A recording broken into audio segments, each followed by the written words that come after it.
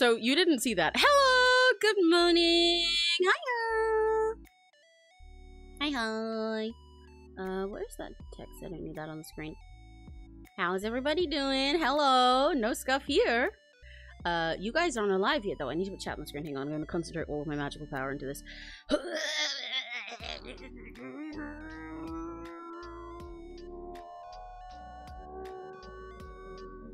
There we go. Hiya. There you are. There's my Rocky Gutchies. Yes, you did what? Yes, you did what? Show up on screen? Yeah, you did. Just now. Everything's fine. Hello, good morning. It is warm in my room, and I'm not entirely sure why, because I thought it was pretty cool in here this morning. And it also rained earlier.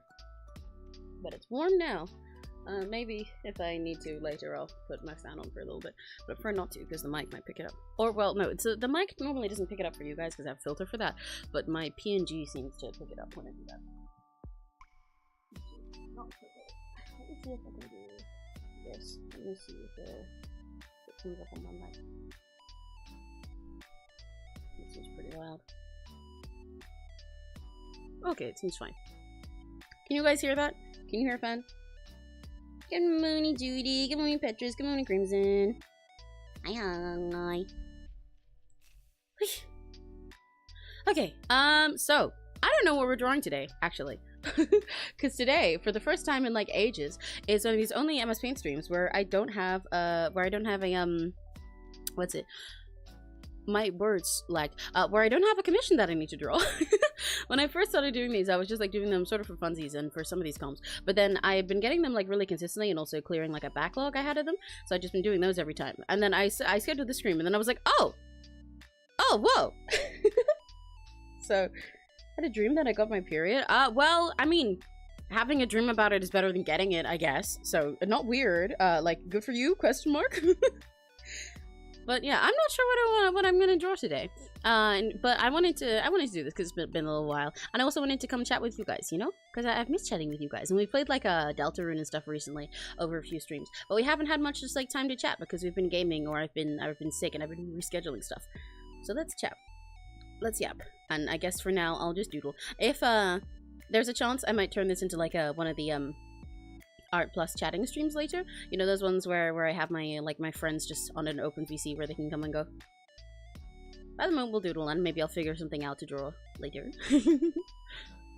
Maybe I'll end up doing some fan art, because I've not done much fan art in like ages. I do fan art pretty rarely actually, even though I'm so intensely a fan of all the things I like, and it's like a big part of what makes up who I am. I don't get much time to do fan art because I'm always I'm like on the list of priorities, it's like commission stuff has got to be done first, and then like other projects I'm in and shit, and then there's like like I do gifts for friends, and then there's like stuff for me that's related to doing content stuff, like drawing, I don't know, more stuff of my like model and stuff like that, and then there's fan art because it's just like an optional treat, so I never get time to do it even though I really want to.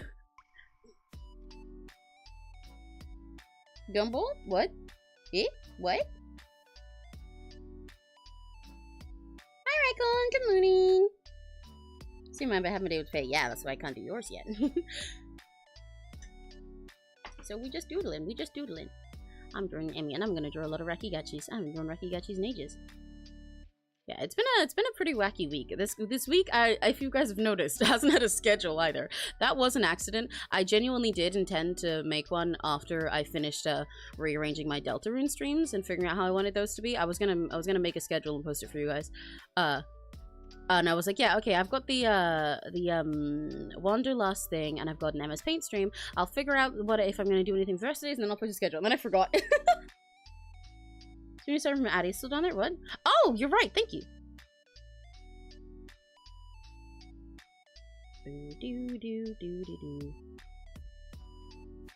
But yeah, I completely forgot to make a schedule after I said. That was an accident. That's like it. Trust me, if you were rooted out by the lack of schedule, it's not that I was like cooking anything with that. It genuinely just completely fucking forgot. But it's okay.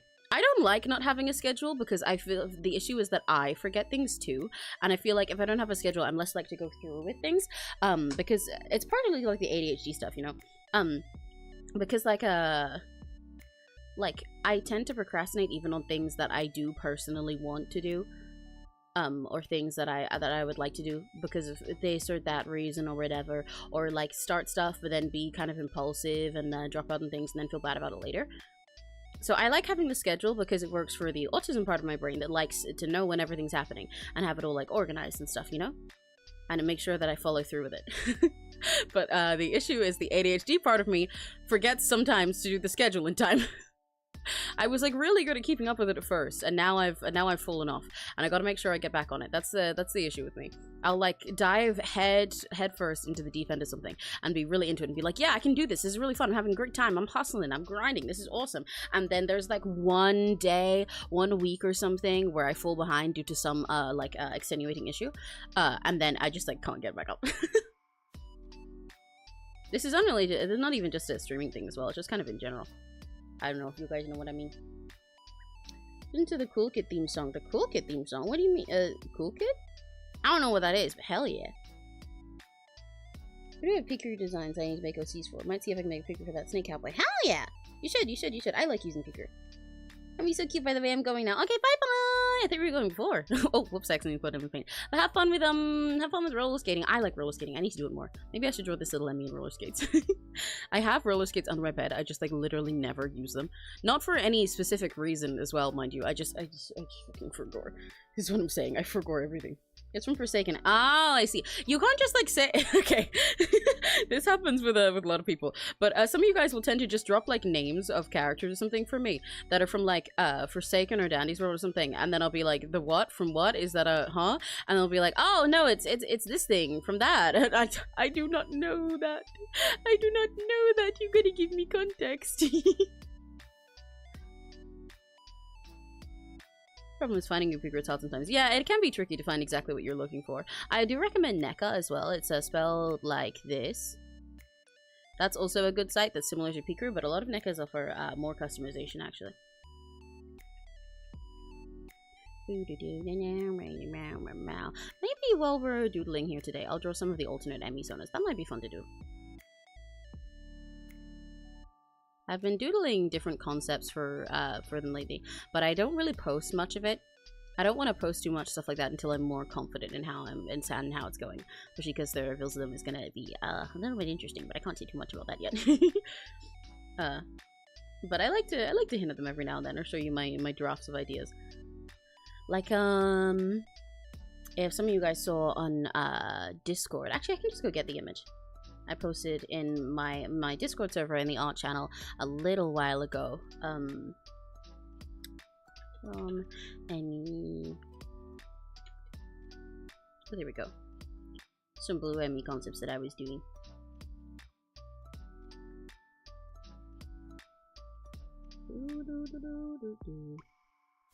But the words are in Picru. There's an English version of the base Picru site, but if you're on a specific Picru itself that has Japanese, yeah, most people can't. You just guess.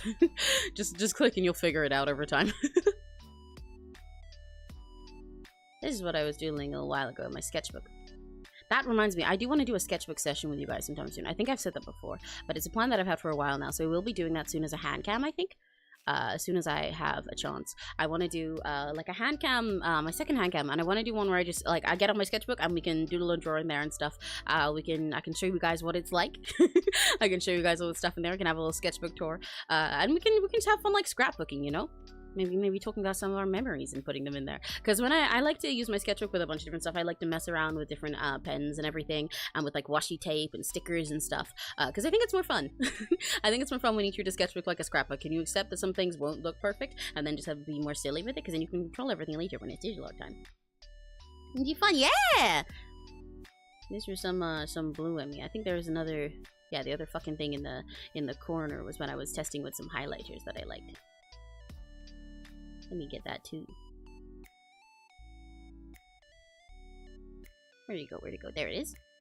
Ta-dong! The colors are a little bit scuffed on here because you can see up here. But I like fiddling with different concepts for the different color Emmys. Even though this is blue, technically, this would be the one that represents my cyan color. So as you can see on my design, I've got like my big bright dark hawk pink. That is my main image color. That's my hair and stuff. There's the pastel pink, and there's the cyan, and there's the yellow, and then technically there's also the like the dark purple that I use for black in my design. The cyan one would look something like this. I know these two designs are technically very different, but this whole like cloudy theme and the little like sad sleepy vibe and these like rain clouds and everything, those are gonna be key motifs for the cyan Emmy, so look out for that. Do you guys have any thoughts about them? About cyan Emmys? Do you wonder what they're like? Because all of these different Emmys will have different personalities. I should let you know. And when I use them for different streams and covers and music and stuff, I will use them all differently as well. Like I'll use them to represent me for different types of songs and stuff like that, and different types of content. But I'm not telling you exactly what yet. Let me move these guys over here. You can still look at them for a bit. But I'll give you guys bits and pieces of the different Emmys over time, especially as I flesh them out a little bit more, because then you can theorize. Can you believe it? There will, in fact, actually, at some point, be Emmy lore. I mean, technically there is Emmy lore already. You guys know me. But there will be Emmy lore that's not just like, yeah, this is the concept for how I exist. There will be actual Emmy lore.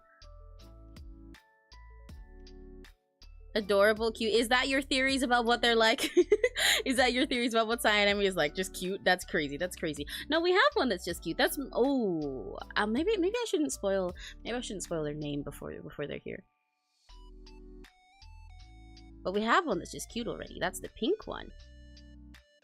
In fact, I drew that one a little bit when it was Maid Day. You can draw that one now. I did a little sketch of that in MS Paint.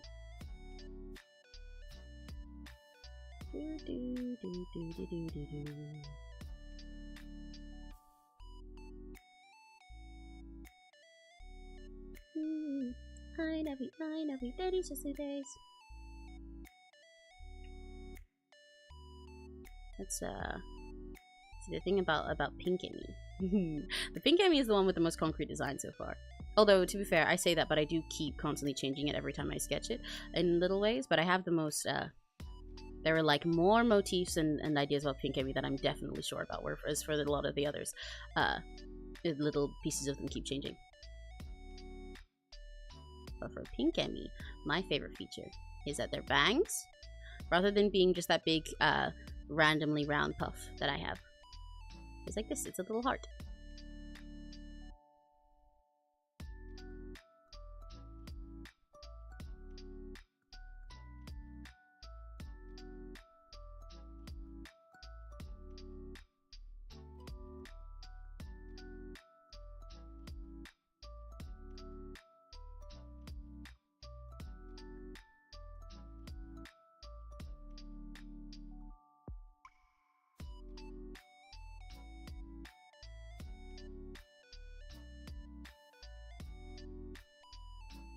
What the fuck? I didn't even get to finish what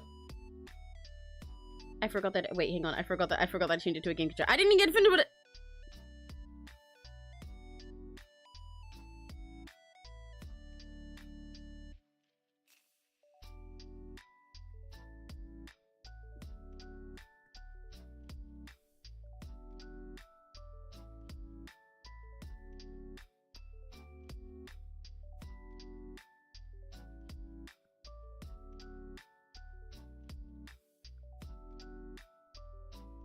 Man, what the fuck? What the fuck? I can't have shit. Can't have shit in hyperspace. This is crazy. But good morning, Chewy. I wasn't kidnapped, I was eaten. Which I guess is the same thing if Chewy kidnapped me and then ate me. Chewy, did you kidnap me? Oh my god, maybe we got yandere, Chewy. I think Chewy would make a cute yandere. It'd be kind of silly though. Because I think the... Because like, if I imagine Chewy as a yandere, then I'm thinking of Chewy with like their 𝘆cies. And then even though... I know your 𝘆cie probably does like those. It feels kind of silly to imagine a tiny little Chewy kidnapping a big guy like that. Like, can you imagine a little tiny 𝘆cie𝗂𝗿? That's like like a just a little guy like this.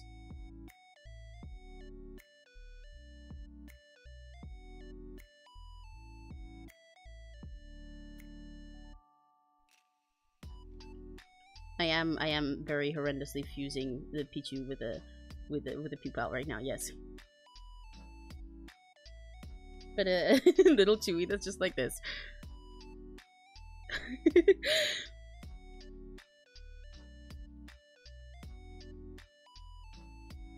with a fucking knife. And then there's just, obviously I don't know what he looks like, but like old ass man here, all tied up. I feel like it'd be a little bit confusing. I feel like it's meant to look the other way around. That is an adorable avatar. My one? Thank you. It's not the right one. I've been chewed up and spat out, so now I'm small. That tends to happen when you go through someone's stomach acid. But thank you, Raikon. Good morning. And the monitoring Miku's always staring obsessively through the door. As soon as it opens the door, yeah, exactly.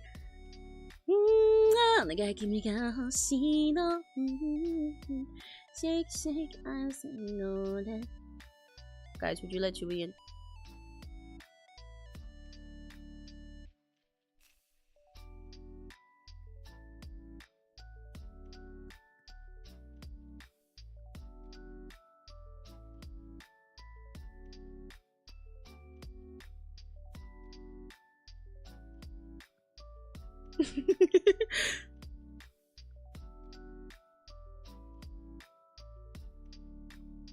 Would you let Chewy? Would you let Chewy in? I'm worried. No, it's not duct tape. It's not duct tape. That would be quite. Oh, I just realized that the art is over the top. Let me move that. Let me move that. It's not duct tape. It's from, because this is my PNG from when we played Chain together.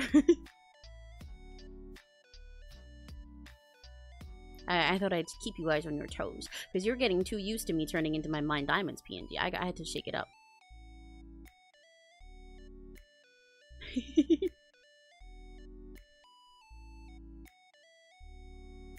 Would you let Chewy come inside?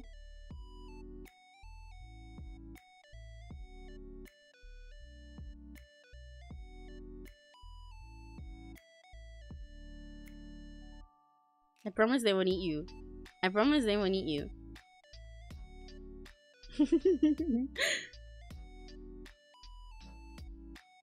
The eyes are so cute, right?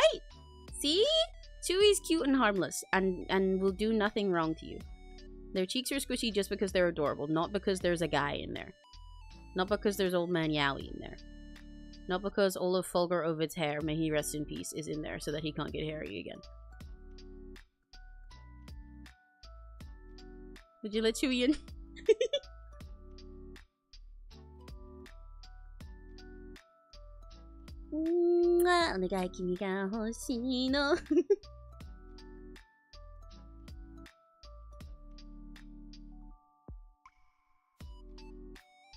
I miss that old man so much. Me too. Me too. I miss that old man. Maybe I was about to say I should draw that old man, but I actually don't know how to draw the old man. Because I don't know how to draw old men, period. Maybe I should just keep doing my default little stupid squishy face. He's pointy. If he's this pointy, maybe this is how I should do like a Roblox. This is gonna be... Ooh, can I draw Legatus from memory? A stupid chibi Legatus from memory. Hang on. Does his hair go over his eye or does it just not quite cover it? I actually straight up can't remember.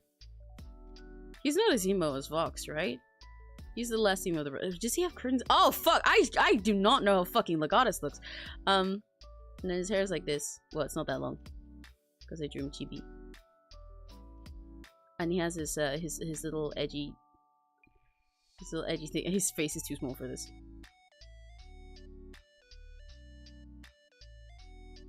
Color his eyes. No, he's already dead, and I can't remember anything about him. Other way, because the war. Oh wait, it's on this one. That's an old man. It is an old man. It's Fulgur Ovid. He has a stupid his little choker here,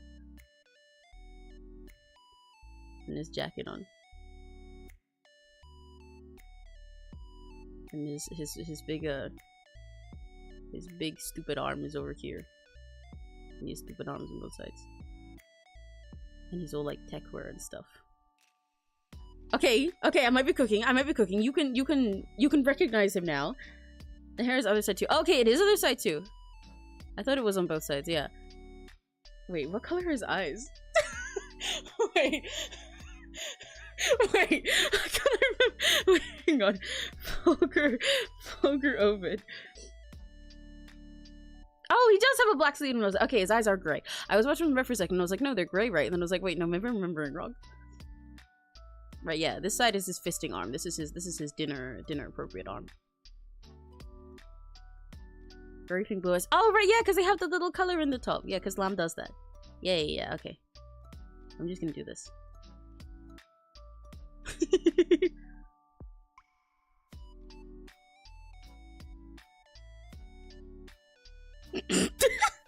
Close enough. Close enough. Close enough. Just draw a head with zero hair and a curved back. Well, for an old man, yeah. Okay, hang on. I'll draw the old man version. This is gonna. So this is him, and then I'll draw. he needs like an archivist or shepherd there with him. So we've got legatus, and then we've got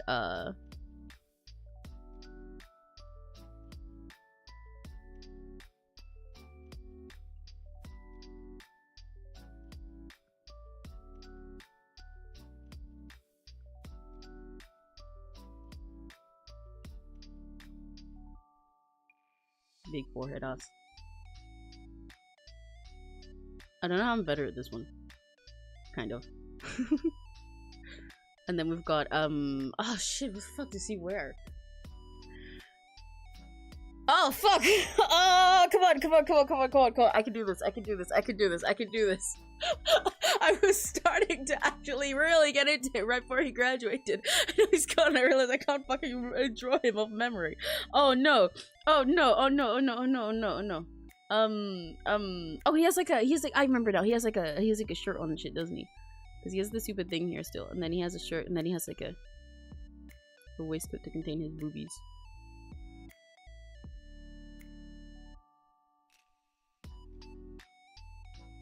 And then we got old man archivist. This does not look like a collar, but just pretend it does. It looks like he's blushing. We've got old man archivist.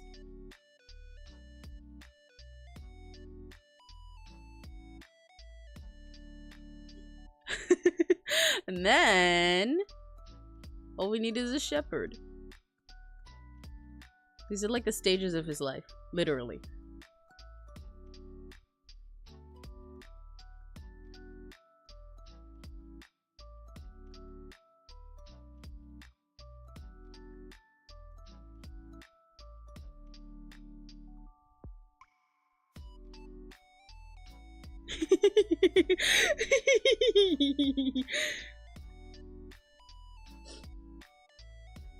Emo ass old man. He's like a big pretty ponytail like this. Well, he has the dead mom hair, right?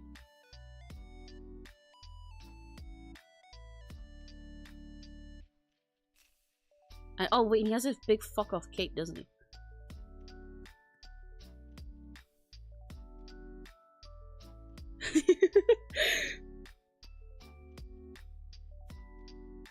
That sounds hippie. I love his little nicknames for them. I think they're so cute. I'm just gonna put him fully in his fuck ass cape.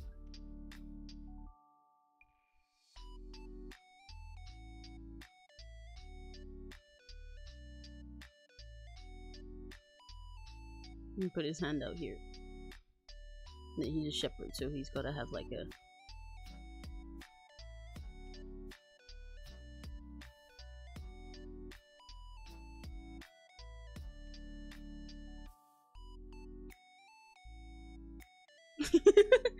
perfect. Exactly. That's him. It was entirely perfect. It's entirely perfect. The other site that I was talking about is called NECA. It's spelled like this. NECA.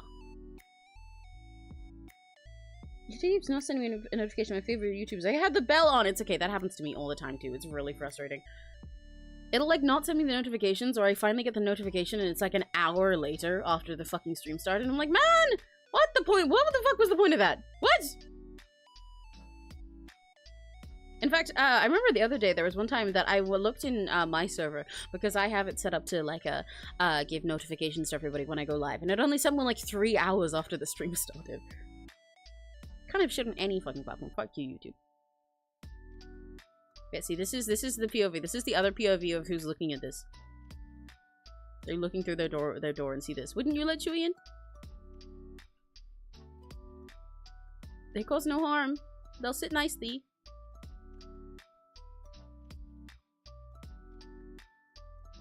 Trust. Chewy's so nice. Chewy's so nice. They'll be really nice. They won't even eat you that much. They'll just take a little nibble. They'll take a little nibble. Little look. I'll let Chewy have a little nibble. I think Chewy deserves a little nibble, so that they can keep a piece of him with them at all times. One little nibble, and you can eat his ponytail.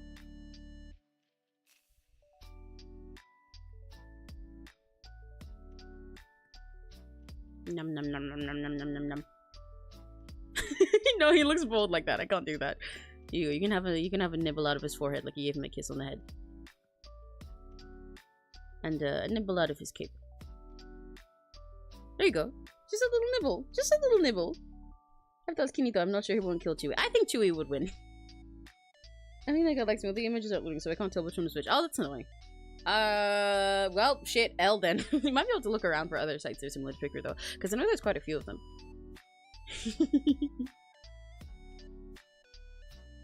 You keep looking back at the creatures and giggling.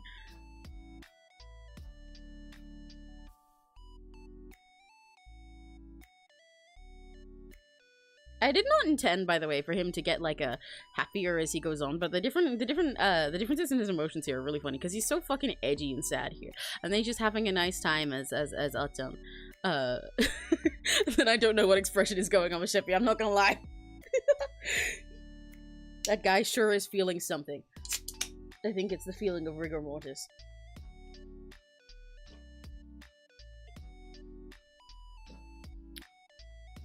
You're in college right now? Oh, wait, that makes sense. Because it's very common for like if you're on college Wi-Fi, it might just be that it doesn't like foreign sites like that because it thinks you're getting scammed or something. Let me where's my PNG? I think I can be full size by now. I think I can stretch. Hang on. Let me go stretch. There we go. Feels much better. Evolution of Fuchan. Yeah! These are all the stages of evolution. It's just like the pupils. Fuchan. The stages of evolution from angry emo little sheep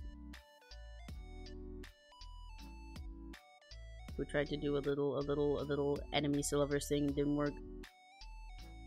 This does not look like a sheep. What the fuck did I just draw? to one of those. I feel like these two, especially Shepherd, is like, have you guys ever seen one of those sheep that's like, first of all, they're always like all tatted and messy, like their hair is like all brown at the bottom and stuff, but they're just like fucking huge, and then their head is like this big. And then you go, one time I saw a sheep like this because I used to have some family that were like actual shepherds and stuff, and I went to go see a sheep and I was like, damn, that sheep's so fucking fluffy, he's so old. And then a little Emmy went over there and I was like, whoa, big ass sheep. Can I touch his fluff? And they were like, yeah, you can do that, but just be careful, you know, don't get stuck. And I was like, what fuck you mean don't get stuck? What? And then I put my little hand in to touch his fluff. And I go put the hand in, and it just kept going and going and going. I was there with like my fucking like I think I remember it being like up to like my upper arm, just in the fluff, lost in the fucking sauce for real. He's just all fluffy. The sheep can just like grow so much, it's actually insane. I was just sitting there like this, and I was like, oh shit, man. And the sheep was just hi. Hello. So this is the type of sheep that I imagine that these guys are. Old man sheep. He's very fluffy, hairy, and old. But he's just chill. You know? Even though his coat's kind of fucked up. Because I think gathering all the dirt because it's so fucking old. What the fuck is this creature? It's not a sheep. Paulina the rabbit, nobody here would get the reference like me. Okay! And then I guess we gotta have some in between here where he actually grows a head.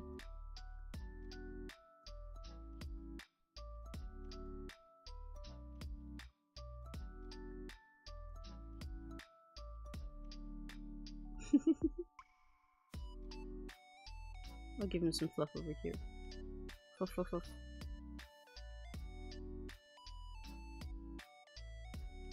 Here we go.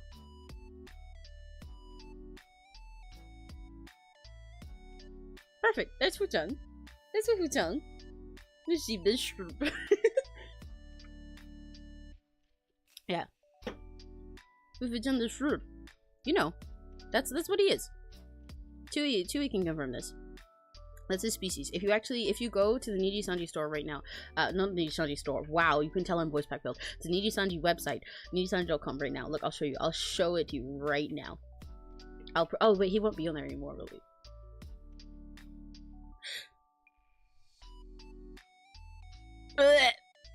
I was gonna do like a stupid funny joke and then I realized it's too late to do it.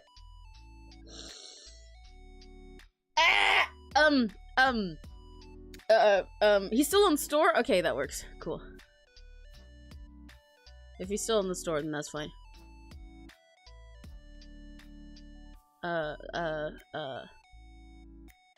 nijisanjistore.com. Watch.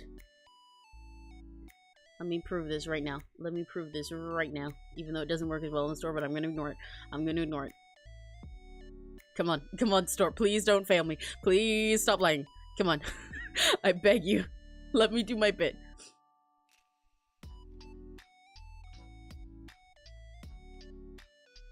Okay.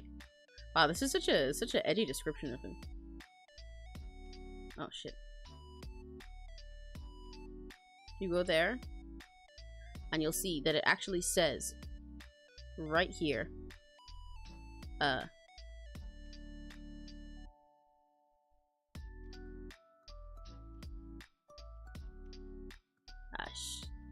Sure. Oh, that's really small. Sure. Ah, my PC's lagging. Sure. From the yeah, you guys can read that, right? This is readable. That's actually what it says. See, I proved it. Right there. It says it right there. Right there. Right. It literally says that. Right there. Right there. Literally right there. It says it. It says the thing. That's what he is. That's what he is. Right there.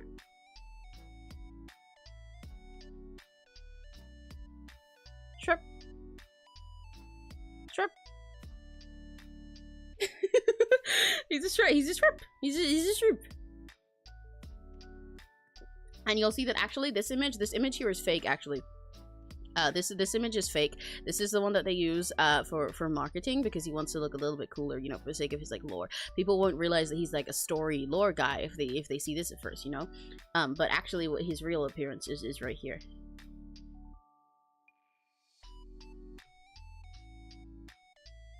Yeah. Yeah. See. And like, you guys know this is true because I would never lie to you. I've never lied about anything in my life. Name one singular time that I've lied. Exactly, you can't. You couldn't even say anything. I gave you like a whole second to say something and you said nothing. Because there's none. There is literally none.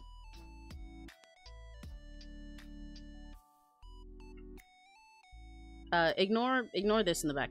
That's not real. That's not real. That's like a Gijinka. I don't know why they put this fucking guy staring at you. I don't know who he is. I don't know who he is. Yes, you can screenshot it. Go ahead. You don't need permission to screenshot or clip anything.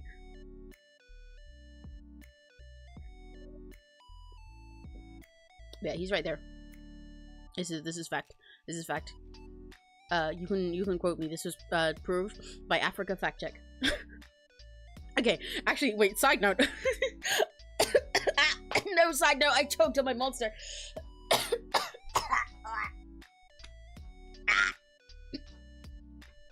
Side note, I make Africa Fact Check jokes so fucking much, and I genuinely think nobody knows what the fuck I'm talking about.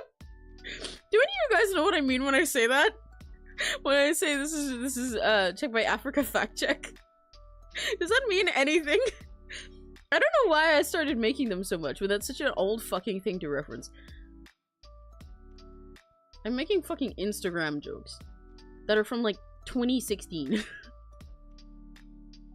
I don't know why I keep doing it.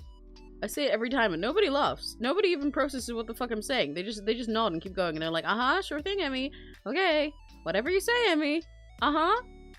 Because they do that to all the things I say, because they're mean and they hate me, and they don't get that I'm really funny and really smart, and everything I say is just like, if you don't get it, then you're gonna get it in the future. It's a prophecy. It's a monster of a call. Okay. Oh my god, wait, Fuchan's hanging out in my fluff. We're fluffy together. Oh, right, yeah, but I was in the middle of drawing Emmy. Oh. Namely, I was in the middle of drawing the pink Emmy. I'm really sorry if you got a burp into the mic there. But there's a few different ways that I've taken the pink Emmy design. In the past, I was gonna do just like big twin tails and stuff. Not this shape, but I was gonna do big twin tails that were like braids, but I didn't like them too much, even though I really like high twin tails. And then I considered doing something a bit sillier, so it'd be more like down here. Because I also like low twin tails. I think they're very fun. And because I want to have, like, let's say we've got a bow up here, right? Let's just put a bow there.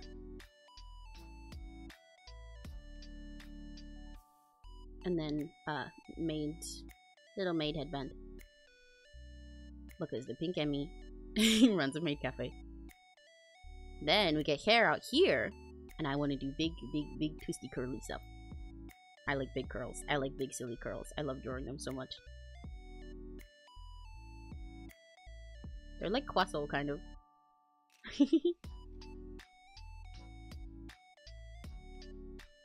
Then they make the face extra squishy and mullet. Because of the way they cup it. This is what Mo Emmy looks like. Thank you for the choosing food gems. I love you. I gotta go. Bye, Chewy! Bye bye, Tutu!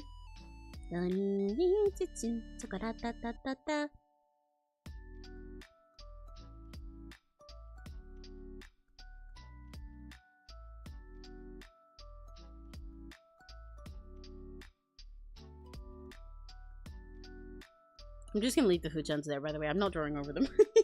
This is kind of like having a sketchbooking session, but just on MS Paint, huh? Oh, that hair looks a little bit weird there. Yeah, you see, it's like a silly croissant. Croissant hair.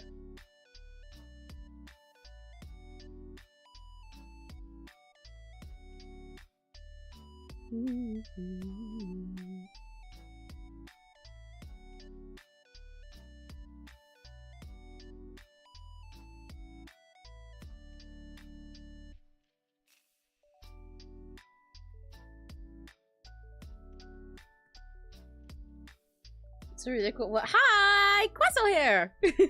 I'm talking about one of my alternate Emmy designs.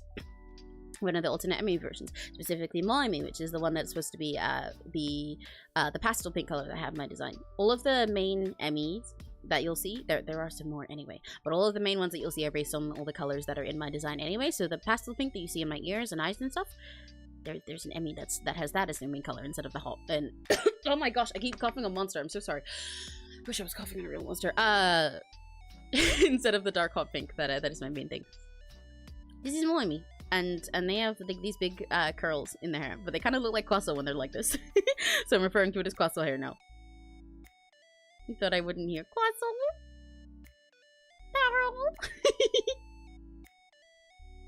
Croissant. It's okay. I can say it's the croissant hair. A croissant. They've got croissant hair. Hi, Addie! Hi, Pikachu! Hello! We're doodling, because I actually have no MS Paint comms to do today. So we're just doodling. I'll probably draw something a little bit more serious in a bit, but at the moment we're doing a lot of silly shit, as you can see. Don't mind all the vulgar of it. How are you guys? How's your day going?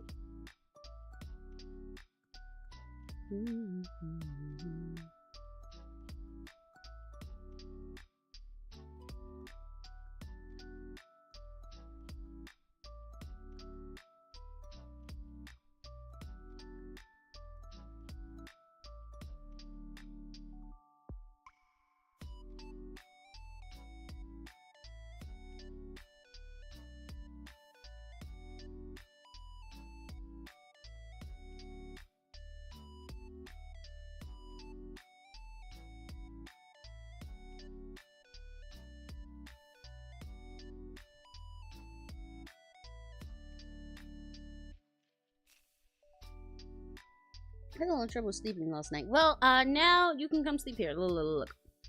Addie's gonna come in here. We're gonna. You know what? Since we're drawing Mo Emmy, I'll do more Mo Emmy. Let's put a Mo Emmy here. We're gonna get cozy and eepy.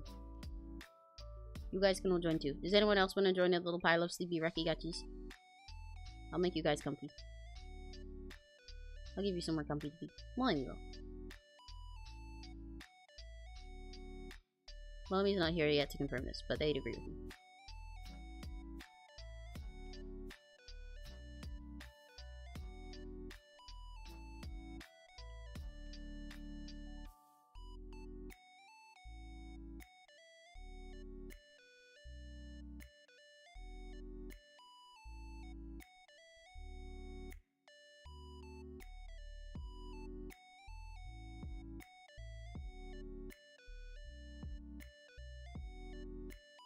Ooh, that is blue. That's not white. That's blue.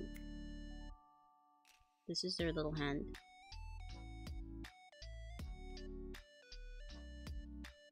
And then we're gonna put an Addy. A little Rakigatsu.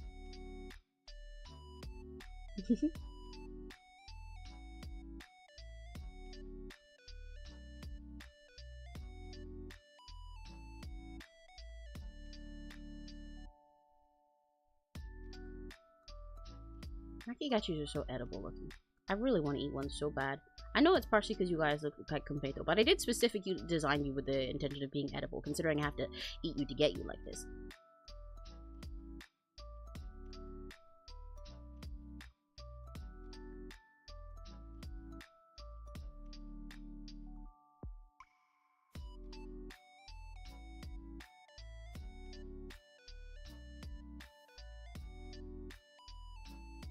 Creepin'! See, you're nice and eepy.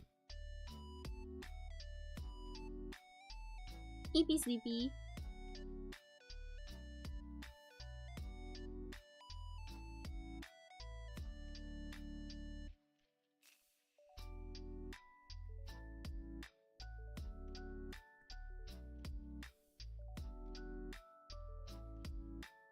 Ta-da!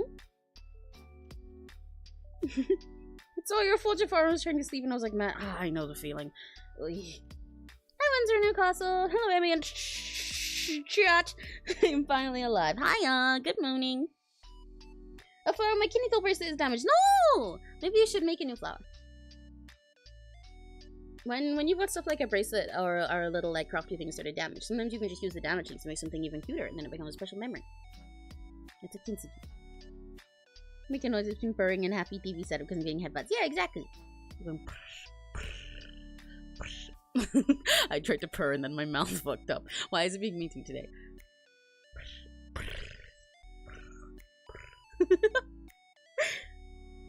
Does anyone else want to join the Rakigachi sleep pile? I guess I'll join. Okay. I'm gonna... You're going here.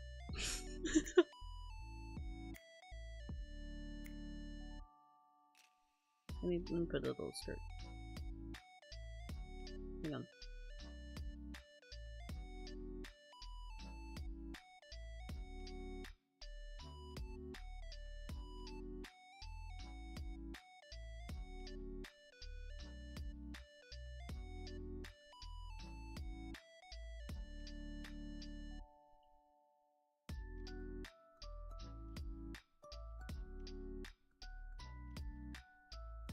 Where's the red?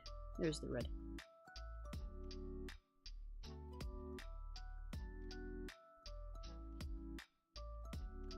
The Rakigachi sleep pile. Because Daddy's sleepy, so we're gonna have a little eepy time. You guys can have some eepy time with Molly. I'm picturing this with like the little squelch sound in Deltarune, like especially whenever 𝘆cie gets squashed and he ends up like this.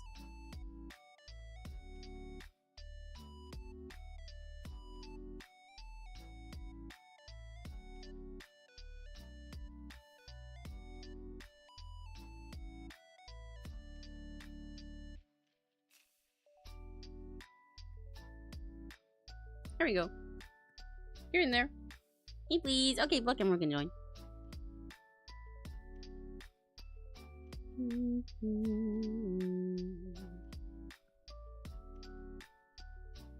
So block emerald up here.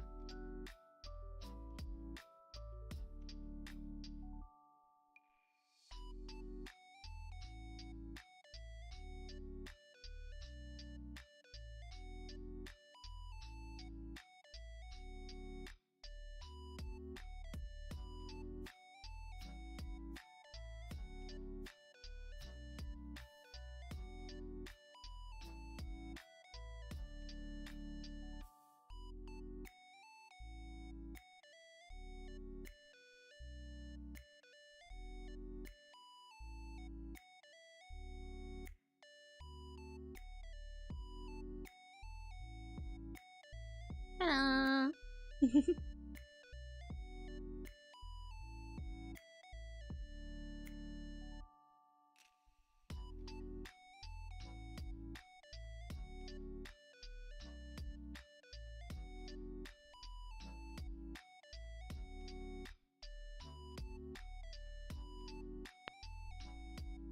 feeling things about Aslan still, even after reading The Lion, the Witch, and the Wardrobe. What? Hey, what? Huh? What?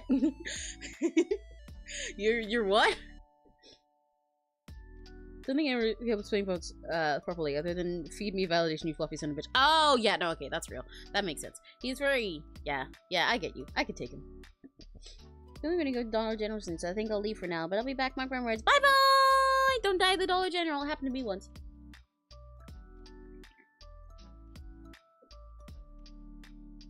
I'm in class. We're gonna have the Emmy stream in the background. How many of you guys watch me while you're in class? I feel like you shouldn't do that.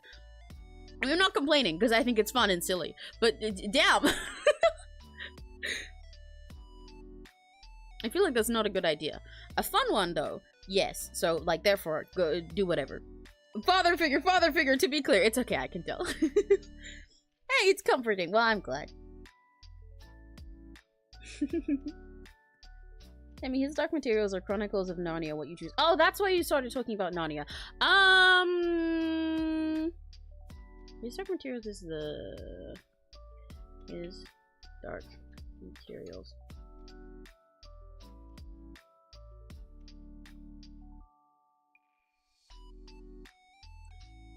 Oh, his Dark Materials is the ones that the fucking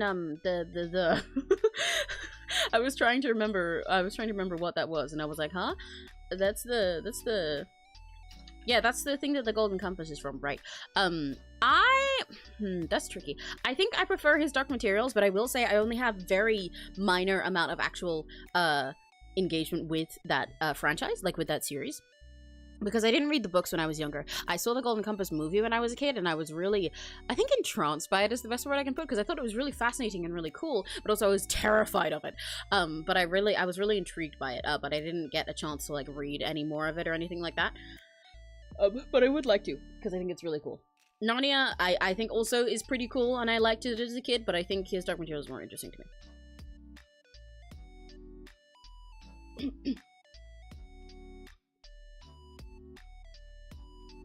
Yeah, the book you got, she's in my hair. She's in my hair.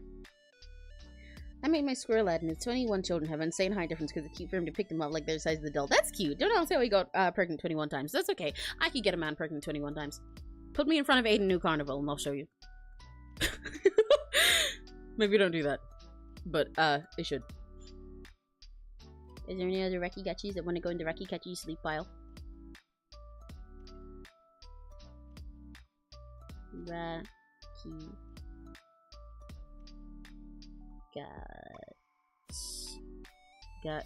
Gatsu.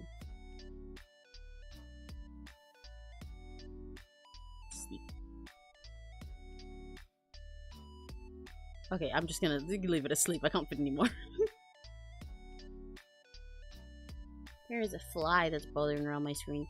When do you guys eat it? Do any of you guys like the taste of flies?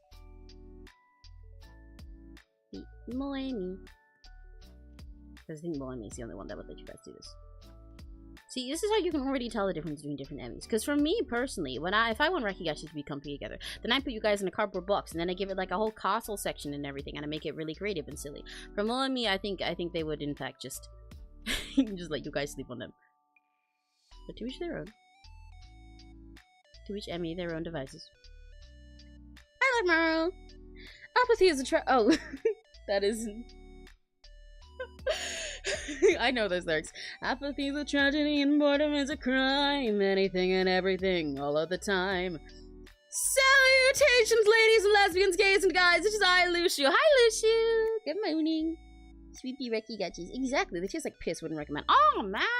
I mean, I wasn't planning on eating them, but I figured it'd be more convenient. I mean, I guess if any of you guys like piss, you could eat a fly. But I didn't think you should tell me that in stream chat. These past days have been something. Oh, yikes! Have you been going through it? I mean, I kind of get it. I've had that recently too. I've rearranged a lot of stuff on my end, even though I don't normally like doing that because it's oh, man. I've sure been doing. I've been here.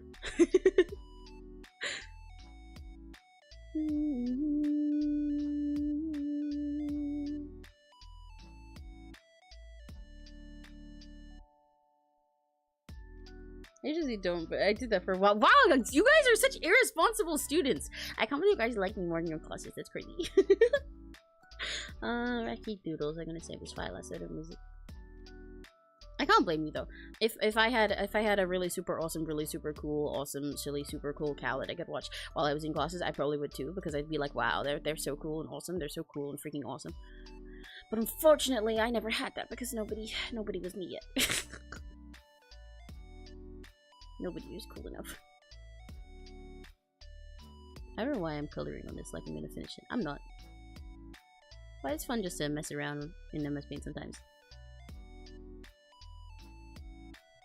I think I really love doing my MS Paint comps. That's why I still have them open, because I think they're super fun. But when I don't have one for a little while, it's nice, because when I do them super consistently all the time, they start to feel a little more stressful over time, I guess. I think that's part of how I got EP doing so many of them. A little while ago, I was just like, like grinding them too hard. Not an irresponsible student. I was just taking jams that took like 0 effect. Okay. Well, okay. You're not an irresponsible student. You're just a cooler one. Feeling a bit different lately. Oh, how so?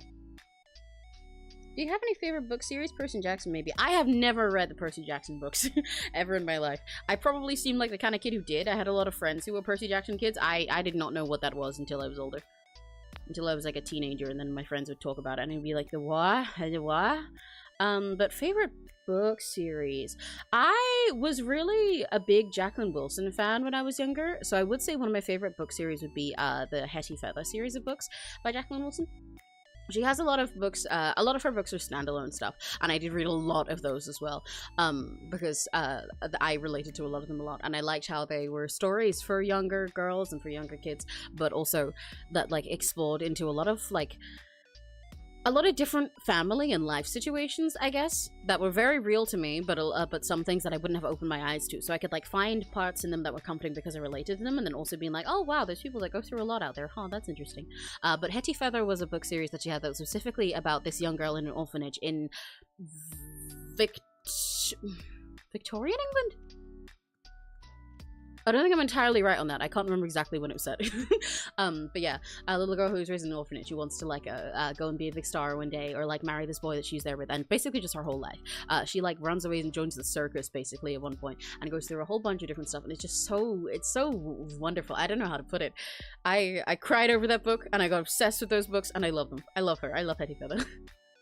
It was kind of a little bit of a departure from Jacqueline Wilson's normal books, because like I said, they're normally very grounded in reality, to the point that it's kind of sometimes makes them a hard read because of that, because they're very raw and real, and a lot of experiences that other people wouldn't be willing to write for little kids, even though they're very real things that happen to little kids.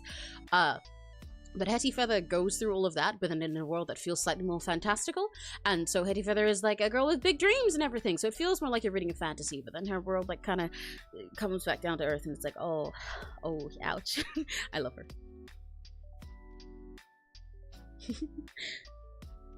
Some negative drift, I'll say that, but it seems that my stim toys have helped me de-stress. Oh, I see. Well, I'm glad you're doing okay. As long as it's not too negative different, then that's okay. What kind of stim toys do you have? I need to get more. I kind of just, half of my stimming is just yelling. I do a lot of vocal stimming. And like you guys might notice that by me doing stupid sounds, like when I start doing my Roblox shit and I go, hi, can I have a cheeseburger, please? Pizza! And shit like that, and just do all my fucking Roblox sounds. But a lot of that is singing. I sing constantly throughout the day. It's a big part of why my voice struggles so much, and why I have to take extra care of it now that I'm like streaming at the same time as recording stuff all the time, and like voice acting more. Because, like, even when I'm off stream, I have to, like, consciously remind myself that sometimes I need to be on vocal rest. But I'm the type of person who will just burst into, like, full power song in the middle of a random conversation. But you guys know that because I do that when we're streaming, too.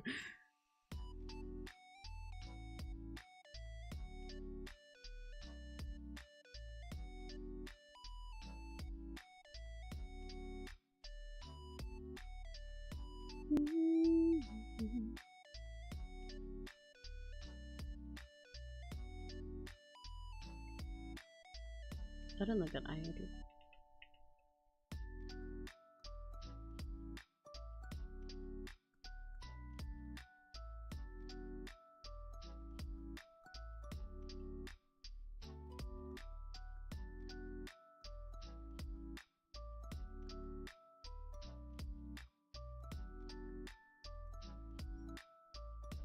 Cheeseburger. I'm also consistent. Yeah, you get me. Hi, man, I miss using MS Paint. Start using it again, then. I think everybody should start using MS Paint again. It'll improve your life. It'll improve your lifespan. Trust, trust. This is proven by Africa Fact Check, which is me. Trust me, trust me, trust me. Nobody can disprove me on this. Because if you live a really like when you're like 100, you will actually gain like 10 plus extra years for every single day that you spend drawing in MS Paint. Trust me. There is no proof to deny this claim out there in existence. Can you think of anyone? Can you think of anyone who's 100 who die at 100? That's because they don't use MS Paint. But if they were using MS Paint, then they would get an extra 10 years for every single day of MS Paint, and they'd be like 300 by now. But nobody's base enough. How you draw there is impressive. Thank you. I think it's fun. I think it's fun. How do I put it? I completely forgot what I was gonna say there, like genuinely. I started a sentence with I think it's fun, but then all of it left my brain. That's why I just repeated myself. Oh no. What was I gonna say? Oh right, I think I was gonna say the interesting thing about how it's honestly, drawing in MS Paint is kind of second nature to me because this is how I learned to draw digitally when I was younger.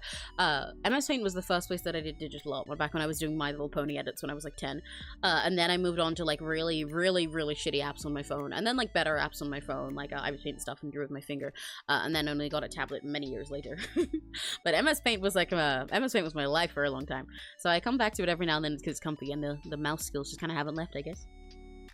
I really like skin toys. My favorite ones are the slow rising squish toys that resemble food. Oh, yes, I know those. I don't have any of those, but I really like them. But the issue is I don't think I could have them because I think I'd eat them. I think I'd bite them. And like, I know they're meant for you to stim with, and so some of them you can like chew on, but I think I would like actually bite into them. And I don't think that'd be good because then there'd be foam in my mouth. And last time I had foam in my mouth, somebody got mad at me. Last time I had foam in my mouth, they banned me from the soft play area. This is not true. You cannot check this with Africa Fact Check. I was gonna draw something, but I forgot. Oh, frick. Oh, shit. I drew 2D drawing back when I was a kid. Huge landscape with water below, like Minecraft, something like that. Ooh, that's pretty. I don't do many landscapes when I'm in MS Paint, but I have done one before. I wonder if I can find the image. Because most of the time, as you guys see when I'm in MS Paint, I draw headshots, like we do for most of our MS Paint comms that we do on stream. I do them all as headshots because I think that's easiest. Oh, I didn't show you guys this one after I finished it. Did I post this? Wait. Did I remember to post this? Hang on. Cause I'm pretty sure I posted Crimson's comp. Did I post this one? I did, right? I'm looking at it right now and just wait. But yeah, at the moment I'm just doodling. I'm just doodling random stuff at the moment. And just being silly. But I'll probably draw something a little bit more seriously in a bit. I was thinking of doodling some fan art in MS Paint later, because I miss drawing all of my 𝘆cies and stuff, but I don't do it very much. But I wonder if I can find the one time that I've done something that's like bigger than a headshot in MS Paint in a while, which was the time that I drew Spamton. I've been meaning to post it again now that the Deltarune chapters are out. I drew Spamton for Nary before. Brings me no incredible. MS Paint, you're better than me at this point. Thank you. I appreciate it, but I'm sure your art is really cool too. I like drawing in MS Paint. I think part of the reason that my MS Paint stuff comes out so fun is because I have more fun with trying new things when I'm in MS Paint. I really like this one. This is one of my favorite, the one I did with LJ. I have more fun with trying new things when I'm in MS Paint. I push myself out of my comfort zone more, which you think you'd only do when you're actually in a comfortable program rather than one where you're already limited. But the limitations actually make me want to do more stuff. Let's see them improve. Did I actually forget to post the small go rifle one? Oh shit. Oh fuck. Please draw the cool S. Yes, I'll do that right now. Hang on. I can't believe I forgot to post it. I will post that after this stream. Oopsie. Let's draw a really cool S. And it's gonna be even cooler because it's gonna be Emmy colored. And if it's Emmy colored, it's cool as fuck. Because I'm cool as fuck, right? Right? You guys think I'm cool as fuck, right? Right? Here we go. We'll draw a big cool S. That's what Melania's looking at. I'm going to draw big. It needs to be bigger than that.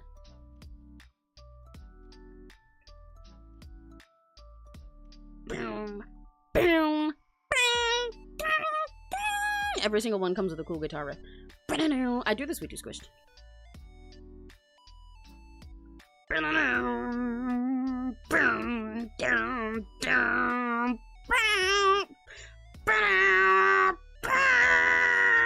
Why did it delete itself? There we go.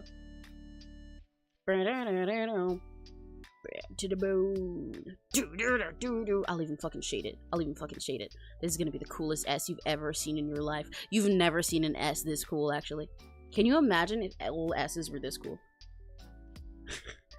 They should invent a version of English where every single S is replaced like this. Like a font where it's just like fucking Arial or something, but all the S's look like this.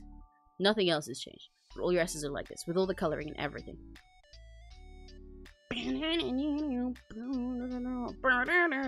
Bad to the bone. Oh yeah, this S is fucking radical. If I was me and I was 10 years old and I saw this S, I'd start quaking my boots. I'd be like, shit, that S has got more aura than me, dude. This S is like straight up mugging you guys right now. You don't even know. You don't even know. This S probably pulls mad bitches. This is an alpha S.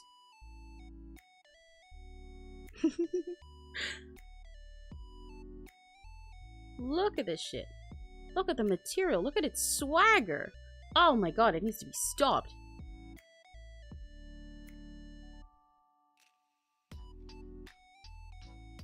Oh shit. Oh my god. Oh my god.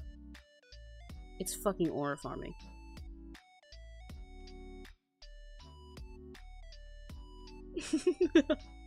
Stupid. I love doing ridiculous, stupid bits.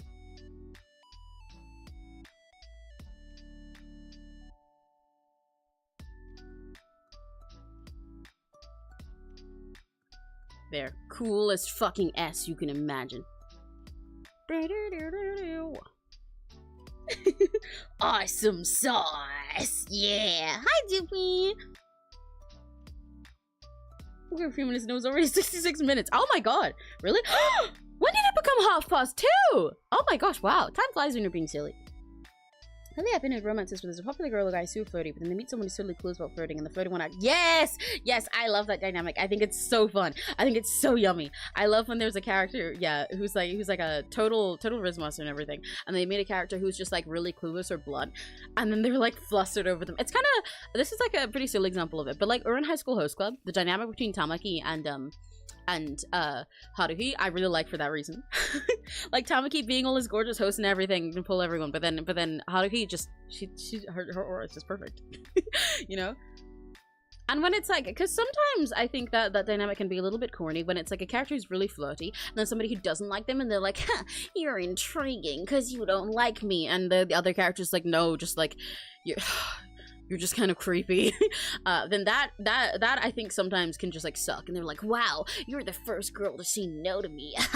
But the reason I like it with Tamaki and Haruhi is not that, is that Tamaki gets like flustered over her, you know? I really like it when it's like that. When a character who's super flirty, they meet somebody who's normally not, and they end up flustered about them, and they're the one being flirted with, and they're like, what? Huh? What? How do they do that? And it's cute when they like don't understand. I gotta look for the Spamton thing I was talking about. But yeah, I drew Spamton for Neri in MS Paint a while ago.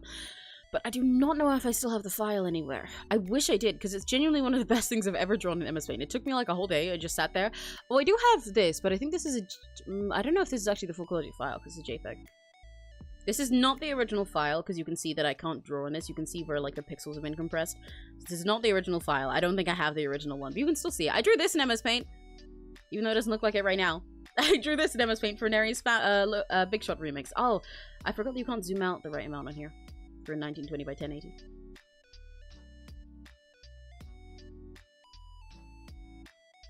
Little surprise for me? A little surprise for me? What little surprise for me? Haruhi, Jennifer, non-binary icon. Yes! I love Haruhi for that. I love Haruhi for a billion things, but I love him. You're my goat. I love Haruhi so much. I want to rewatch her on High School Host Club. I miss it. But yeah, I drew this in MS Paint, and this is arguably one of the best things I've ever drawn. I don't think I'll ever be able to do this again. I drew this for Neri's remix of Big Shot.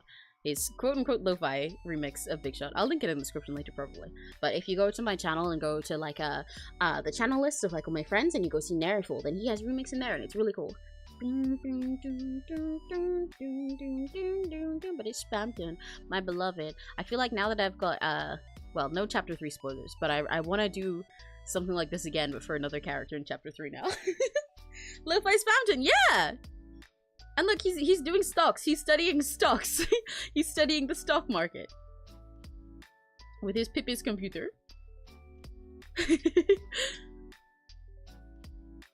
I put such an unnecessary amount of effort into this.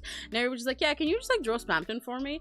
And I was like, oh yeah, I could draw you something in MS Paint. And he's like, oh yeah, sure, Lamal, that'd be funny. And then I pulled this out and he was like, Emmy, what the fuck? Emmy, what the fuck? And I was like, yeah, haha, my hand really hurts now. So you wanted more. Oh, hell yeah! Yippee! Thank you! I love more MS Paint sketch films. They're always fun. They're always fun. I wish I had the original image of this in like the higher quality. It's so sad that I don't. Forgot what a fucking mess this page is. Oh my god. I kind of want to draw something more with this Melanie that I drew over here. So let me select this. Let's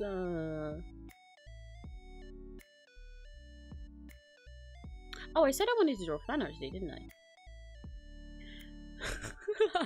I like this doodle page. I'm gonna save it as a separate thing though. Let's make another new canvas. I kind of want to draw one of my 𝘆cies because I don't draw them very much, but I should because I love my 𝘆cies. So maybe I'll make you guys pick which of my 𝘆cies to draw. Let's go have a pick, okay? I'll pull up a bunch of my VTuber 𝘆cies on screen, and I'll make you pick. Actually, I have a list of my car, don't I? I can just do that. Although I would do the poll function on YouTube, but I don't have that yet. That's my about me page.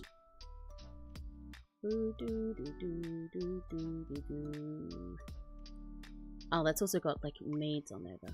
Okay, okay. Let's do this. I'm gonna get images.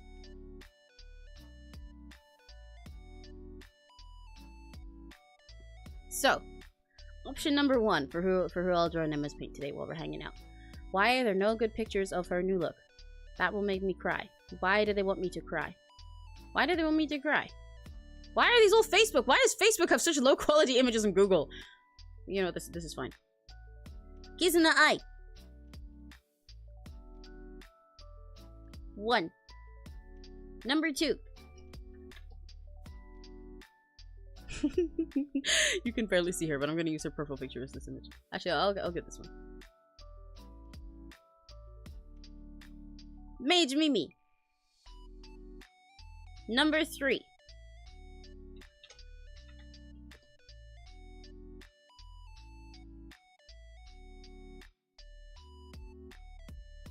Dopio drop size.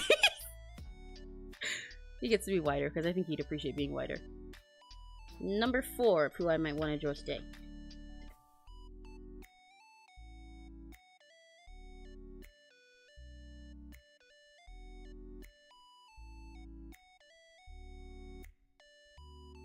Where's the red photo of her?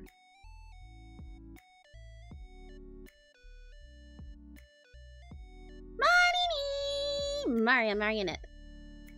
Who else is on my mind that I could draw today? I need some more of my hollow faves in here.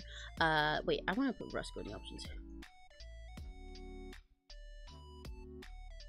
Emmy, can I send out 𝘆cie something in Reddit? Make sure to credit you as the artist, because credit matters. Yeah, of course. You can link the YouTube video as the credit actually as well. Hello, you can come in. Hello, is that my PO? I was just talking about him. Yeah, I got the text that was right. Yeah. Hi guys, Neri is here. Neri is here and very out of breath. I'm also in the middle of a D&D session. Okay, bye-bye. Have fun. Thank you for the package. I will. Thank you. Bye-bye. What was I gonna say? Link the YouTube video to Neri's stream. I'll go get the link for you. But yeah, it's because his remix is awesome. Not his stream, his video. Neri full big shot. Doo -doo -doo. Use lo-fi hyperlink block radio to sleep or study too. I really enjoy remote stories about spies. Ooh, and it's like a spy villain kind of thing. Then yes, absolutely 100%. If it's just spy and a regular civilian, kind of loses spark for me. Yeah, I get that. Spy and regular civilian can kind of be boring sometimes because it's like, well, either they both have to become spies or they both have to become normal by the end. But when it's villain, oh, yummy, yummy, yummy, yummy. I think I can send links in chat. So there you go. That's a link to the narrative video. A link there for the credit. You can say that the art is by Emiraki and also link to the YouTube video if you're allowed to put a link in the description. Because it's for a remix by Neri. Right, I was saying Rusco. But what just arrived that Neri came to give me was merch of Dopio drop side. His birthday merch that I was waiting for. Here we go. Whatever number comes after 4. He's so fucking stretched. Can you guys tell I have a taste in color palettes? Can you tell I have a type? 5. Rusco Graves. Maybe I should do Dopio if my Dopio merch came today, true. But I've also been thinking about drawing Aitan because I haven't drawn her in ages and I haven't drawn her in her new look. Yeah, okay. So, guys, pick for me which 𝘆cie of mine I'll draw today. Should I draw number 1? Number 2? Number 3? Number 4? Or number 5? Which one are we drawing? A lot of pink seems to be your vibe. Yeah, I like pink. Can you tell?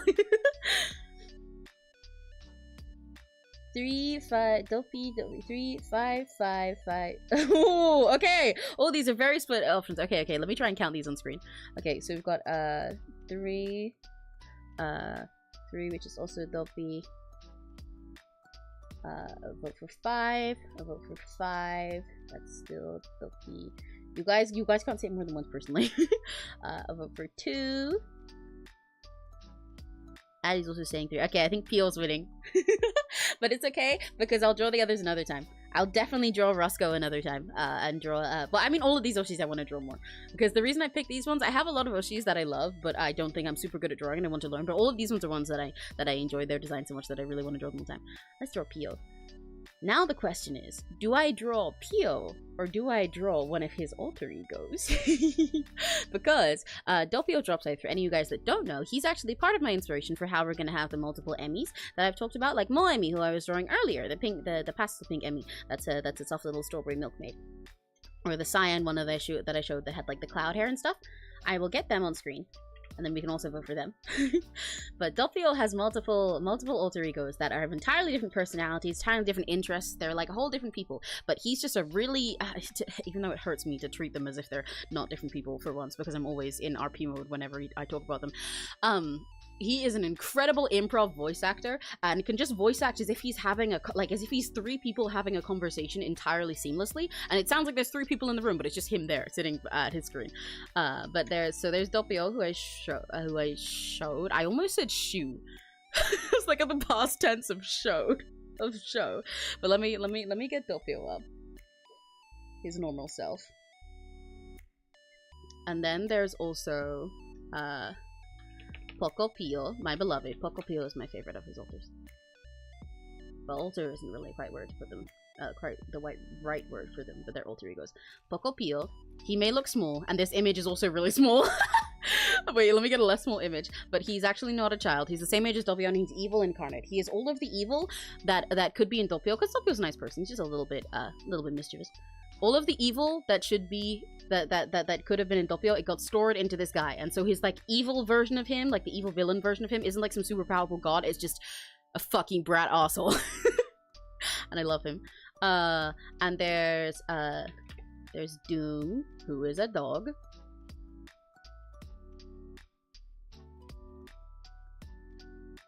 And he's really edgy. His actual name is Doom and Destruction's Destined Incarnation, Diabolic and Divine, delivers infinity, darkness overcomes within all comedy deeper. But you can also call him Doom, and he's also just stupid.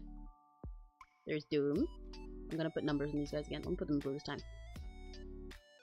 2, 3, and also there's a girl, because I know some of you guys are like tapping out right now because you're like, oh my god, Emmy hasn't talked about a girl in like 10 minutes. But there's a girl too. Trust me, it's okay. Pocopio, actually, hilariously, Pocopio looks stupid. He's the smartest one. This guy's fucking stupid. This guy is unbelievably stupid. Pocopio is the one who does their taxes. But he pretends to be stupid and cute. There's also a girl. Look, look, look. I promise you guys don't have to cook your brains out. There's a girl. There's Dolce, who is just a girl version of Dopio from an alternate universe. She's hot. There's Dolce. And last but not least, there is one of my other favorites, who technically doesn't have an actual design yet. Who is Saito-san, who only exists in fan art actually, so I don't feel like designing Saito-san, so I'll let you pick between these four. Chunio's name, yeah, exactly. Yeah, see, I knew you guys would lock it in as soon as you saw Dolce. You guys haven't even seen her full design. Let me show you her full design. I gotta show you her bat. Look at this woman. I would like you to know right now, by the way, that Dopio's fans, just so you know, are yellow. They're tiny little yellow chicks. Dolce showed up and dropped this design. That's me. I'm the sidekick that made this blood. But even though she looks really edgy, she's actually a real sweetheart, and she types fully in like fluffy cow emoji, and like her 𝘆cie mark is a donut, and she's really sweet and cute. She just also is a delinquent who could beat your ass and actually exploded the moon by accident with her bat. Yeah, exactly. See, she's great. In like order of brains, I think it goes Poco, Dolce, Dopio, Doom, which is not how you'd expect it to go. And I love them. So there's normal Dopio, who you can kind of tell everything about his personality just by looking at him, I think. There's Pocopio, who is evil and is smarter than he looks and is just as old as the others, but pretends to be like a cute little shoulder to get people to spend money on him. There's Doom, who you would think is the evil one, but is not. He comes across really toony and edgy and dark and serious, but he's actually really fucking stupid, and he likes playing Animal Crossing. And there's Dolce, who is a delinquent that's actually a sweetheart. Vote 1, 2, 3, or 4. Which one are we drawing? 11 to enabling girls are actually huge in modes, right? I'll send you the Dolce stream later, Aria, because it's really cool. He used a voice changer for it to make sure that he could voice as Dolce, because for all the others, he's just like doing that voice acting himself. In fact, actually, instead of the Dolce stream, I'll send you on Valentine's Day. I'm nerding out right now because I'm getting to talk about my 𝘆cies. Can you tell? I'm very happy. I like getting to talk about my 𝘆cies. That's why they're on my little drawing tablet. But on Valentine's Day, he did like a voice drama live as like a live thing, but he'd scripted it out. But he did like a choose your own adventure little voice drama, and basically you got to go on a date with each one of the Dropside household. The Dolce one was very cute. Fucking goober! I want to kick him. Good. You should want to kick him. I would like you to know that this guy is scared of this one. when we met this one in his first stream, he showed that he lived in like some big evil terrifying castle and everything, and even though he was just being really cute and everything and demanding super chats or he wouldn't do stuff, he's great, I love him, but he lived in this big incredible castle, and he's like, yeah, I'm the king, and he changed the fandom's name to Royal Army instead of sidekicks and everything. We found out later, this fucking guy, he just kind of lives nowhere in the arcade that they live in because the castle was his. He stole it. He is a goober. He is very kickable. Okay, so yeah, vote 1, 2, 3, or 4. Which Dopio are we drawing today? Crimson's votes are for 1 and for 4. Okay, let me do it like this time. 1, 2, 3, 4. Cool. 1. Oh, you're voting for Dopio. Okay.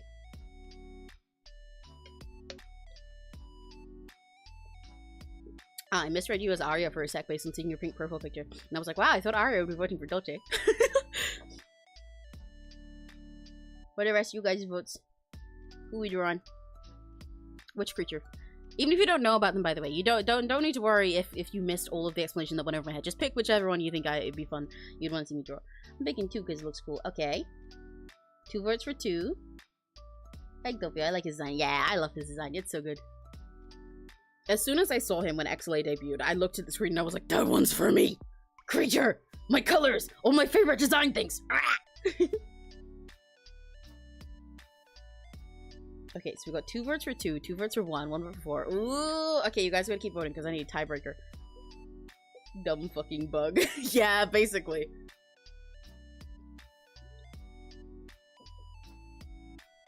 The D stands for dumb fucking bug. With Gothica and Meloko. Yeah! All of XLA have such great designs. As soon as I saw them, I was like, oh, I fucking love this wave. All their designs are peak. this is very it's also very funny that nobody's voted for Doom so far. But I mean, that's also fair because Doom is very outside of my normal style because he's the most Ikemen. Even though he's actually my second favorite of the drop scythe household. Because he's pathetic and I love him. Okay, so it seems like we're picking at the moment between Peel and Poco Peel. Ooh. Right, yeah, they all have such peak designs. I love XLA. Hold it down and sit back and watch the team hold it down. This isn't on the screen. Oh, okay, guys, we got a tie break. We got a tie break. Do you think one or two? Do you want me to draw Poco Peel or draw Dopio? Who's gonna win? Hey, Emmy, yeah.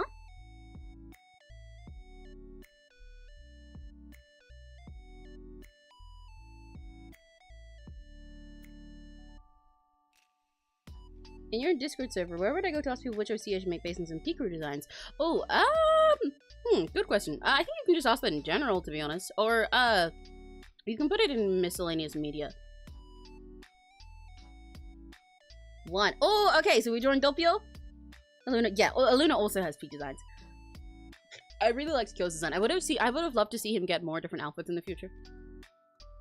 Okay, so Dopio is the winner. I did all of that voting of the different alter egos of Dopio. We're still just drawing Dopio, but that's fine with me because I got to talk about him. And I like talking about my Oshis. Can you tell? Can you tell? Okay, let me get a normal ref of Dopio back on the screen. Feel tone. Yippee! Let's draw Dopio. I don't know how finished I'll make this, by the way, because I'm just kind of being silly today. We'll see. I think I have drawn Poco Peel on MS Paint before briefly, but only to fuck around. Official quality Deltarune Queen plush right now, or Chapter 5 first 20 minutes playthrough. Wait, what? I would prefer. See, Chapter 5 I can wait for. I can wait for Chapter 5. I would love a Queen plush so fucking bad. I love Queen. She's my favorite character in Deltarune. Her and Rules card are my top 2. Top 3 is a really hard to pick. Actually, Aria asked me this recently. RDD asked me, like, what my top 3 characters in Deltarune overall were. And I said the exact same thing, that I was like, yeah, I mean, I know Rules card and Queen are my top 2. I love them. But third, I can't pick a third one because there's like 50 different characters that I also absolutely adore. I even didn't put Vox in there. Well, see, because I was picking between ones that I most wanted to draw today. And I feel very in a pink mood, and an Emmy color mood, and Emmy core mood. And as much as I love Vox, his design is gorgeous, but it is not Emmy core. That's part of why I don't draw him much. Even though I think I have drawn him more than some of my other Oshis, but that's mostly because I have quite a few kindred friends. So I'll draw things while talking with them. But he's quite hard for me to draw. Ikemen are quite hard for me. How do I want to draw Peel?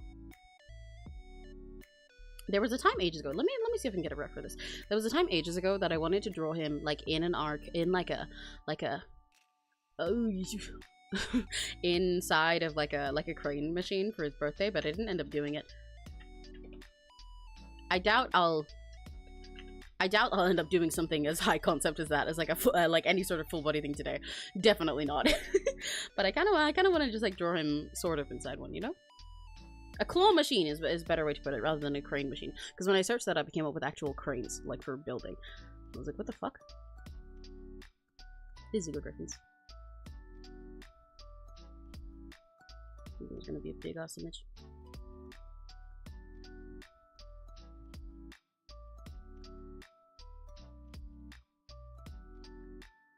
Let's draw something like this.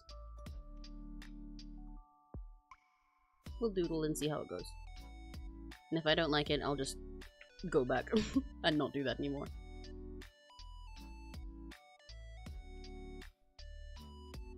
I want this to be further back here. Drawing big long lines is tricky when you're doing it with a mouse, because you gotta move your wrist away so much to get in there. As soon as I started thinking about a crane machine, I thought a claw machine. I started thinking about Love and Deep Space. Are any of you guys Lats players? I doubt it for most of you, but I am. If that's surprising at all. It probably isn't. Although it was surprising to me, actually. When Love and Deep Space first came out, I heard about it a lot and I saw it around, but I was like not into it. I was kind of a hater. Not like publicly, but I was kind of just like, this doesn't look good. I like ultimate games, but I'm not interested in this one. No, I don't. No. And it didn't seem, I don't know, it seemed kind of bland to me, and I wasn't interested in it. I wasn't interested in any of the boys. And then I took like a little bit of interest in some of them, a tiny bit, after seeing some people talk about it. I was like, you know what? Maybe I'll try it. I kind of want something new. And I knew that I'd like Silas after he came out. I was like, okay, they've got one that's like sexy now, but it's still not for me. And then I was like, okay, I'll try it. I'll give it a try. I think because especially I downloaded it while the cat butler, event was going on. Of course I fucking did. And I knew I'd like Silas. I wasn't sure which I'd like of the rest of them. I'd seen a lot mostly of Raphael, because I know he's very popular, but I wasn't really into him. I was like, oh, he seems like he's going to be like a pathetic type, which is like fun sometimes, but the type of pathetic he seems like, I don't think I'm going to be into. And then I downloaded the game, I met Raphael, and I fell in love with him instantly. We're having 5 children. We're getting married this summer.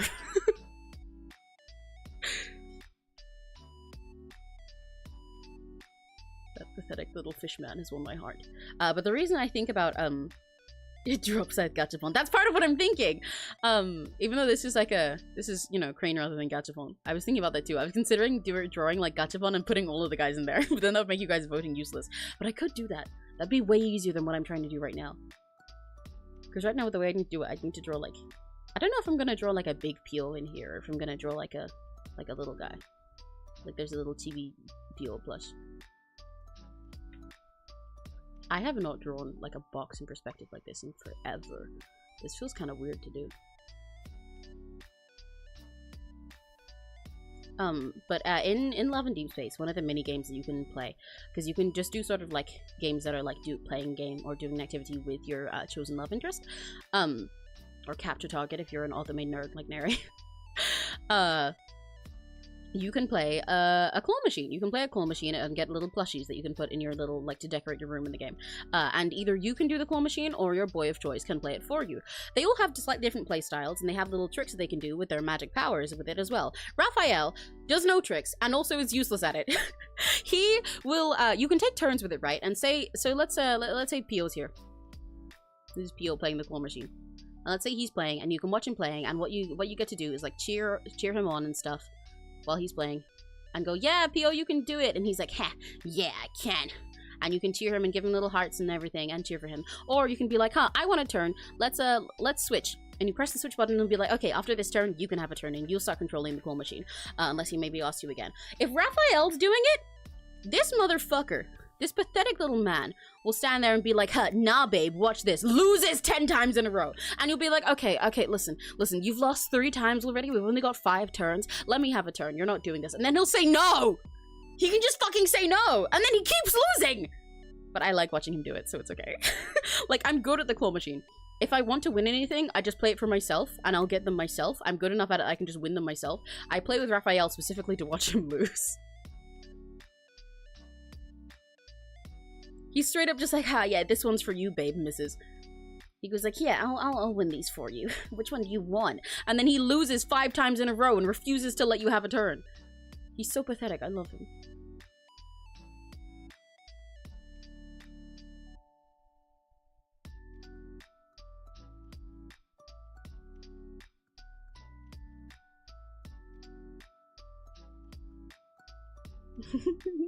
You might have Deltarune characters very obvious. Yeah.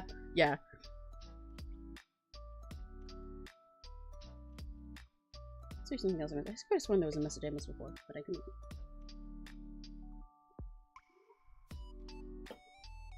Yeah, okay, so the issue that I've come across here with what I'm drawing right now, is I can either try and fit a whole big Dopio in here like he's stuck in an arcade machine, or I get to draw like a little chibi Dopio who's just like, hello. I might, you know what I might do? If I can do it. This is, again, very ambitious for something I'm drawing in MS Paint. Considering I only draw headshots and stuff in here. But I might do like a Dopio who's like, walk with me here. Imagine the vision. His like face is against the glass. And he's like, ah! I'm stuck in here. Wah! I'm fucking stuck. And there's just like a whole bunch of sidekicks in here with him. That could be quite silly. I gotta make sure I get the crane in. I could, oh, I also have to choose between if I want the crane to be like holding a sidekick, which again is his fans. They're little chicks. I would explain what they look like, but it's really straightforward. They're just little chicks. They're just little round chicks. Just if you imagine a stupid little chick, that's a sidekick. Or specifically, they look kind of like he did a version for merch where they look like this. They have like the same like pattern that he has on them. But they're still just they're still just little chicks. But I don't know if I want I could have the crane in this machine, right? I could either have the crane be up here and have it like hold a sidekick in it that's being like dragged away from him. Like he got accidentally put in here, or I could have it so the crane is like grabbing Peel. Like if it's on his head, you know? And he's here like this. That might be silly. I don't know. Do you guys think it should be grabbing a little guy or grabbing Dopio? I'm obsessed with Idols of Starlight. It's your stereotypical ultimate game. Barely any content out, but it's pretty new. But shoot, oh, I think I've heard that name before. Let me check. Idols of Starlight. Oh, they're pretty. Oh, I recognize these illustrations that they've gone for them. They're pretty. They look like a VTuber wave. This looks like it would be a NijiJP wave. Crane grabbing Pio. Okay, he deserves it. Let's see how I want to draw Pio. I normally draw chibis when I'm drawing MS Paint a lot of the time too. I might draw him kind of chibi-fied. Let's see. I don't like how bright this color is that I'm sketching with. What's this one? What's this one?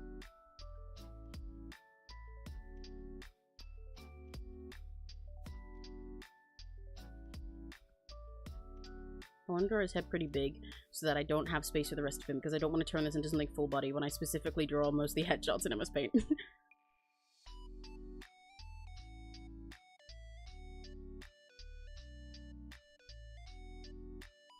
Lately, when I draw on Clip Studio, I've been doing a lot more art where I use I still draw in like a harsh pen. I specifically use the Millie pen when I'm on Clip Studio, which is it's like one that basically feels like you're drawing with a ballpoint, because I like sketching like that. I don't like sketching with pencil IRL, so I like drawing with ballpoints when I'm in sketchbooks, so I like using that as a sketch pen, even though I like to have one with a lot of pressure for lining. But for sketching, I use a pen that has no pressure difference, and like I said, it's just a ballpoint.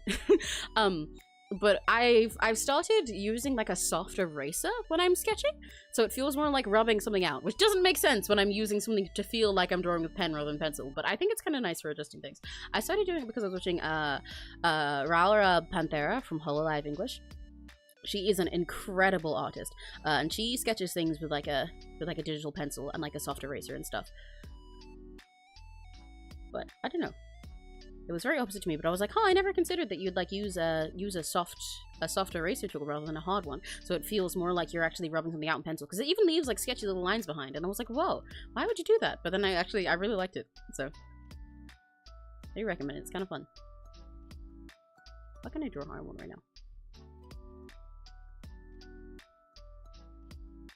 I don't like the way this face looks at all. Get rid of all of this. This is too much. All these lines are confusing me.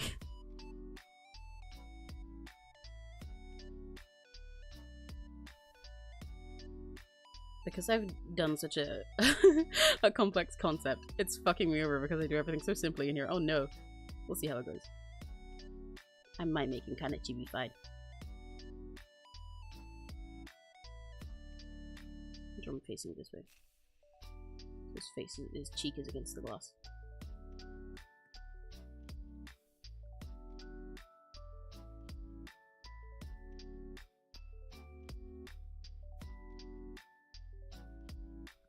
His face looks quite baby right now. Dopio is not this much of a baby. That's Pokopio's job.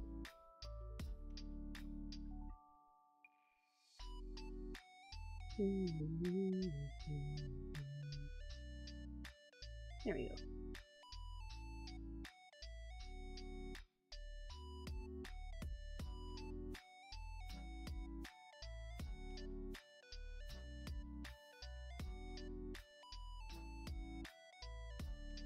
Yeah, I keep instinctively going to use a soft eraser brush here now. I guess I could technically do that by just using one of the pen ones on a lighter color.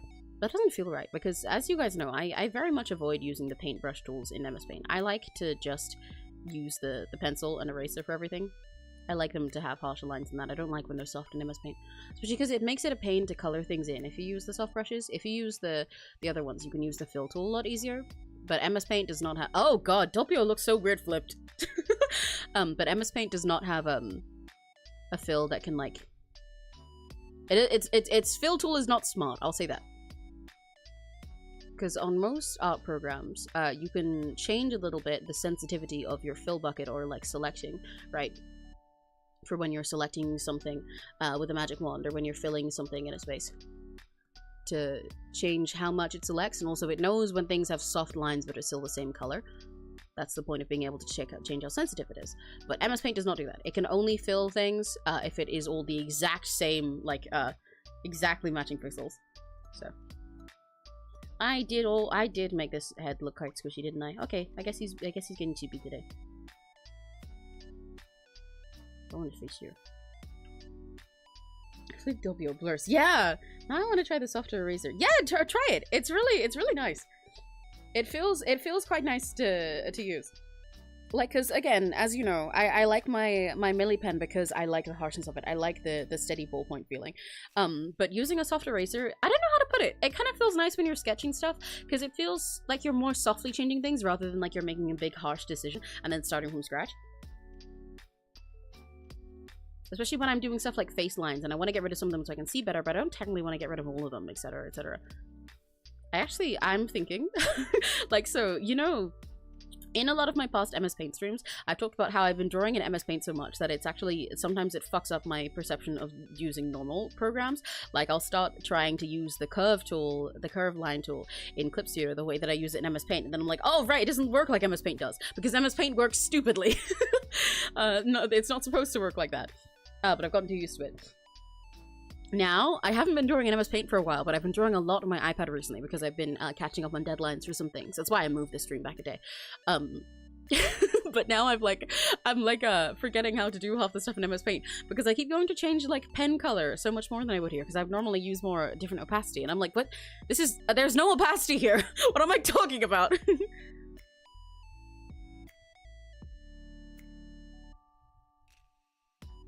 How am I going to fit his body in this space? Because I've got to give him a little more perspective than I normally would. I've made him kind of squishy chibi, but he's also a pretty big guy, so I've got to figure out how I want to do that. I feel like he should have a hand up here. But then I have to draw a hand. But he should have a hand like against the glass here. I guess this would be where his thumb is.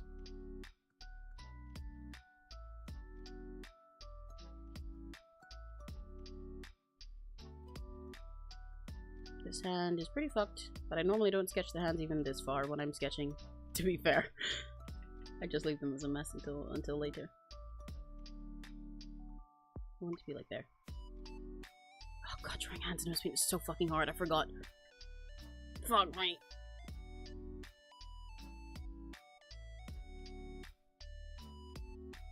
Considering auditioning for— oh, that would be cool! Honestly, go for it. If you feel comfortable, if you feel like you'd be comfortable there, then do it.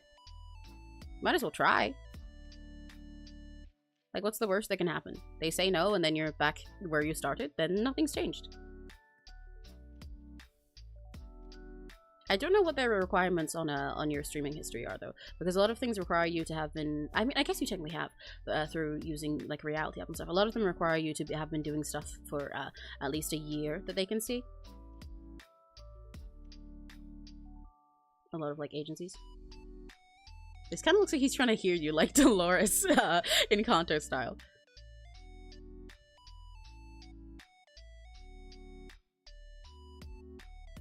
Put his hand up here too. But I don't want to fucking draw this one right now.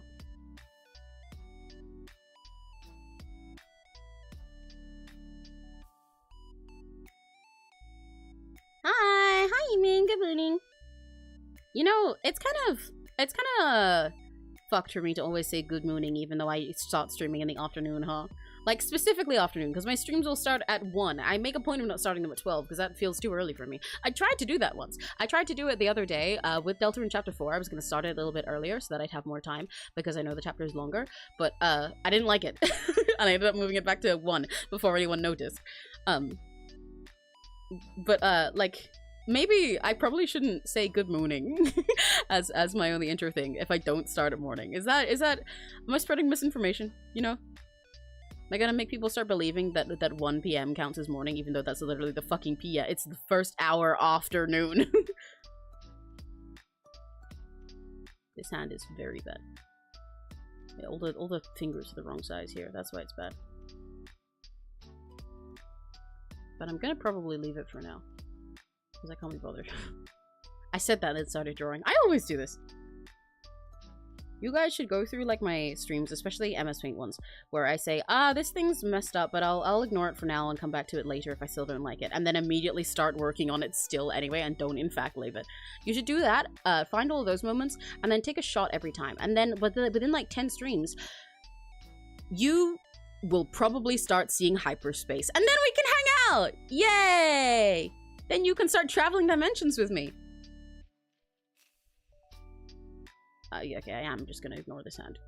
Let's ignore that.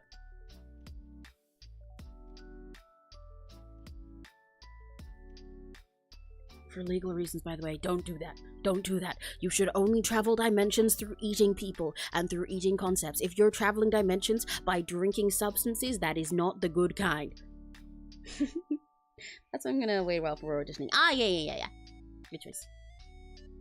That gives you more time to get used to everything and feel if it's like possible for you as well.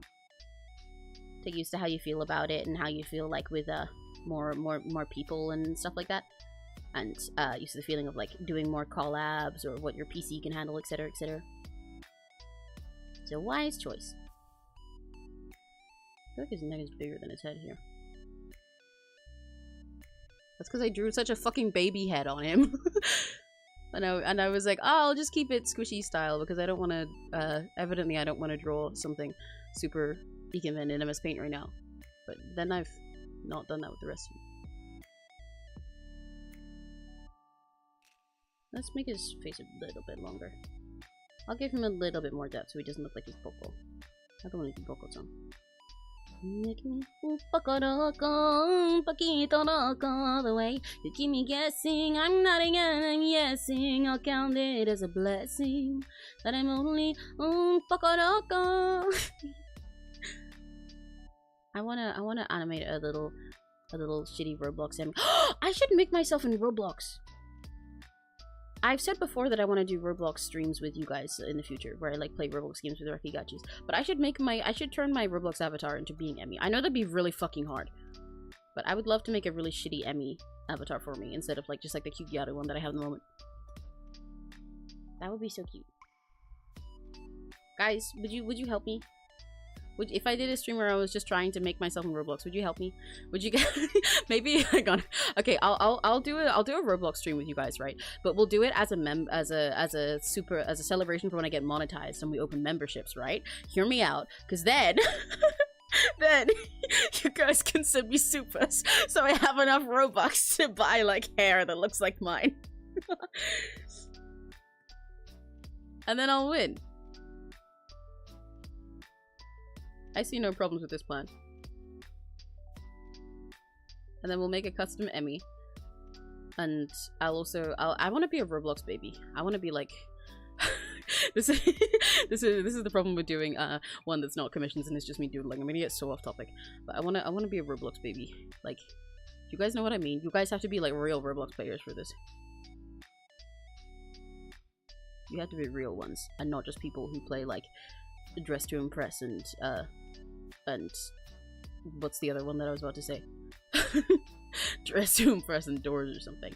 You gotta be OGs. Roblox baby. Roblox baby.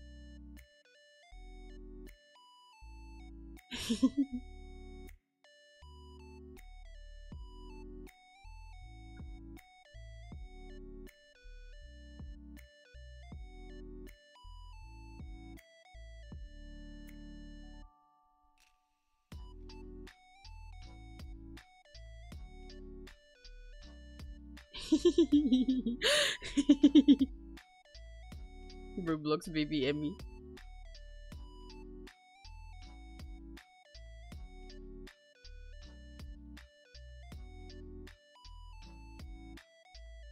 Roblox baby. I'm so sorry for anybody who joins my streams for the first time when it's an art one, and then all they get for like 10 minutes is just like some other side tangent like this. It must be so fucking confusing when you're like, oh wow, drawing an MS well, you sure are doing that. I guess that wasn't false advertising.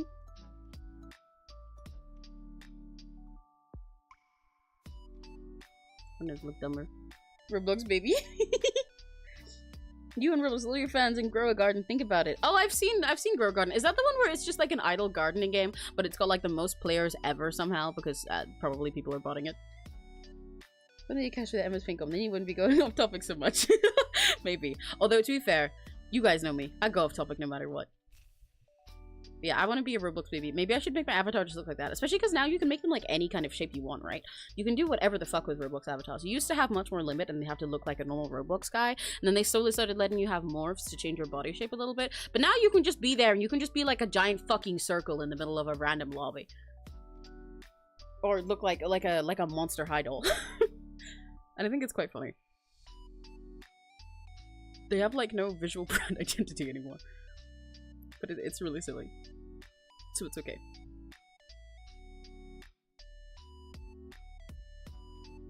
I like Pio's eyes. I like how they're like a Takabayashi.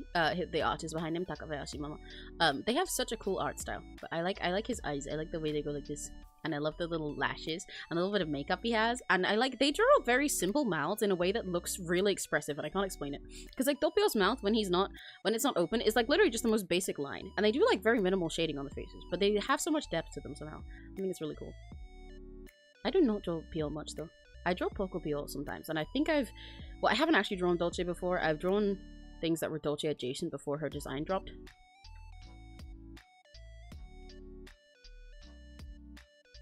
But I've drawn like a girl, an interpretation of a girl Pio before, but just not actual Dolce. Oh my god, I don't like the way I did that. Why can I not draw the way I wrote right now? Let me draw the other side first instead.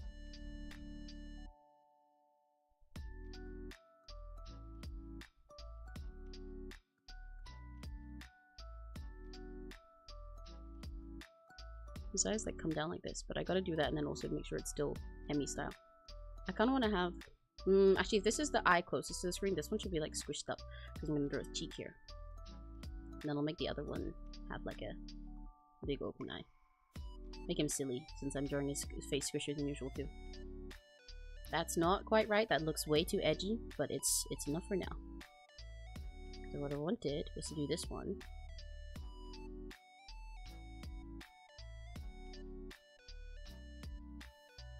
Make it like that. I'm gonna change this because that doesn't look right. This one's too low. Both of these are quite fucked at the moment, but I'll get there. We're just being silly anyway. Did you guys like my Roblox baby, by the way? I gave birth to that, and you didn't even like say congratulations. Did you? What are you guys? What would you guys bring to the baby shower for this fucking thing? What would you bring to my baby shower? To my Roblox baby shower? I'm gonna serve 𝘆cie𝘂𝗿 and realistic hamburger PNG. And it'll be held in my Bloxburg house. Or well, no, in my Roblox high school house. Except that's kind of just a square that I think might have a chair in it. But you guys can sit on the floor. Bring the ring stack toy thing. Yay! Oh wait, do you mean like the do you mean the fucking air coil? Oh wait, one of those baby toys, like an actual baby toy. I thought you were talking about a Roblox thing. One of these ones.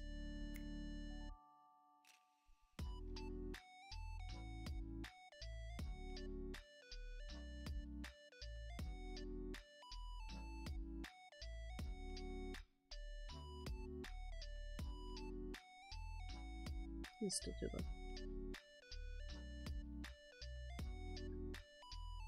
Actually, both of these are fucked up. That's the issue.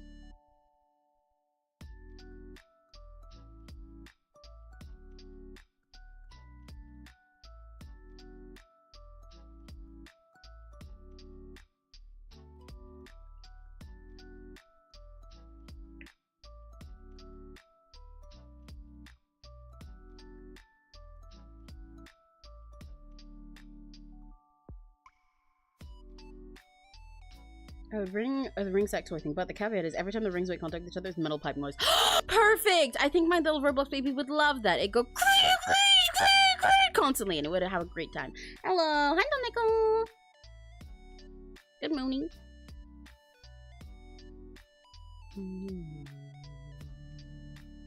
I'm drawing my class all and teacher chill with it. She also has ADHD. She understands real shit. I wish my teachers were chill like that. I used to bring a sketchbook to like normal classes for a while when I was in secondary school, which is high school, just so that I could like doodle as a stim on the side. But some of the teachers would get annoyed at me for it, and I was like, oh man, if you don't do that, I'm gonna doodle all over my pages, and then you'll get more annoyed at me. You gotta pick one.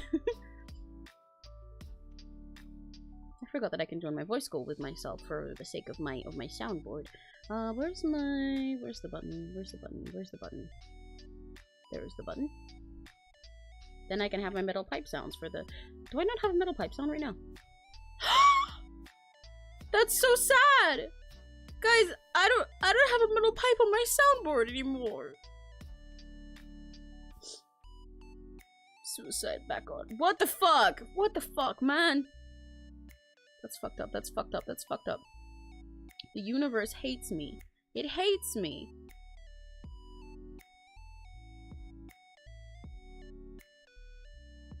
Everybody's deleted all their metal pipe sounds. What am I supposed to do now? How am I supposed to be alive? You think I can live without a metal pipe sound? No. Answer, no, I cannot. I have metal pipe browser sounds. I like the way his eyes are like all connected with the line, so I kind of want to do that. But I still don't like the way I've sketched them right here at the moment. But at worst, I'll just straight up change entirely what I'm doing right now. I'm fine with that. Since today's not a com, there's no time limit on it. So even if I don't get anything done today, I'll just go back to doodling and I'll be fine. You guys won't judge me, right?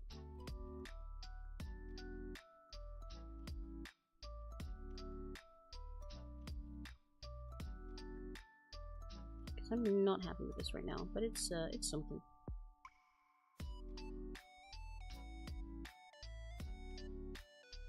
I think this doesn't look how I want, and that's part of the issue. I think the head isn't wide enough over here. What I'd normally do with an eye like this.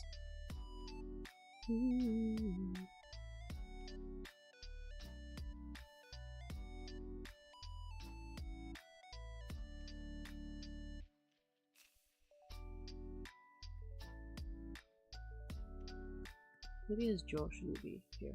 It should be longer. Dopio's a pretty long guy. In fact, he takes pride in that, so I don't know how I almost forgot that. He's a very long guy. He's the tallest in EGN. He's tall as fuck. He's like at least 3. Of what measurement? You know. You guys know which one. If you have a good heart and a pure, kinded soul. Wait. If you have a pure heart... Wait, no, if you have a pure heart and a kind-hearted soul, a pure mind and a kind-hearted soul, that's what I meant to say, then you'd know which measurement I was referring to. You would know. Every time the ring, blasphemy, yeah, I know! It's so fucked. I need a metal pipe sound back. Instead, I'm just, what the fuck am I supposed to do? Am I supposed to play a Vine Boom every single time I see something funny? Huh? Am I supposed to do my fucking bad to the bone sound? Or my other bad to the bone sound?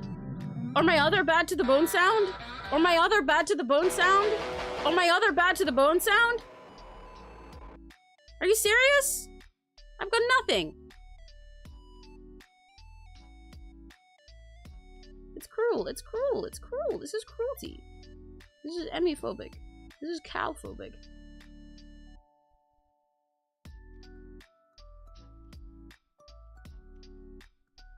Oh, I fucked his chin up. Oh, I made his chin really weird because I wasn't looking at the angle I was doing it from. Whoopsie, whoopsie, whoopsie. It needs to be like all the way over here. Why is it over there? Wow, I really don't like most of what I've done so far. But that's okay. That's okay. Sometimes it be like that. But you bowl and you keep trying. And we doodling anyway.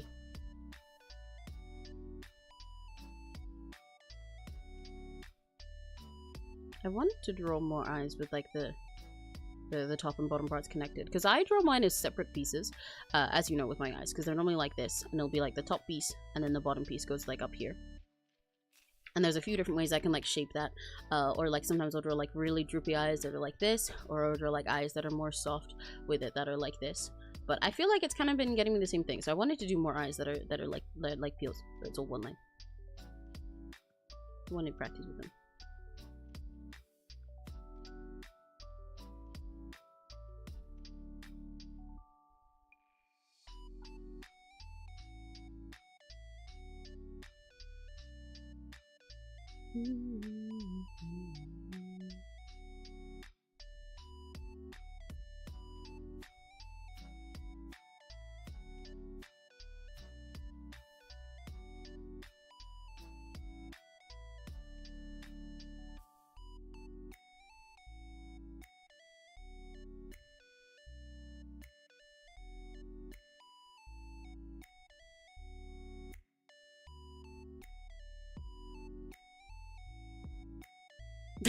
This whole head is so fucked. Oh my god, I'm so out of mouse practice at the moment. This is not going how I wanted it to. That's kind of fascinating. Like, I know genuinely half of it is the mouse debuff, which normally isn't that much of an issue because I was doodling earlier. But is an issue for doing something bigger like this today because I've been so locked in on drawing stuff on my iPad lately. Oh wow.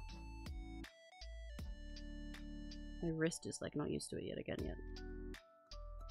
I need to stop fucking with this face because the more I do tiny adjustments with it, the more I'm just not gonna like it. Oftentimes, especially if I'm in a different program, what I'll do when this happens, if I keep adjusting something back and forth and still not liking it, I'll be like, okay, this is just gonna keep making the same problem worse. So I will just straight up, I'll put the thing on another layer, and then I'll just turn off, say, the layer of this chin and look at the eyes and be like, okay, looking at these eyes, where would I estimate the face would be?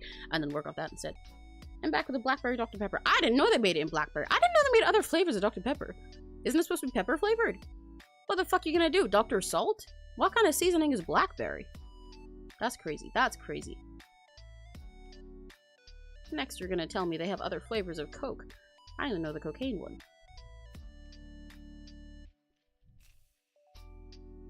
But hi, Block Emerald. Welcome back. Oh, Pio has nails too, doesn't he? I should draw those. He has black nails. This is based. I wanna start making custom nails for myself. I'm yapping about so much stuff, but that's why MS Paint streams are fun. I wanna start making custom nails for myself sometime. Like long ones. I wanna make myself acrylics, but I'm a little bit scared too. Would you guys be interested in a hand cam stream one day, where we try and like make me a custom set of nails and sit and chat? Maybe I could do it as well as like a one with an open PC with my friends too. Then you guys could see how much I use my hands when I talk to people, even though they can't see them.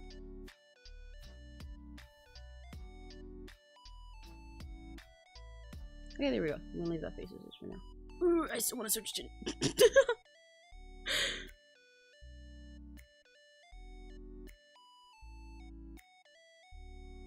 This is what I'm saying. Every single time I'm like, okay, I'm gonna leave this. Then I do not. I do not do that. I never fucking do that. I'm a liar. I'm a liar. I mean, I'm not a liar. Everything I say is correct. But I'm gonna change my minder. It was not a lie. It was truth and it was correct, just only for 2 seconds before I changed it. Okay. Okay. Let me stop fucking. No. I cannot stop fucking. It's Pride Month.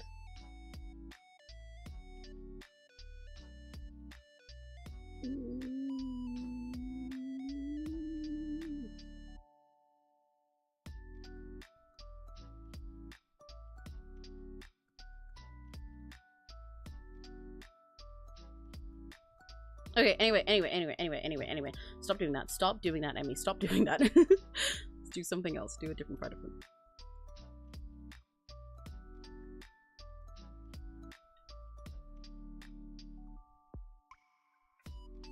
Do I want him to have the big straight eyebrows?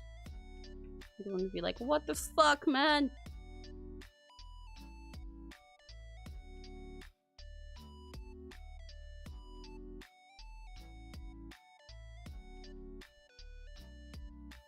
Yeah.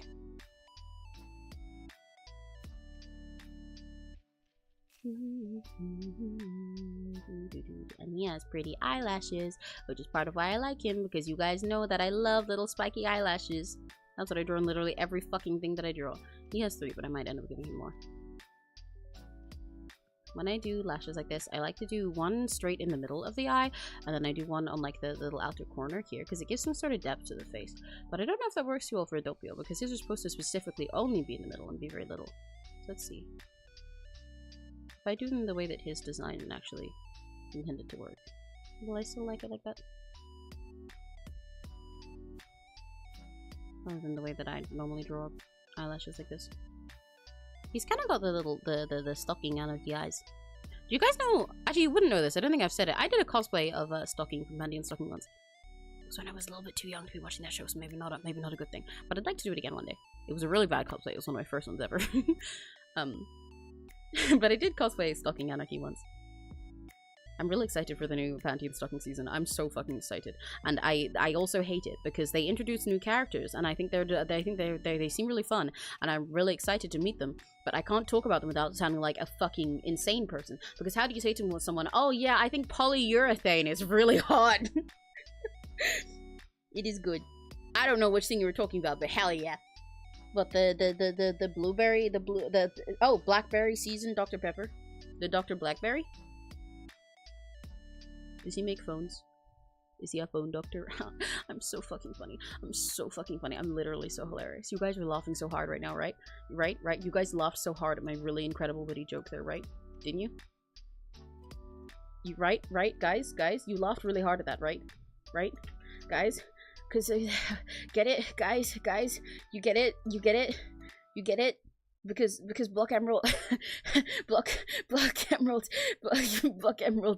said Blackberry Dr. Pepper, and I was like, wow, it's Dr. Blackberry. I thought it was supposed to be Pepper season, so it's Dr. Blackberry. Does he fix phones? You guys, guys, you guys thought it was really funny, right? Right? Huh? Guys, you thought it...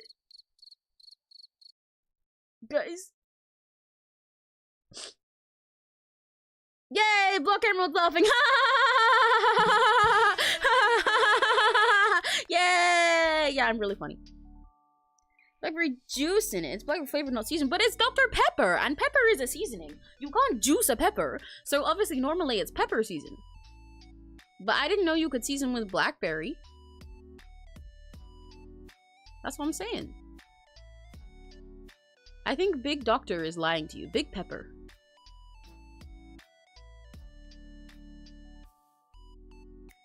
They should make a Big Doctor to lie to me, and it should be the Doctor from Poppy Playtime.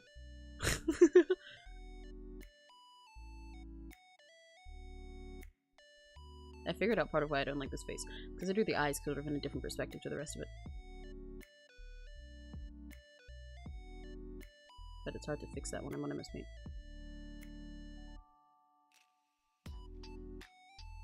This would also probably be helped if this fucking stupid, badly sketched hand was not, like, bad. But it was just a brief sketch, so I left it really fucked up. But now it's making my life hard. Because it's in the way. I don't have layers, so I can't just make it, like, not in the way. Move that. Because that's meant to be, like, there.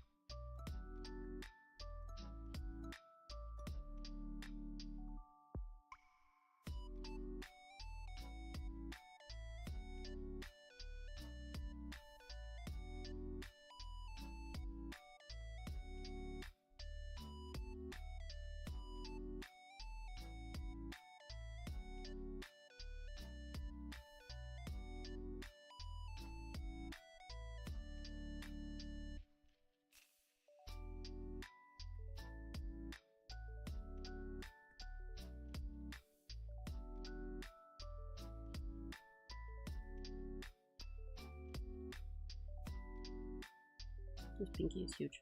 This whole hand is fucked. Why am I putting all this effort into hand? I don't normally do this until I'm lining. He just... Look, his finger is here somewhere. Pretend it's there. I'm not looking at it right now.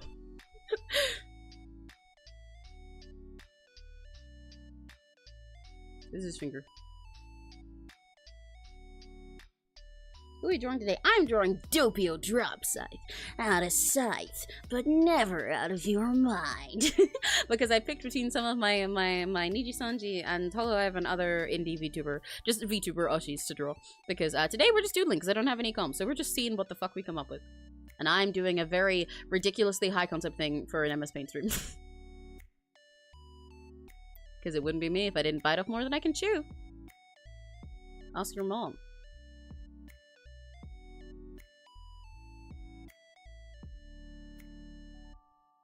Oh, cool. I used to use MS Paint for like 6 years straight. I was learning digital art. I still return it sometimes. Hell yeah! Yeah, that's the same reason that I return to MS Paint for fun. Because I learned to draw digital art in MS Paint. You can see it on my channel, some of the first stuff I did in there.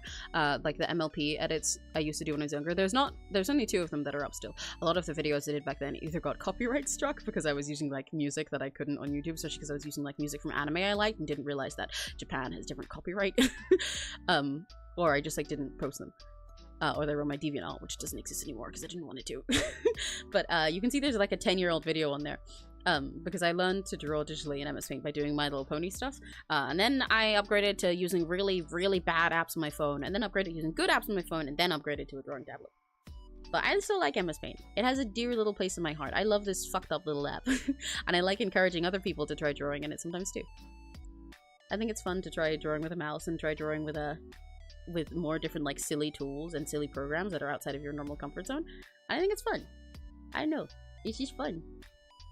It's funny and silly.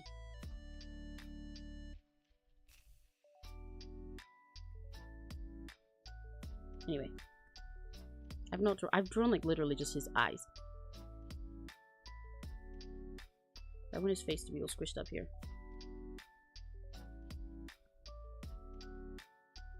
He's up against the glass.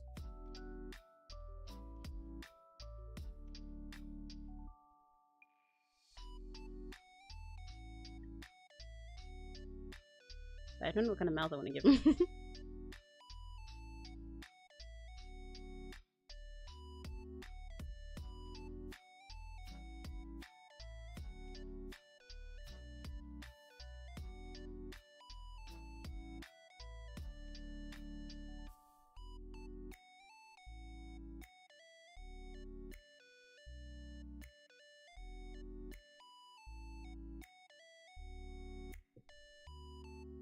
Making mac and cheese and nobody can stop me. Why would anybody stop you from making mac and cheese? Anyone who would stop you from making mac and cheese is a very fucked up kind of person. Because why would anyone not want mac and cheese? They should let you make mac and cheese and then they can just ask nicely to have some.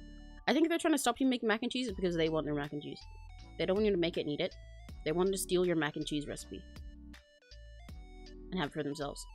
In which case, like I said, they do not have goodness in their soul. They're like, you know in Lilo and Stitch how she draws like Stitch's badness level?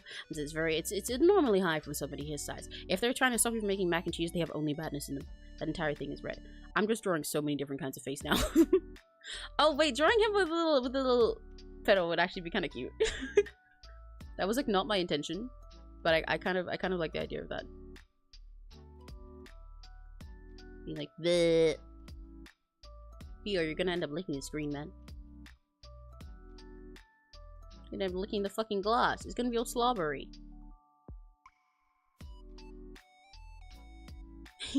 Because I wanted him screaming, but this is quite silly to me. Or I could do a little pout like the one I have, which how did I draw that? Yeah, this is kind of simple.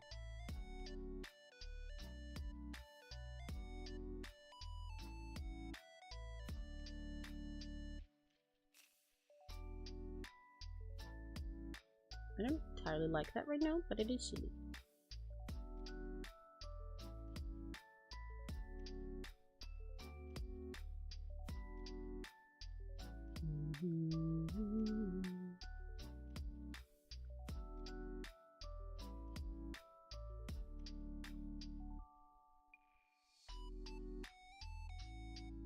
I think Dopio would lick an arcade screen. Well, actually, no. He's kind of allergic to everything, so I don't know if he'd lick it.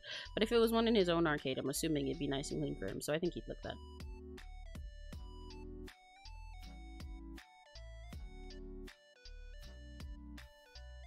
Yeah. Is it a different color? Yes, it is. Okay. I gotta remember how I draw Pio's hair, because there's a little bump here, so I like to draw that before I do this part. And then this part that crosses over with it. Then there's the flick on top. It's straight curtains down the side, flicks around his face that cup his face, and they will lead to the same point here. Okay.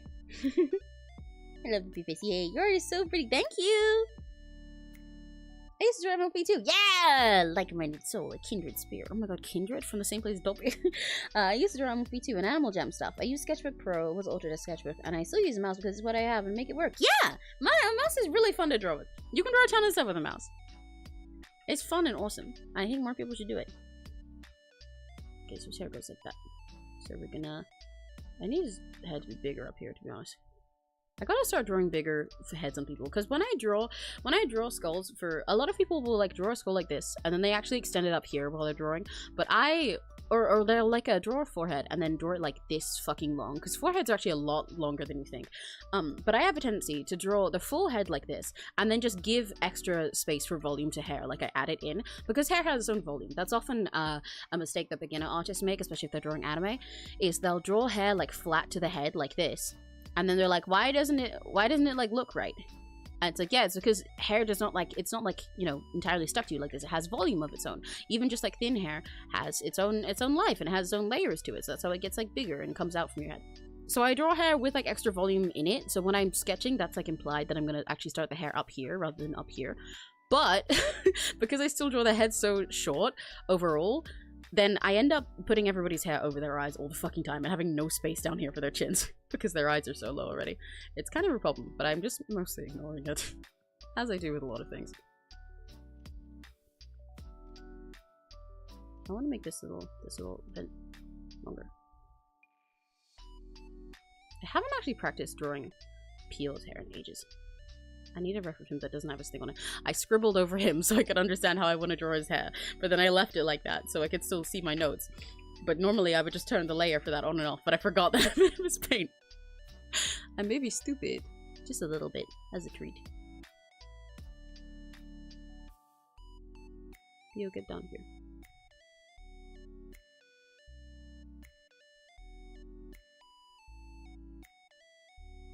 That works. Actually, no, it's anyway. Brown. Okay. Ah, fuck. This comes between his eyes. It's gonna be long as hell. And it goes like that.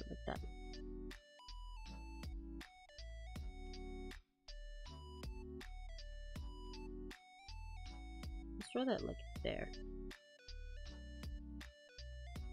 This line to be higher up.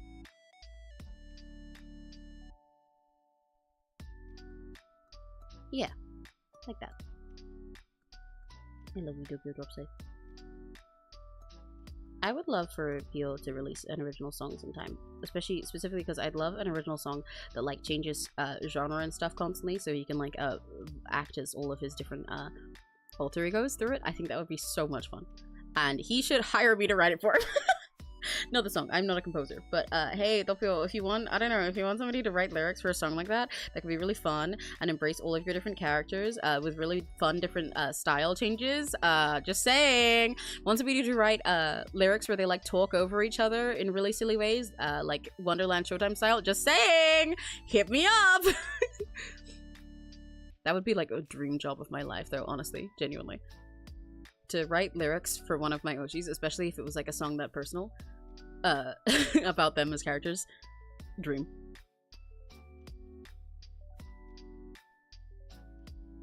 Anyway, there's then this part of his hair that goes like this.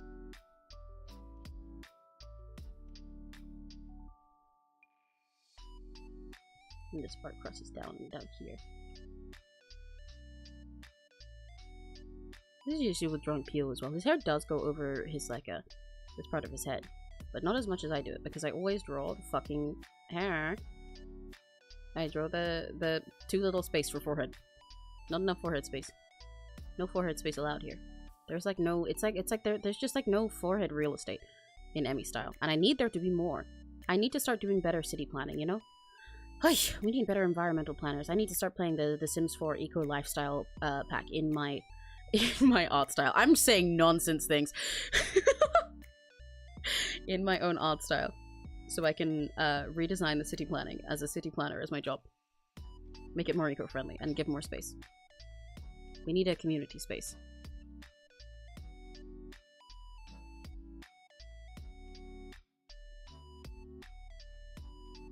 Okay, and then the hair goes like this.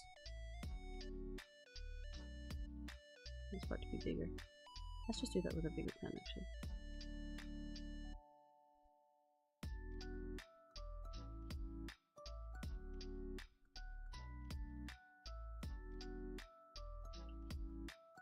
I don't like this that much so far, but I'm fooling with it.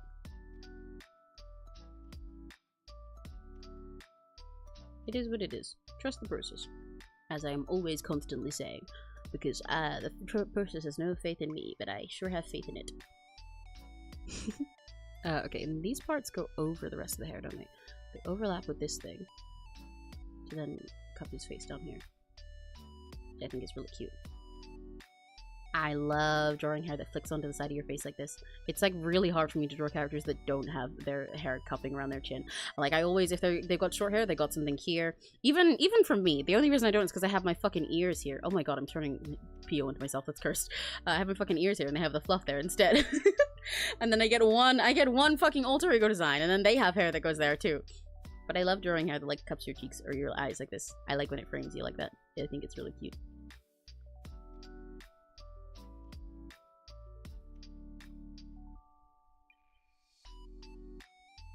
I guess part of the issue here is I haven't figured out my own personal stylized way of drawing Pio yet, because I haven't drawn him enough. This is part of why I want to draw my 𝘆cies and do fan art more, because fan art is hard until you figure out your own way of adapting somebody into your style, you know? You gotta figure out the ways that you interpret their design, and like your own shorthand for making them more fun to draw. But I don't draw my 𝘆cies enough. So a lot of them feel kind of unfamiliar when I draw them, and until I've made a character familiar to my style, then they're very tricky.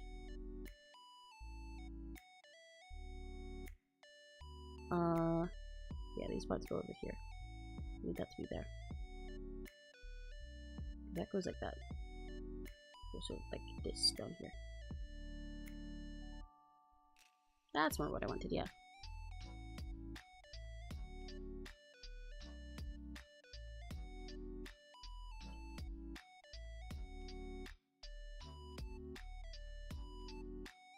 It's like that, kind of. No, I don't like that.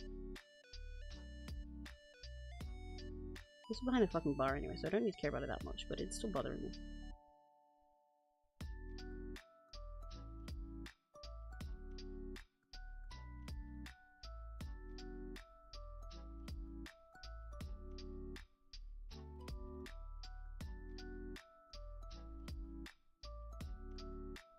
Anyway, that needs to be bigger up here, because this is where the top of his head would be, and it starts curving around from there. It all comes back to this same point right here. Like, this is where his hair, like, folds over for this side and curves out for this part. So that's where it's all coming from, like, over here. This is, obviously, I'm drawing Dopio right now, so I'm not, like, designing hair. So this isn't, it's not like I came up with this choice. But, a tip for when you're drawing hair as well, along with the thing I mentioned of how it has volume, and that's like a beginner mistake that a lot of people make, especially when they're drawing anime. You gotta try and think about where your hair is coming from, because it all comes from some parting point, even when you've got anime hair. So like for Dopio, like I said, you can see that all of his hair sort of parts from this middle bit, and that doesn't mean that his hair just goes like this. It means you can see the motion of it all, and that's what gives it natural flow and bounce to it. This is the little root bit, and so if you drew like an X there, you can draw all the hair spouting from here, so that on this side the hair goes like this and curves around this way, and this side it comes like this and like wraps around his head. You gotta think about where it's all coming from, and then how it wraps around them, because your head is round and fucking big, especially for Dopio. But most people aren't Dopio. I mean, unless you guys are Dopio. Are you guys Dopio? Are you? I don't even know why I'm saying Dopio. I don't pronounce his name like that. Oh my god, my accent is changing so much. It's I hate it. My accent is always changing extra when I'm on stream, and it's confusing to me. I'm one of the people that says Dopio instead of saying Dopio, because that's how it should be pronounced, because it's Italian, but he says Dopio. And I ignore his own pronunciation of his name. I'm fucking saying Dopio now. Anyway. Oh, hi, Nicole! Emmy sure is cotton candy A. Cotton candy A. I should cover that. Would that be? Would you guys be interested in I could do that as another one where I record it on stream. I think it'd be kind of funny to listen to me make those noises the whole time.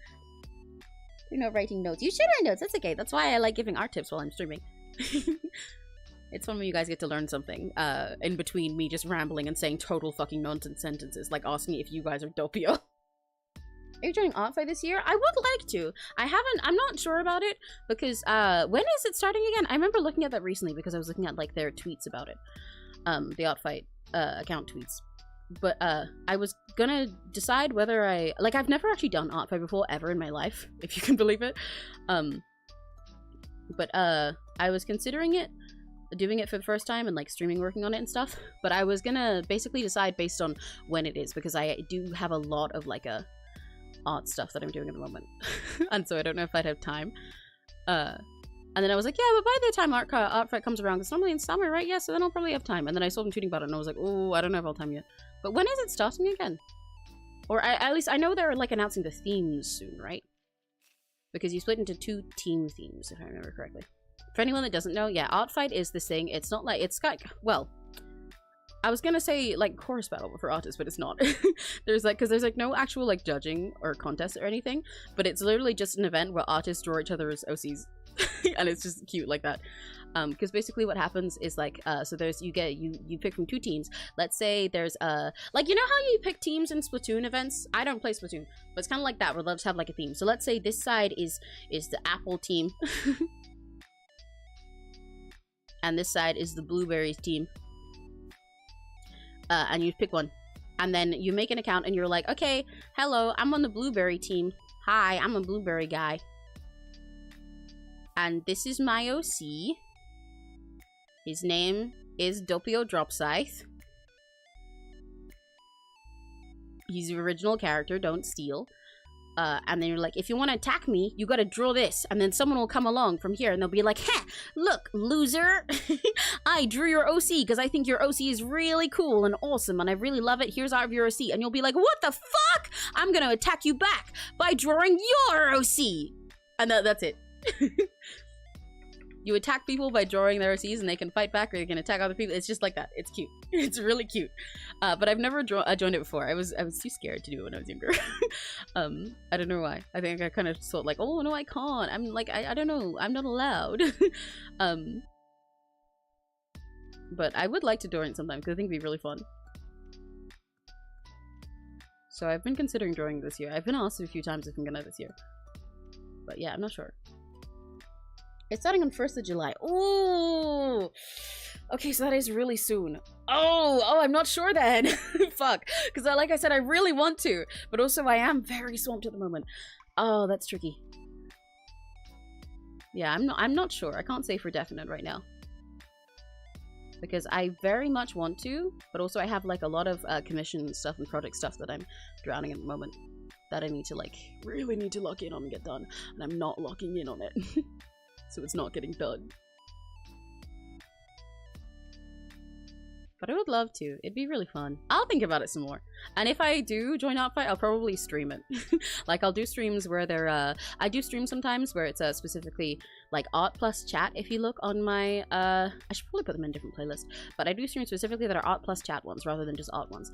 And for those, what happens is that I sit in, like, a voice call in a Discord server with some of my friends. And I'll just be drawing and talking to you guys. But also, any of my friends are welcome to join. And that means we get to, like, all chat together while I do it. Especially if I don't have much specific to talk about the art. I'll probably do it as one of those. I'll do a bunch of like art fight streams where we just sit there and I go look through who I want to draw and stuff.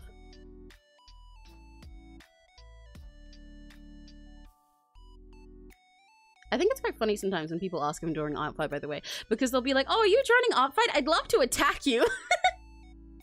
And I think it's a really funny sentence to read. Like, oh, I'd love love to hit you. I'd love to beat you up. And I'm like, oh, really? That's so sweet. Yeah, maybe I will. I'd love to beat the shit out of you. Your art is really cool.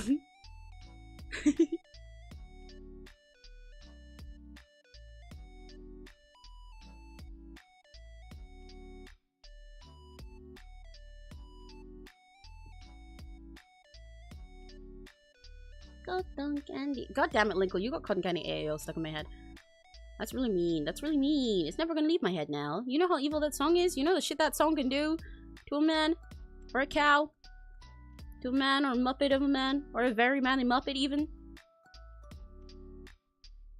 Okay, guys, question. Really important question.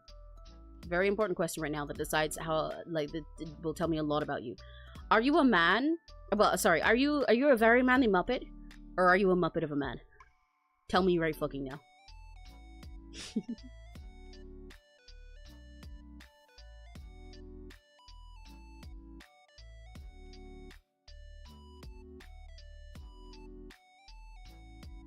I saw somebody do a like a dance performance, like a lip syncing performance at a con of of Muppet or a Man as Gabvis Battle.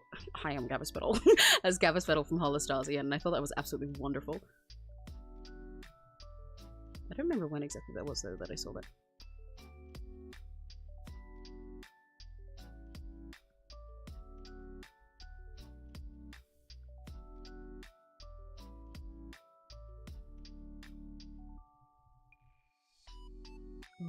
Muppet. I don't like this shape here. It's throwing off the Dopio shape.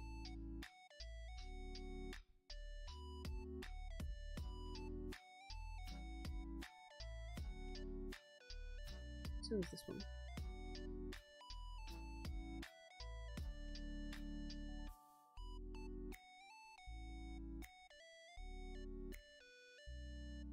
Hey, drawing your 𝘆cies is so hard.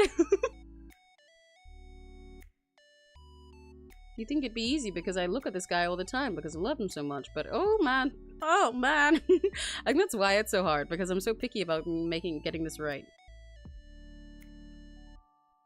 If it's not Dopio enough, then I won't be satisfied. You'll never be satisfied. A toast to the groove. Hi there, hi 2013 fangirl. You've got to answer the question too. Are you a very manly Muppet, or are you a Muppet of a man? Tell me right now. There are two genders. Personally, I think I'm a very manly Muppet. I do not think I'm a Muppet of a man, but I do think I'm a very manly Muppet. That's kind of a good way to describe my gender, actually.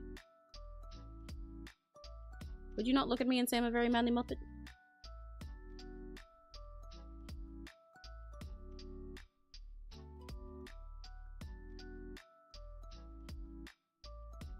I just swear because I come far too many times.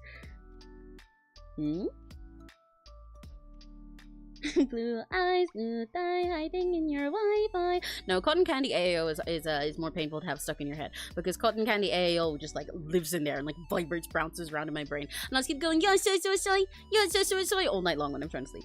I don't know. I'm the shift already Muppet. Okay, Muppet of a man. Whoa, we're at a. I can't find the sound I was looking for. Okay, I'm just gonna use Bad to the Bone again. Imagine this is a cool cowboy sound of it going like.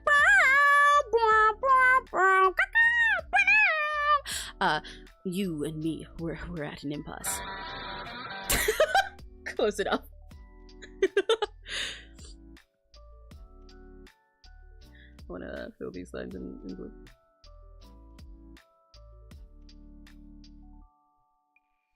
We're opposites. A Muppet of a man meets a very manly Muppet. Yowie.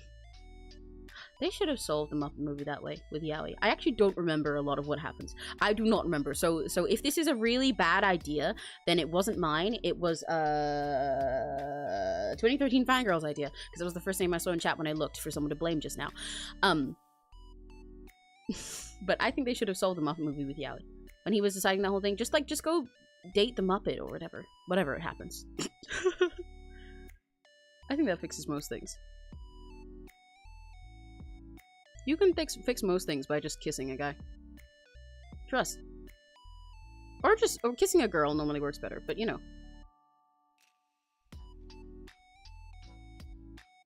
Verified by Africa Fact Check. do I keep saying that? Nobody laughs when I say that. Nobody laughs when I say it because nobody knows what the fuck I'm talking about. Why do I keep making that joke? Nobody fucking gets it. What's my problem?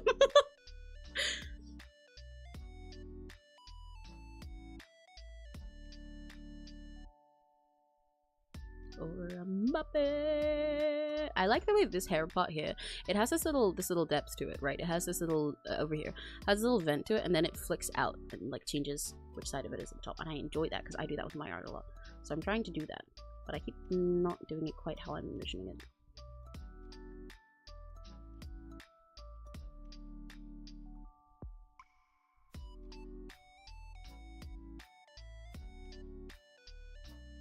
That does not have enough volume to it at all.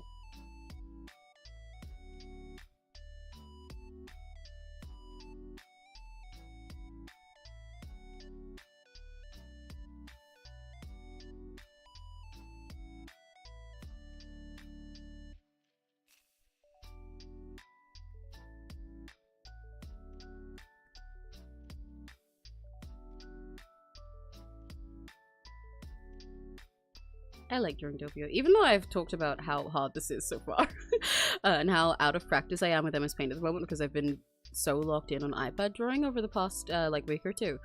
I am having fun because I just like looking at Dopio and his colors. That gave me. I mean, it's Pride Month. That makes it sound like I'm not gay. I said that and then I was like, that sounds like I'm a straight person who's being like, oh, is that too gay? And then I was like, oh my god, that makes it sound like I'm not gay. Maybe I need to clarify. But then I was like, no. I realized for a sec, no. This is... You don't need clarification that I'm fruity. Look at me. But anyway. I just like looking at Dopio and his colors. His design tickles my brain.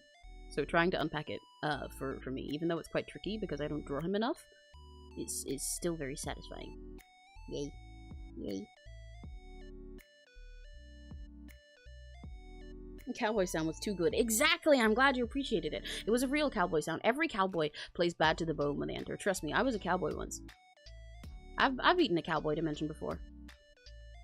They weren't very friendly to me there, but it was cool. I would make a great cowboy, I think, actually. I can do the accent and everything.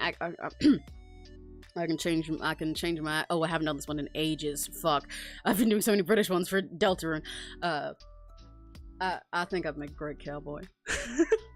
I think I'd make a mighty fine cowboy, if I do say so myself. I'm so out of practice in this accent. Oh, man. Normally, this is one of the ones that I do for longer periods of time as a joke. But I've been doing all kinds of accents lately, but none of them have been this one. Actually... Come to think of it, I don't know how this accent didn't come up while I was playing Deltarune. I feel like I had every single other accent under the sun, but I did not have this one. I went British, I went American, I did all kinds of shit. Couldn't even place where half of them were from. I think I even did a transatlantic accent for El Nino and El Nina. I don't know how I didn't turn into a cowboy for any of them. I even turned into a New Yorker. I don't even do that one much. But I think I can make a mighty fine cowboy. I think I'd make a hot cowboy. Do you guys agree? Hi, crazy lady. Hello. Hi, Prime Ronaldo. Welcome. Don't know what fucking dimension I ate to got you here, but hello. Cowboy. Wow, amazing. Yeah, see, I'm cool. So I'd make a great cowboy. I'd be like Boot Hill if he was freaking awesome. Because he'd be pink.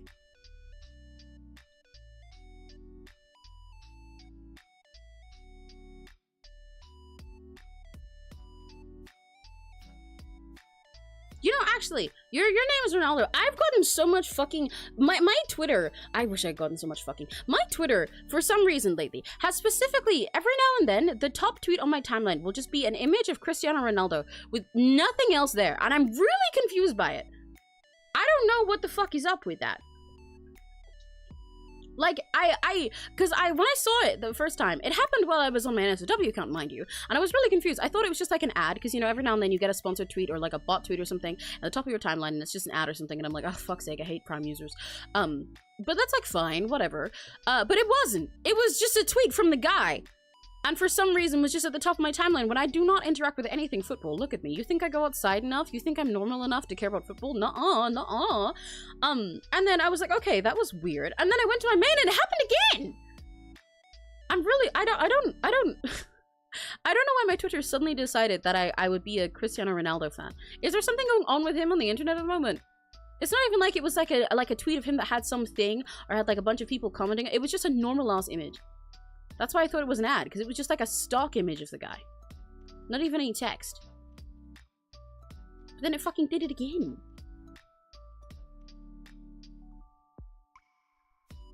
His head needs more volume here. I've kind of made him look a little bit Pokopio build because I made his head too small. Now I'm trying to...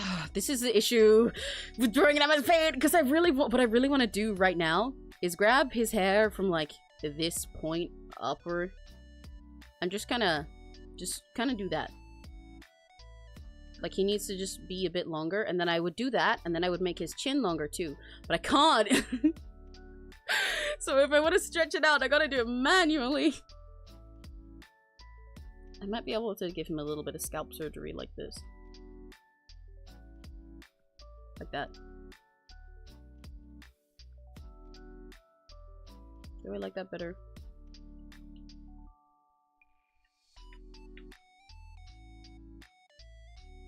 Definitely needs to be bigger, doesn't it? Yeesh.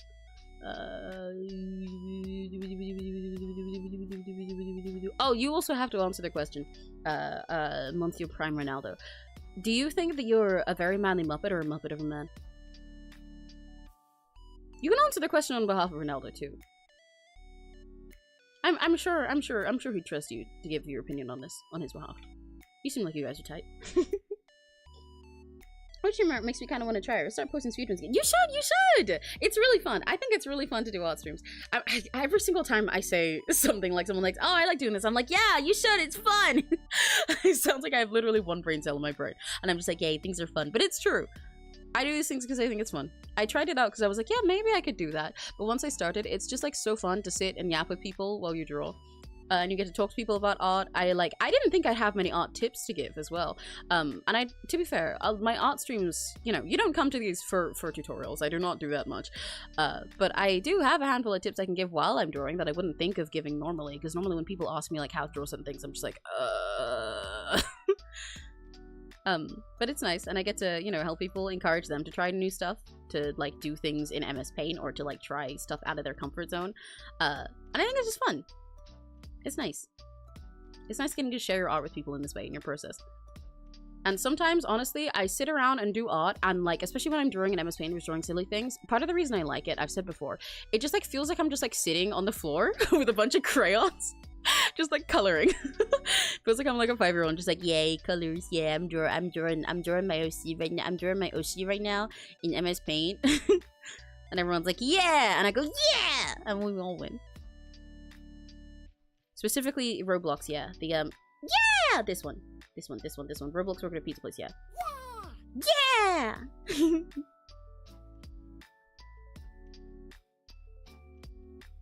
I don't know what you mean. The Muppet of a Man. Well, you know the Muppet movie?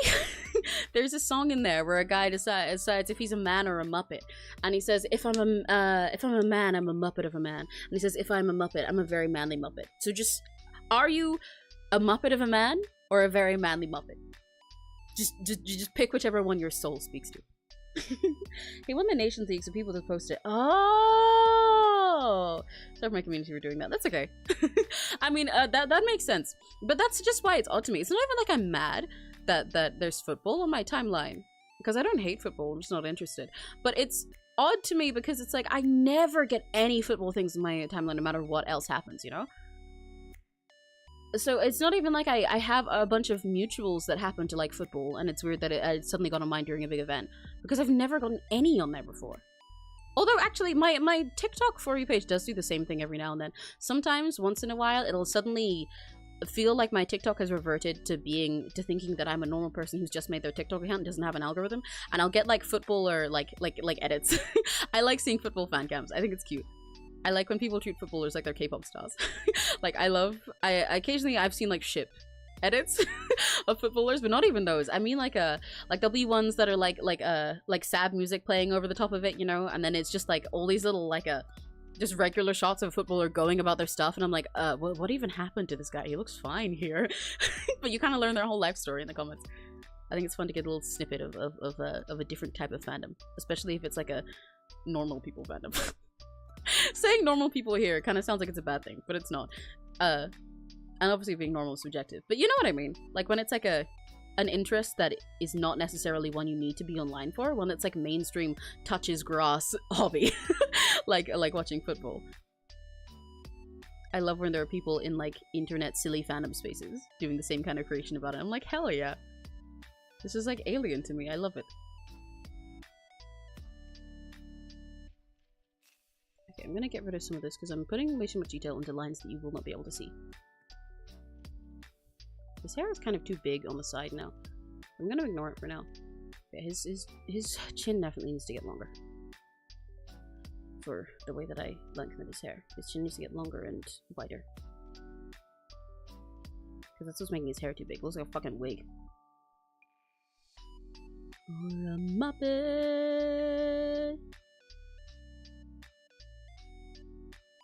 Am I a Muppet?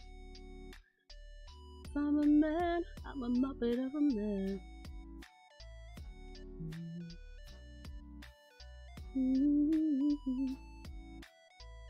If I'm a Muppet, I'm a very mammy Muppet.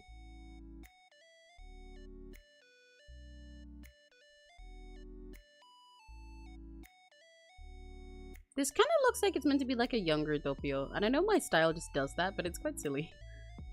I've squished him so much, partially because of the effect of him squishing against glass that I'm going for, and partially just accidentally because of my style and because I can't control the adjustments to his face so much while I'm drawing Nema's paint. That he kind of looks like he's a little kid, but like not like Pokopio. He doesn't look like he's a Shota. He just looks like he's like 15. Although I was gonna say that, but Dopio is a first year in XLA, in the XLA Institute. But he's an adult too, so I guess first years are just like 18 question mark. Or just there. I guess it's just their first year there. I guess we're not supposed to sort by age because that would be very confusing for XLA.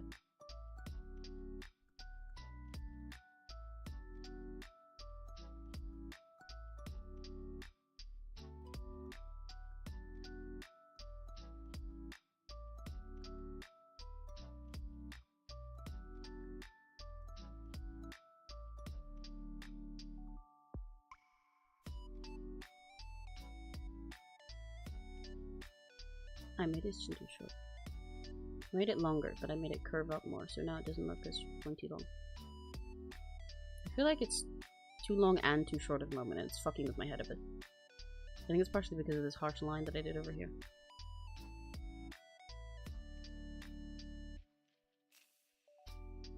There we go. This will make more sense when he has more hair over here, trust me. Muppet of a man. I think Emmy is a Muppet of a man. What? Really? You think I'm a Muppet of a man? I think I'm a very manly Muppet.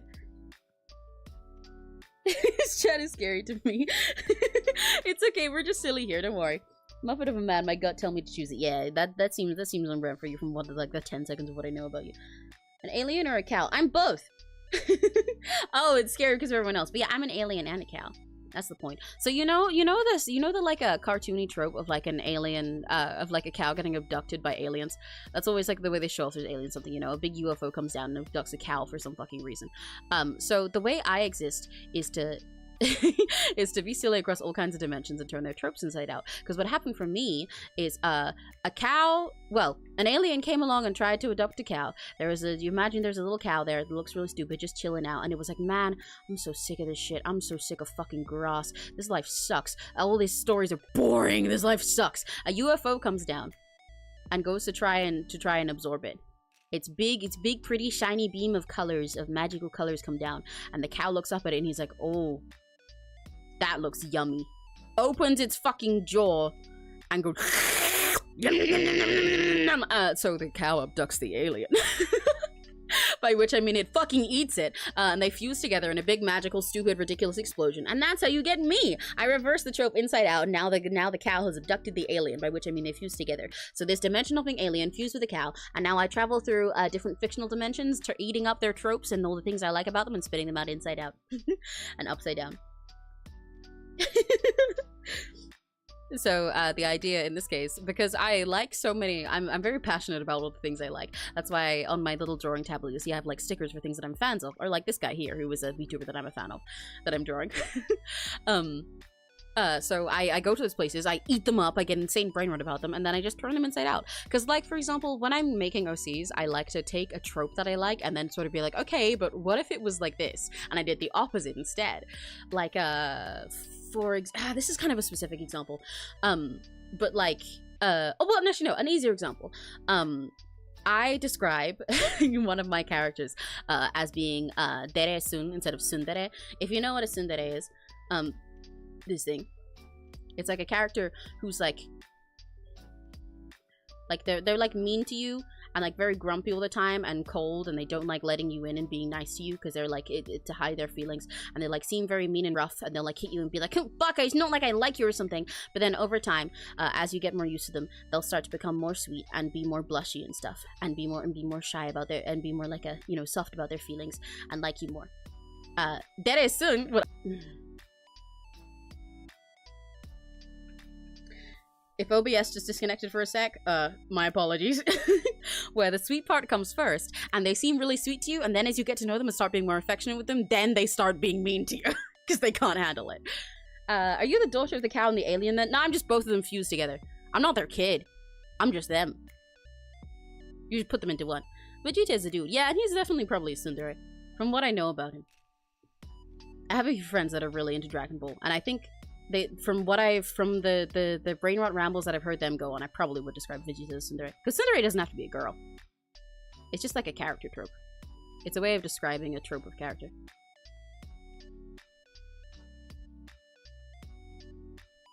But yeah, the alien and the cow fuse together, and that's me. You could describe me as a daughter, but I kind of just am them both, you know? Like a Steven Universe fusion. Or like, what's a more normal example of a fusion? I can't think of any. But yeah, I'm an alien cow.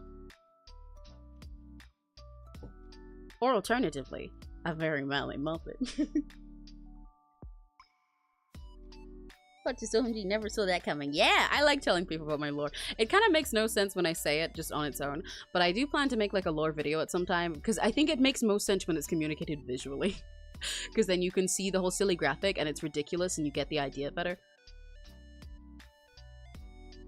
So at some point I plan to make like a really silly little animatic. It'll be like 1 minute long at most. It won't be like some dramatic lore reveal.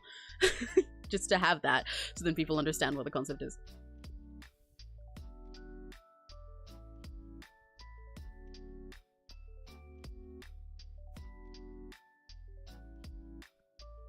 Maybe sometime I should draw what, I mean, I guess this will happen when I do a lore video, but referring to me as like the child of the alien and the cow rather than just being them both is kind of silly, so I'm gonna be thinking about what they would be like before they turned into me. I suppose the alien was really colorful and the cow must have been brown. Because I am specifically supposed to be like a fluffy type of cow, because, you know, I'm fluffy. I've got my silly fluffy hair, but the cow was not pink. The cow was brown. It's meant to be like a, hang on. One time I clocked in a football match at 40 miles per hour. Jesus Christ. You fucking drove into the middle of the match? That's crazy. I'm being silly. Have you guys ever seen cows that are really fluffy? Like, because they don't have to be just like the plastic cow, my beloved, type that's just like black and white spots. They can be like this and be covered in fluff. That's the type of cow I am. Especially one like this is like brown with like the white spots. That's why I look like that. Sonic is better than Mario. Oh shit, we doing hot takes. Okay. I mean, I don't have much of an opinion of this. I like Sonic and Mario. Mario both a normal amount. I will say, I've like never played Sonic games as a kid. I've played a lot more Mario stuff. I played like one Sonic game for like 10 minutes once because I found somebody else's DS, like someone that like a family friend who was over something, and I was really confused by it. I played it because I saw Blaze and I liked Blaze and I was like, wow, she's cool. And it was on some really hard level and I didn't get what's going on.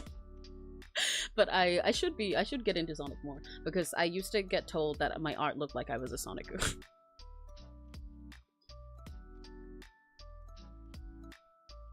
I used to get told quite a lot, actually, yeah, that I looked like I would be a Sonic fan artist. Specifically because of the way I draw eyes. I'm not drawing them like that right now because I'm drawing Dopio, but I used to get it a lot more. And with the way that I draw eyes for, like, myself specifically. The big ones that I do. And, you know, granted, I'm not even saying that being told I look like I'd be a Sonic artist is a bad thing, because I love the Sonic art style so much. I think it's rad. So I should get more into Sonic stuff. I did watch Sonic Underground when I was younger, though, but I forgot every single thing that happened in it except the theme tune. I long for my children, but I have to wait. To act too soon might seal their fate. Sonic Underground. Sonic Underground.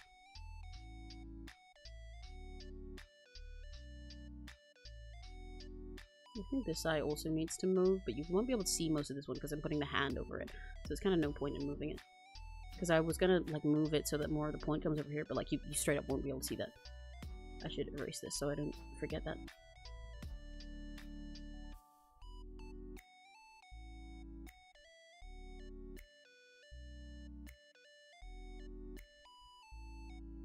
But I do want the center of the eye to be a little further away.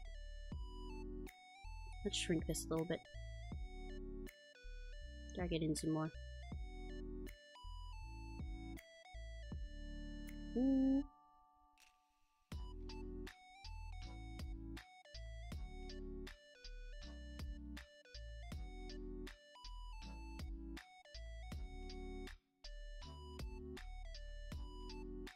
I don't like that shape too much.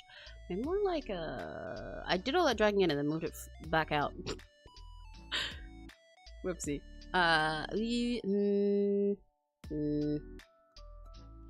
Something like that.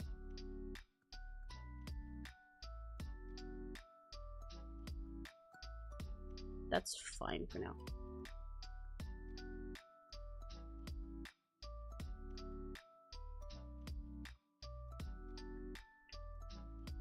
Oh well. Anyway. What did I miss in chat?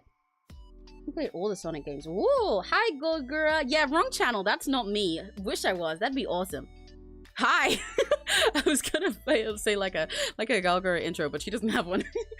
Yeah, I'm actually Galgura, guys. Trust me. This sounds like, you know those like Instagram scams where they DM you and they're like, yeah, I'm BTS Jungkook, and you're like, oh my god, really? Prove it. And they start singing like, oh yeah, I'm BTS Jungkook, standing next to you, send me $500.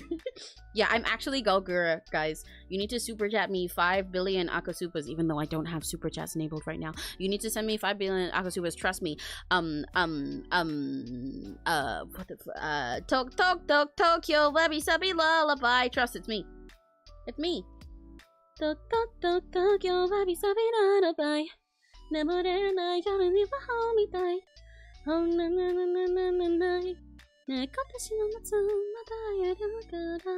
I love that song.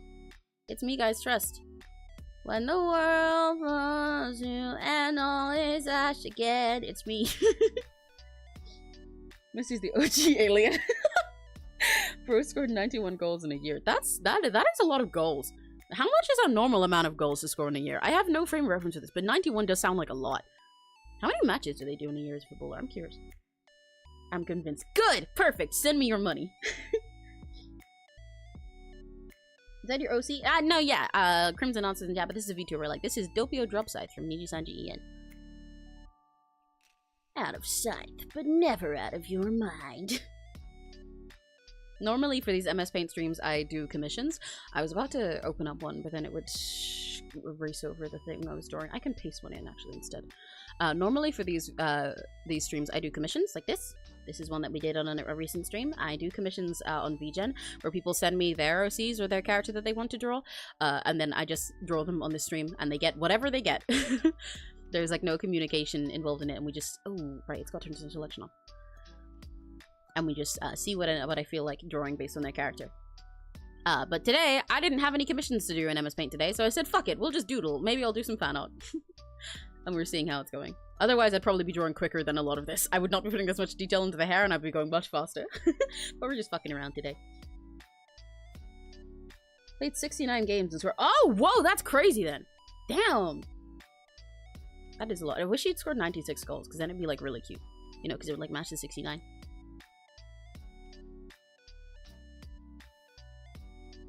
But that's fucking wild. Oh my god.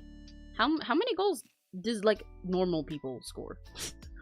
What's like a normal not alien super goated amount of goals to score? Okay, there's hair that goes like here. More like there. More like there. So it's connected to this part. So it'd be like curve around like that. And then there.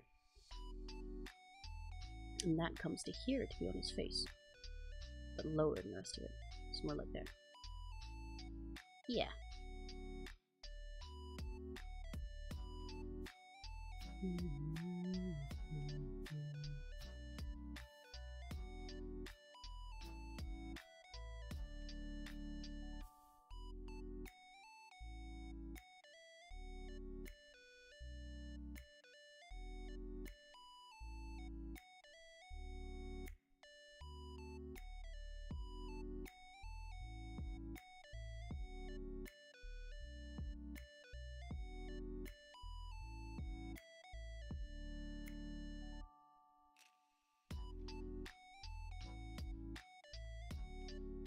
$30 is normal. Oh shit. Okay, right. Jesus Christ. Yeah. Okay, he is a fucking alien then. Damn. Maybe I've met him before. maybe we'll cross paths in hyperspace sometime. That's fucking crazy. Holy shit. Like over triple than like the normal amount people get. Jesus Christ, man. I see we said he's alien. Also, to answer your question, Crimson, because I saw that and then it completely left my brain for like 2 minutes and I forgot to answer. I'm an alien cow. I mean, you could call me a cow alien, but why would you do that? Because that sounds stupid. God, can you imagine being a cow alien? That sounds dumb. Cow alien doesn't even make sense. What kind of creature is that? That's stupid. That's dumb. That's cringe.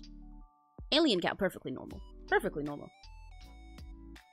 Cow alien, nah, you're making things up. You're Mary Sue.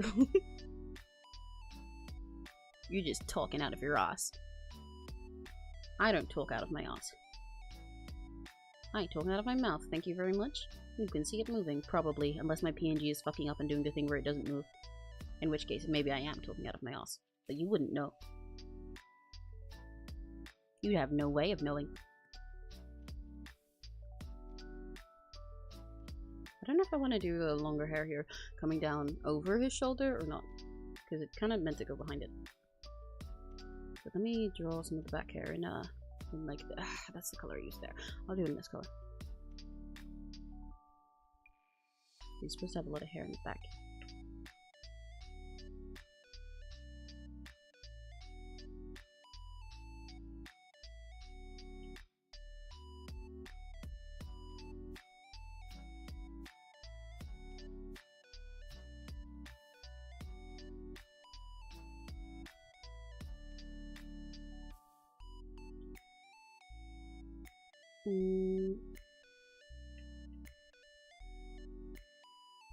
Okay, now it's time for the ponytail. I love side ponytails. I love ponytails. I love twin tails. I love tails.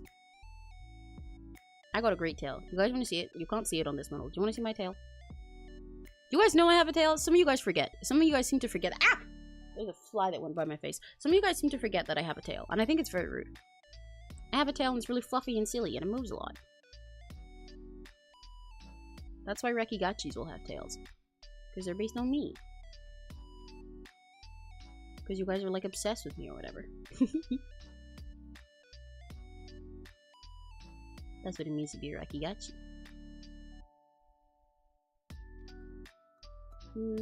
These lines are too thick. They're distracting when they're really thick. Also, there's going to be a pinky finger here, but I didn't draw it earlier because I couldn't draw it right, so I ignored it. But now it's kind of important that I do. Whoopsie.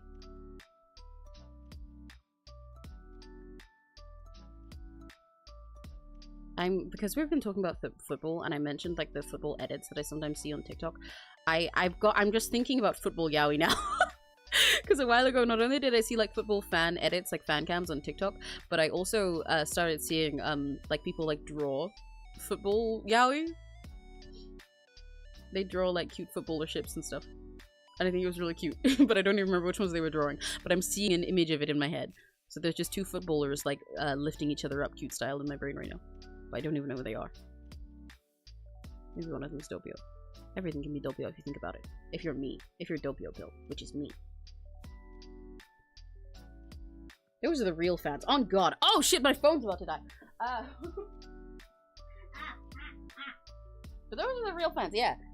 I think it's quite funny whenever that happens, because I see people draw like cute football yaoi, and then I'll see a lot of people who are very insulted by it. But like they're just cute. And then also sometimes I'll see stuff like that, and then I see like a regular football fan who's like, you know what? Yeah, they're kind of gay. Yeah, that's valid. I'm like, hell yeah. See, this is what I was saying earlier. I literally said earlier that you could solve most problems by just like kissing a boy. That's what I said, how I said they should have solved the Muppet movie problem, probably, even though I don't remember any of the plot of the Muppet movie right now, so I could be wrong, and if I'm wrong, I didn't say it, Flutterbug did. But this is proof, because you could solve beef between, like, people who occasionally watch football but are more focused on other internet weird fandom spaces, and people who are, like, normal who watch football, by just drawing football yaoi, and then you can bond over it. Isn't that great? Isn't that wonderful? Everybody just needs to draw yaoi, and then everybody claps. Everybody stands up and claps, and we all sing Kumbaya. And kiss boys. Yay! Hatsune Miku would approve. And this was verified by Africa Fact Check. At this point, I'm saying the stupid joke that nobody laughs at over and over just because of that. To be real with you.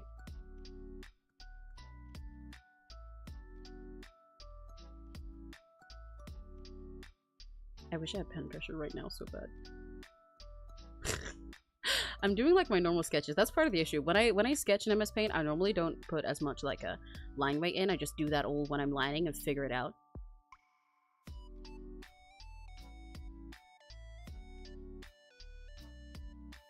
But because I'm locking in on drawing Dopio, I'm like sketching the way I normally would, where I do all of my line weight and everything for the way that I want to line it. I'm gonna need to make this cabinet a bit bigger, or I can just make his hair flick around over here. That might be the smarter idea. Maybe well, it's been squashed, yeah. But that's making it really complex because I don't have line weight, so it means I just have to go back over my lines a bunch. Which is kind of tricky.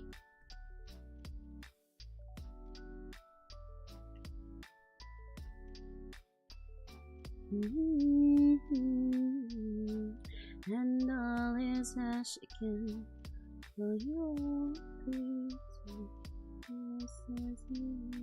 I'll do it again. Okay, we've kind of made a Dopio. I've built a Dopio. Yay! I wish I could build a real Dopio. I mean, I could just like hang out with him and put him in a blender. I would love to put this guy in a blender. Doesn't he look so blendable? I should make a version of this piece when I'm done with it, where I replace this arcade cabinet that he's in with just a blender. And then I'll go. And then I'll turn to soup and I'll eat him. I actually. This is gonna sound a little bit deranged. So one time, Dopio, and also Pokopio, if you guys remember the alter egos of his that I showed you earlier that he improv acts at, they did a stream together. I think it was for, I don't remember if it was for Pokopio's anniversary / birthday, or if it was for like a special day or something, like a holiday. But they did a stream together where it was like reading Sidekick's confessions. Everybody sent in confessions on Marshmallow.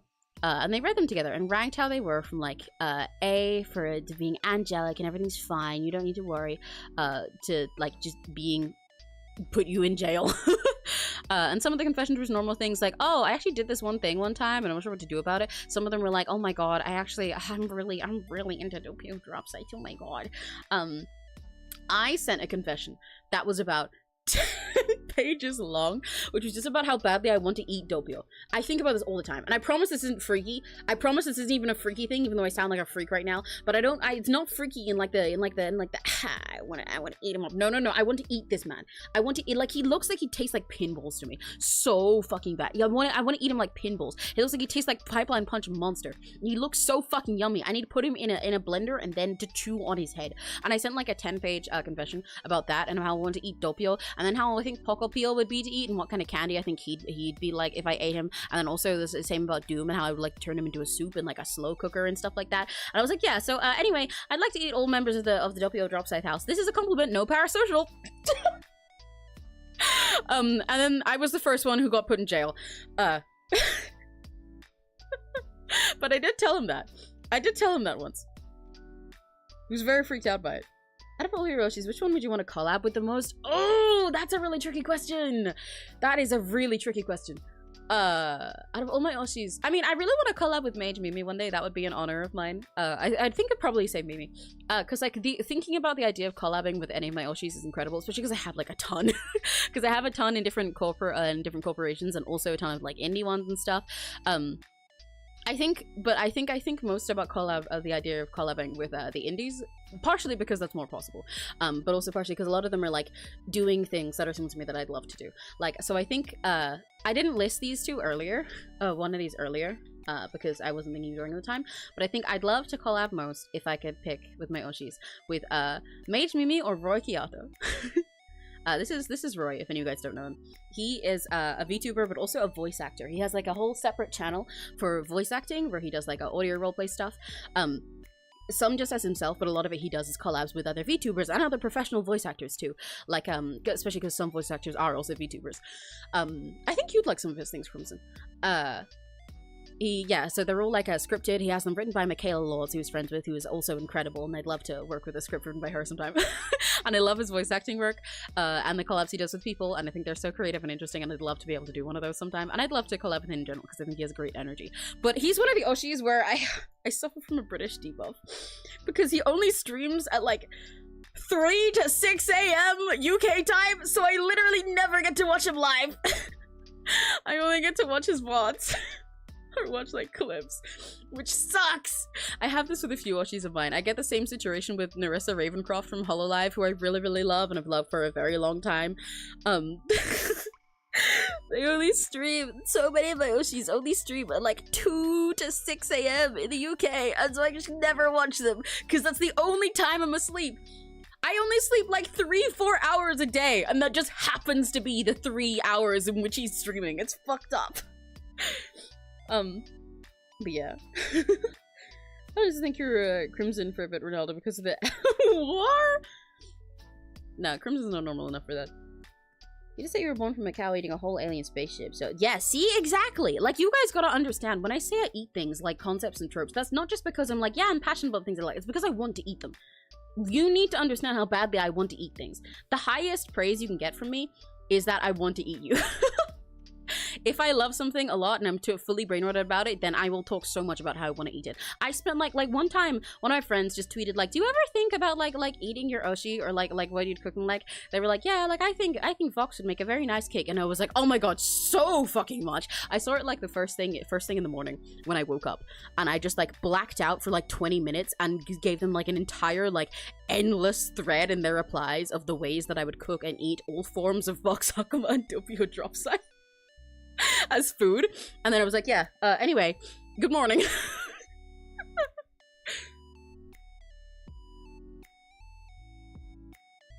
Me and Old Ronaldo is not the same, but the Old Ronaldo is a goal scorer. I'm the complete version of him. Oh, I see. That makes you sound like power scaling. You're like in a video game.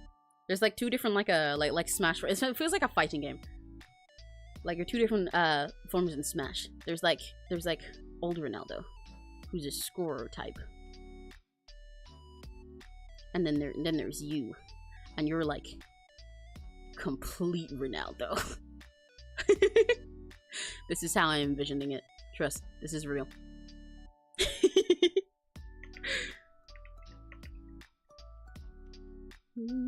I might take a break in a sec so I can get something to eat and drink as well, because I just realized that it's almost 5 p.m. I've not drawn much today. Normally I would have drawn a lot more by now, but you know. We spent the first like hour or two of this just like doodling random shit, so here's what it is.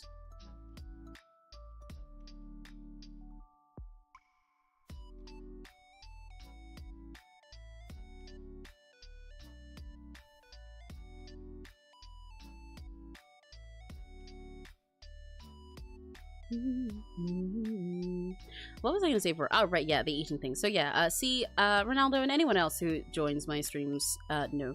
You need to understand, you might be scared of my chat at first and the weird things they're saying it.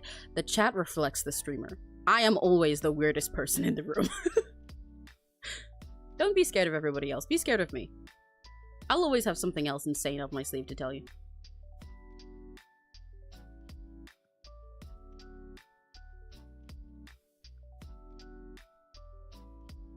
I need to emphasize his eyebrow more so you can actually see it, because I like this eyebrow. It's part of his expression looking like he's so frustrated.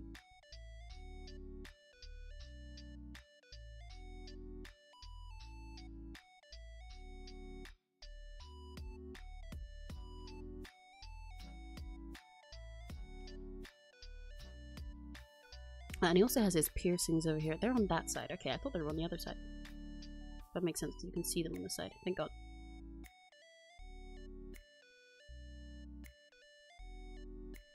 Oh, right! I didn't finish talking about the collab thing. I completely got off topic. But yes, I would love to collab with Roy Hiato, or I would love to collab with Mage Mimi, who was the purple girl that we talked about. Who was the only one in the list of 𝘆cies that I wanted to draw today that I gave you guys to choose from that was not pink. Which is very funny to think about. But Mage Mimi is my 𝘆cie𝗂𝗿. Technically, I have two. So, the question of 𝘆cies is really tricky for me to answer, which for any of you guys that don't know, your 𝘆cie is your favorite. It's kind of like saying bias in K-pop. It is the equivalent of saying bias in K-pop. Because it isn't a term for idol groups, so people started using it for VTubers too, because VTubers are very intertwined with idols. Because of 𝘆cie𝗂𝗿, who was my other 𝘆cie𝗂𝗿. This is Mage Mimi. My beloved. She is an incredible VTuber and artist and mangaka and costume designer slash seamstress and idol IRL as well. She does so many things. She's so amazing. She's also a part of Asteroid Music, which even if you don't know Asteroid Music, you probably know some songs they've made, because they also formed of Money, Johnny, and Kira, and some other members who don't quite are more faceless in their team. Kira, the Vocaloid producer. They've made songs for a lot of incredible VTubers. They made Distant by kyokaneko and Finalizing from Nijisanji. They made a lot of songs at Hololive. They make pretty much every single song that's released by Kiara Takanashi from Hololive. They made Life by Nura-sama, lots of things. And Mimi, actually, she's an artist in the team, so she animated the entire MV for Life by Nura-sama and also her own songs. She has like a webcomic that is out that she's also rebooting at the moment. She has a physical one-shot manga that she's making soon. She founded 2 different idol groups that she did IRL, because she also does like IRL content. And does idol stuff on her own now solo. She has multiple songs that are out and that are coming out soon. She's very cool. I love her. She's my biggest inspiration. So like in regards to the 𝘆cie𝗂𝗿 thing, right? I normally change my answer depending on what people are asking me. Like, if people are specifically, for example, Niji fans, and they're asking my 𝘆cie𝗂𝗿, I'm assuming they're referring to my favorite out of my Niji biases. So, like, 𝘆cie is your favorite. 𝘆cie𝗂𝗿 is, like, God 𝘆cie, so it is, like, the #1, top one for you. A lot of people say that you should only ever have one. It's just, if you happen to have one that speaks to you the most, that's your 𝘆cie𝗂𝗿. Otherwise, they're all just 𝘆cies. But some people just define that as your most favorite, and therefore they say multiple. If there's 2 people that win their heart most, I normally do that version, but I don't mind. It's whatever. I don't really have much preference on it. I don't want to have a fight about it with people. But if they're asking for Niji, then I'll say that Dopio and Vox, and probably Maridin, if they let me have 3, are my 𝘆cies. If they're asking about Hololive, for example, I'll say that it's Narissa Ravencroft. What was I about to say? If they're asking in general, however, my 𝘆cies, if they're asking about every single one of my 𝘆cies altogether, then I still have 2. I cannot narrow it down, but I think I get a pass, because one of them is 𝘆cie𝗂𝗿. And if it's 𝘆cie𝗂𝗿, like, she was like asleep for a billion years, so I deserve a little extra one as a treat. But 𝘆cie𝗂𝗿 and Mage Mimi are my 𝘆cies. And I love Mage Mimi. She's, I love her so much. As you heard by me rambling about her, she's incredible and does a lot of things and a big inspiration for me. And has been so for a long time. Like, probably like a decade by now, actually. Probably a little bit less than that. But like, I was a fan of her when she was an artist when I was younger. She used to draw My Little Pony all the time. I followed her on like DeviantArt and Instagram and stuff when I was like really, really young. And then she made an idol group. She wanted to make like a My Little Pony idol group after she got into idols. And then she made it into just a regular idol group. And I was like the biggest fan of that. And then she made different idol groups, different art stuff, made a comic and everything. And I'm passionate about every single thing she does. And I've followed her for a very, very long time. And she's like one of the only VTubers that I have a membership subscription for on YouTube too. Because I don't for any of my other 𝘆cies. I bought a Kindred membership this month, but I'm only gonna have it for a month as a treat because I don't have the money for that. But I am never removing my membership from Mimi. I love Mimi. So yeah, for the question of out of all my 𝘆cies, which would I like to collab with most? If I could, I'd probably choose 𝘆cie𝘂𝗿 and Mage Mimi. But the idea of collabing with any of my 𝘆cies sounds absolutely incredible. So I would genuinely love to collab with any of them. It sounds like a dream. But I think those two are the ones that I'd like to most, partially just because I can imagine what we do the most, you know? And it also sounds a little bit more within reach. I can imagine more specifically the stuff I'd like to do with those 𝘆cies of mine. Whereas for stuff like, yeah, I'd love to be able to collab with Dopio Dropscythe one day. I would be so insane about it. We could be so insane together. You know how hard it is for anyone to understand what the fuck Dopio's talking about? You know how hard it is for you guys to understand what the fuck I'm talking about? It's perfect. But also, I don't know what I'd do for that, you know?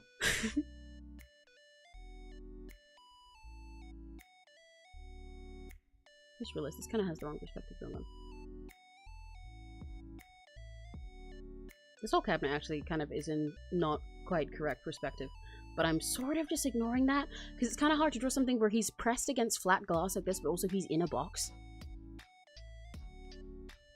Oh, that's why it's wrong, because I did this wrong. This is meant to be here, and this is where it splits to the side. I should draw the line like there.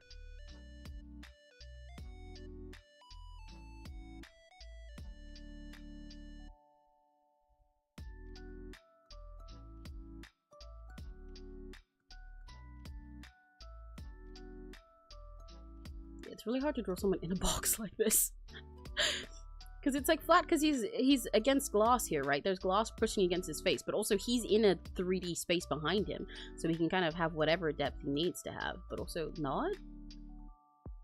Oh, this is why I shouldn't be drawing something this ambitious in MS Paint, but maybe the fact that I showed off the spammed and lo-fi thing I did kind of activated that itch in my brain to do something that big in MS Paint again. And maybe I'm gonna regret that, but I just completely forgot that I said I was gonna go have a break soon. I said that, didn't I? Did I? Probably. I tend to say that I'm gonna have a break and then just forget that I said that and then thus not have a break. But I realize I need to, because I need to get more of my throat tea, because my voice is a little bit achy. Because I overuse it a lot. Because I yap a lot, and I sing a lot, and I voice act a lot, and I do a lot of things that require my voice, and that's not good. And then I do them all for like 10 hours straight a day. Which is not good for you. It's like if I was playing football for like 1 billion hours every single day without stretching in between. See, I made it relatable. I just realized one of the peekers I made looks like they would get along with Gumi very well. Hell yeah! Send them my way. I'm back. What I miss? Dopio! I'm impatient. Am I impatient? My iPad is at 8 battery, but I want to play Roblox Sonic games so bad I have to wait until it's 11. Sonic Crew Puzzle, nobody will get a sig meme. No, it's okay. I get the feeling. It's really hard to wait for stuff like that. If it helps, you can speed up iPad charging a little bit normally by a few things that I do. Close every single app that's on there. Turn the brightness down all the way, and also put it on airplane mode, and then just like switch it off for a second, leave it to charge. That normally makes it charge faster. Oh gosh, sorry, but normally they charge a little faster because iPads take fucking ages to charge. And then they drain batteries so much faster too. I know the feeling because I play games, I play big games like Genshin on my iPad, but also I draw on my iPad, and both of those things eat your battery really quickly, but also I need a lot of charge for them because of that.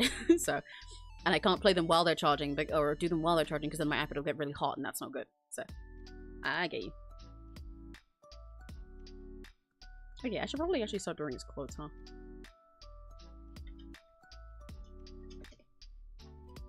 The scary thing about drawing an why is this line here? Oh no, no, no, no, when did I draw that? Oh, I drew it fucking ages ago! Oh no, if I wanna get rid of that, I gotta redo everything I just fixed. Fuck! Shit, okay. That may be stupid. That may be a little bit stupid. Just a little bit. You guys think I'm a little bit stupid or a lot stupid? Or do you think I'm really smart? I'm actually really intelligent. I need you guys to know that anytime I'm stupid, I have like... I didn't have to be a stupid person. I could have been a smart person, because I am a smart person, like objectively speaking. If I'm stupid, it's either because I'm stupid by choice, or I let my brain degrade to this point. And that makes it worse. I'm willfully stupid. Because I am a nerd, trust me. I mean, and not even just in like the weeb nerd way. I am, in fact, a nerd. I got really good grades in school for the most part, except for the history exam that I slept through on purpose. But I got really good grades in school. I was a big fucking nerd. In fact, you probably wouldn't believe this, but I was a very quiet type in school. I think a lot of people expect that I'm gonna be like a yapper, or that I was like I mean, I was occasionally once I finally found friends, or like the type of weeb kid who'd be like really loud about it all the time. I was occasionally with my friends who. One time I made like a friend group in school that was like my life friend group at the time, and we called ourselves the anime circle or like the anime squad because we were all weebs. Once I got friends like that, occasionally I was like annoying and like at like lunchtimes and stuff, but in class I was very like, I used to describe myself as a kudere rather than like the sumo mega dere that would be now. I was not loud and yappable most of the time. I would just sit very quietly. People knew me as somebody who never smiled. Like for example in drama lessons or like drama club, we would do this game that was called I Love You Baby, where everybody stands around in a circle, and we're all standing there. And you pick a person, and they have to go up to somebody else and say like, "I love you, baby," without like touching them or anything. They have to say "I love you, baby" they have to improvise some way to say it in order to make the other person laugh. And if the other person laughs, then it's their turn to go up to somebody else. Now this person takes their spot. And then they gotta go up to somebody else and do the thing again. But if this person doesn't laugh, then this person's still gotta go around and try it with somebody else. And people would hate playing that against me because they like referred to me as the Rock because it was impossible to make me laugh or smile. So I was like very opposite of myself when I was in school. I was very, very much in my shell, unless you, like, specifically were the right person to get me out. But yeah. So, and I was a big fucking nerd. I am a nerd. Like, even though Neri is the linguist one and the English guy and the language guy, I got like just as good grades as he did in English. In fact, better. I got my two English grades for language and literature were A+ and A++. English, British grades work a little bit weird because we say star instead of plus, first of all. So I used to have A star, and I used to go from an F or a U if it's ungradable to an A star.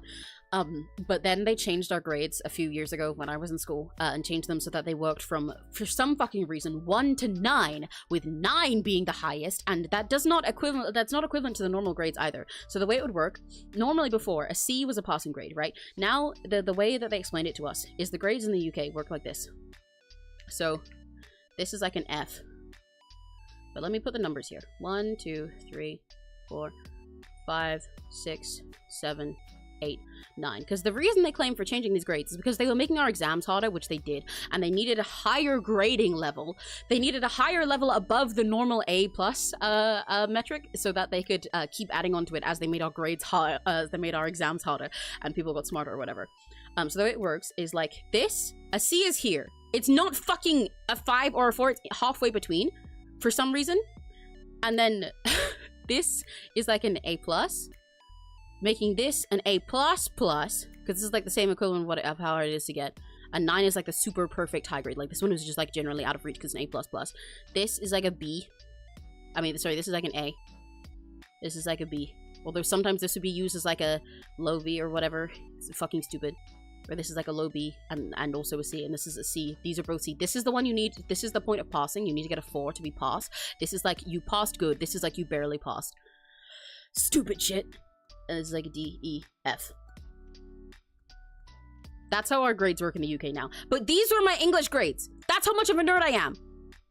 And my dance theory grade was a 9 on every single test that we did. Because I did dance in high school. Which is secondary school. Because I'm British. Even though a lot of people don't realize it. Because I sound very American today. But I did dance as an optional course in the later years of my high school. And I got a 9 on like every single theory question and test we did. I got like a regular grade for the physical because I had a breakdown during my exam. But for the theory, I got like a 9 on everything. And I was a big nerd about everything. So I'm actually really smart. If you think I'm dumb by choice. Which makes it worse. So freaking funny. Yeah. I used to be very different. I was not a colorful, wacky Emmy creature to most people. I would just stand there. I went from fucking kudere to megadere over time. We're all a bit stupid sometimes. Yeah, of course. Otherwise, you guys wouldn't be here. You have to be a little bit stupid to be on my same wavelength. If you're too smart, then it just won't make sense, you know? You have to be dumber in order to be smarter about me. Because otherwise, if you're smart, you'll feel dumb when you're listening to me because you won't get anything that's going on. But if you're dumb, then you'll feel smart. You know? Yeah. You know. Just like that. It makes sense. If it doesn't, clearly you're not dumb enough. But it's okay. You can get dumber. I believe in you.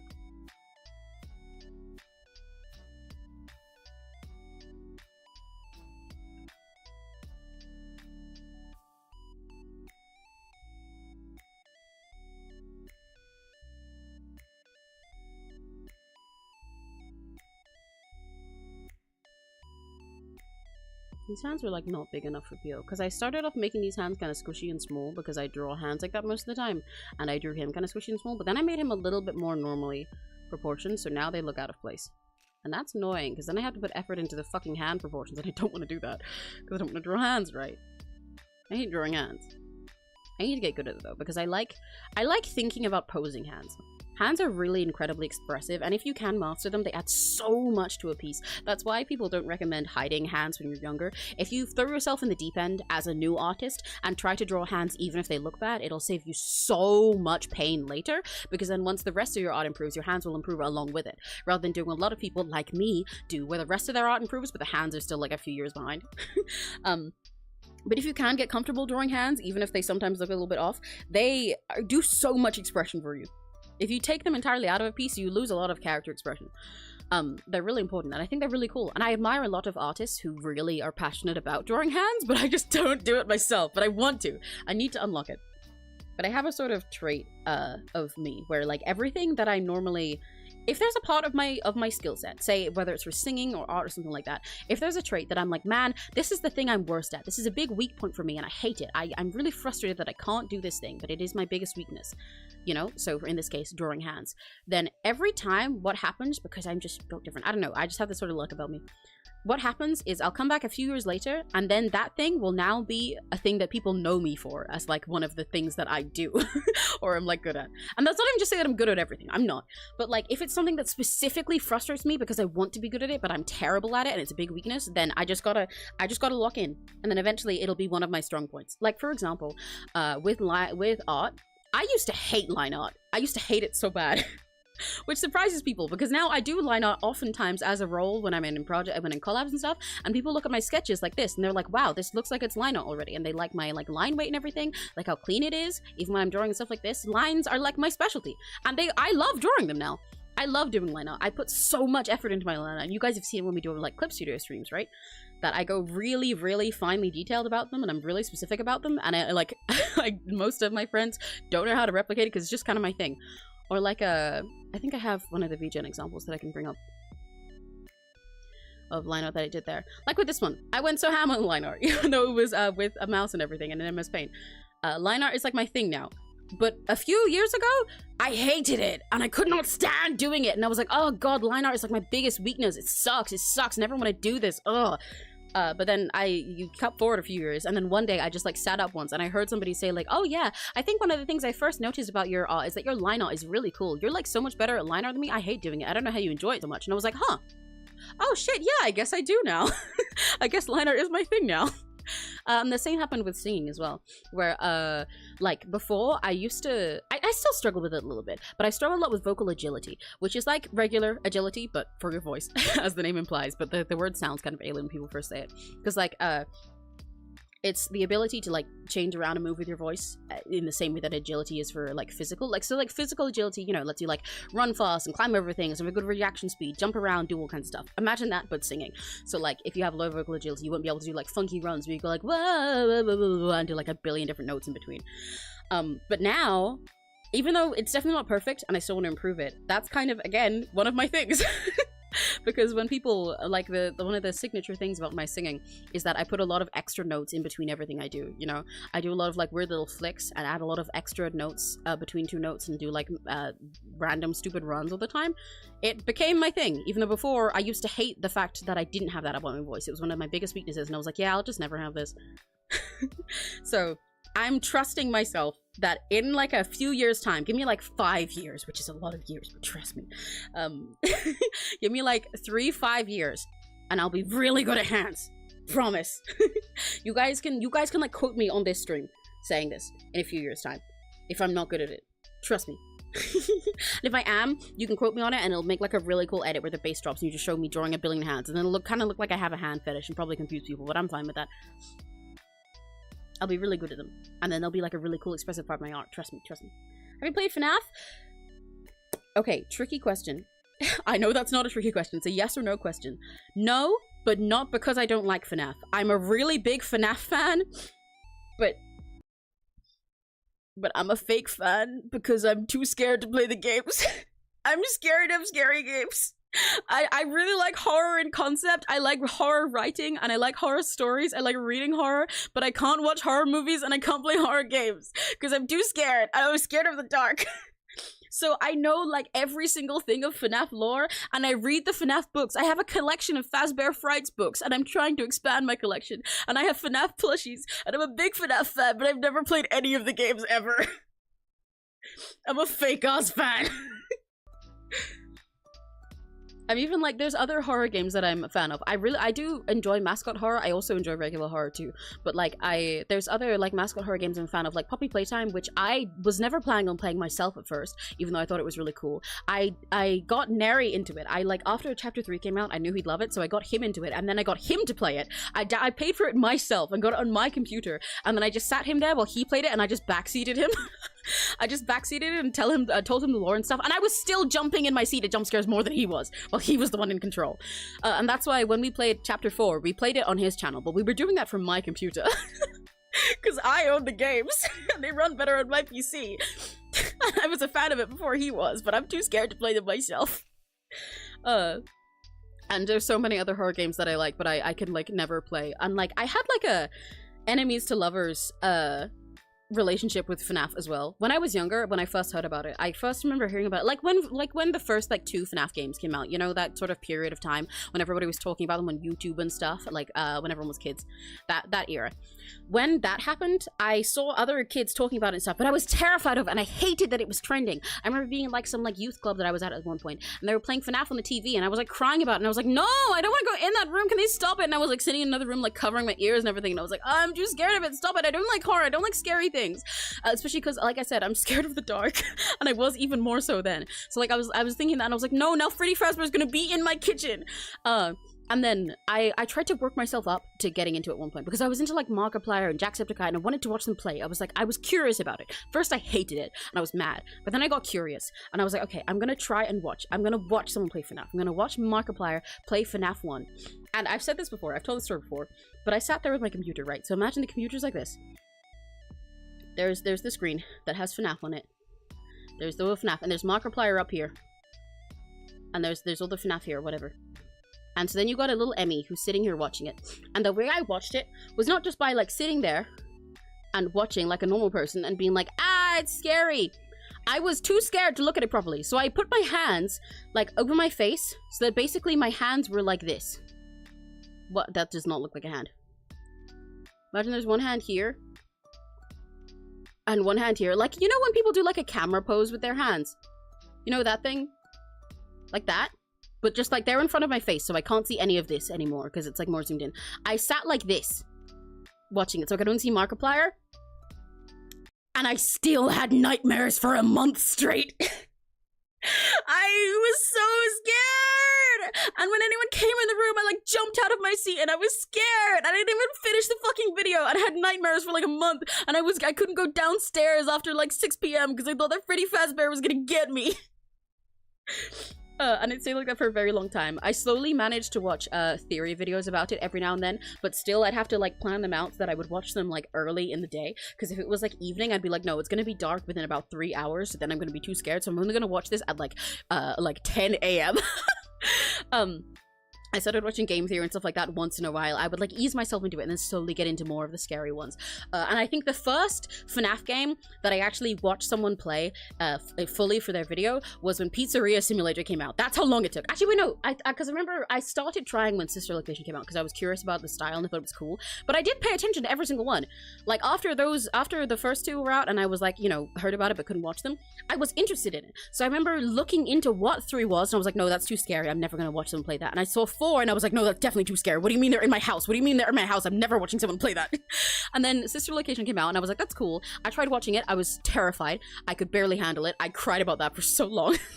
Pizzeria Simulator came out, and I was like, oh, it's a simulator game. I can watch that. This is fun. This is fun. FNAF is fun. FNAF is fun and silly. But I could barely stomach watching the all of the actual FNAF playing parts of it, like the salvage stuff and the regular FNAF section. And then slowly from there, I started watching it. It took like a long time before I could fully sit and watch somebody watch GT Live's full playthrough of Pizzeria Simulator without skipping over any of it or turning away from the screen. And then slowly, bit by bit, I worked my way up to watching regular FNAF playthroughs. I think I watched that. Every now and then I'd watch a tiny bit of Ultimate Custom Night, but it was still scary to me. But Ultimate Custom Night is such as like a silly game. It feels more like, yeah, just like gameplay grinding than horror. So I was able to stomach that a bit. Security Breach, I was able to watch all the way through because, you know, it's like sillier. I think if I played Security Breach, I would still shit myself in terror, even though it's not that scary. I still would. Just because I'd be scared because I'm me and I'm a fucking pussy. But I could watch Security Breach just fine, especially because it's colorful and it's more Emmy coded in like the glam rocks and everything. And then it's only within like the last 2 years or so that I've now reached the point where I can watch any FNAF playthrough and just enjoy the whole thing. I'm so serious. But that whole time I've been a fan for ages. I like I said, I collect Fazbear Frights books and like ugly FNAF plushies. I specifically have a thing for connecting FNAF plushies and horror game plushies that are really off model and shit and came from like arcade machines that are broken. I like them when they're ugly. So yes, I'm a FNAF fan. No, I've never played FNAF. That's my very long answer to that question. Anyway, just play Ruin. It's where you... Oh, no, yeah, I know what Ruin is. Trust me. Like I said, I know what every FNAF game is. I watch people play them all now. Because like I said, I am very passionate about FNAF. I just don't play it. That's why I said I'm a fake fan. Because I'm really, really into it. I just don't fucking play it. But yeah, I know what Ruin is. And I think Ruin's really cool. It's one of my favorite things. I love Cassie and I love stuff with Ruin. I'm not playing Ruin. I would cry. Like, I think I'd be too scared to play Security Breach. And like I said, you know the Security Breach is not that scary. It's like open world, but takes out a lot of the terror. And like any of the scare is like, for most of it, it's just like normal video game scare where it's like, oh, I've got to make sure that I'm not chased. I'm just doing stealth stuff. But the enemies themselves are not scary for at least most of the game. But I'd still be too scared. I think I would spawn in and then I'd be like, okay, I gotta hide from Vanessa. Oh, I don't like it. And then I would get scared and you guys would watch me just not move and like pause the game 10 seconds in. This is Ruin? No, no fucking way. No fucking way. I'm not doing that. I gotta go. Bye-bye, Lucia. I relate to that. I like lore stories more than games. Yes, exactly. And like, I think the games are really cool to learn about because I am passionate about game design too. I was a game design student. I just can't play them. Like, I could talk to people about the reasons that I think Poppy Playtime is better than people think based on its game design and all that stuff and everything, and the gameplay, or reasons that I think some of it is bad, and stuff like that. Same for FNAF. I could talk about their gameplay, their design, their storytelling, all these things. I could yap about it for ages. They'd be like, oh, so did you play it? And I'll be like, no. They'd be like, oh, so you have all these critiques on Poppy Playtime, these critiques and compliments on Poppy Playtime as like a video game. Did you play it? And I'm like, no, Neri played it. I sat behind him and I got scared. But I watched. I watched. I'm a fucking faker.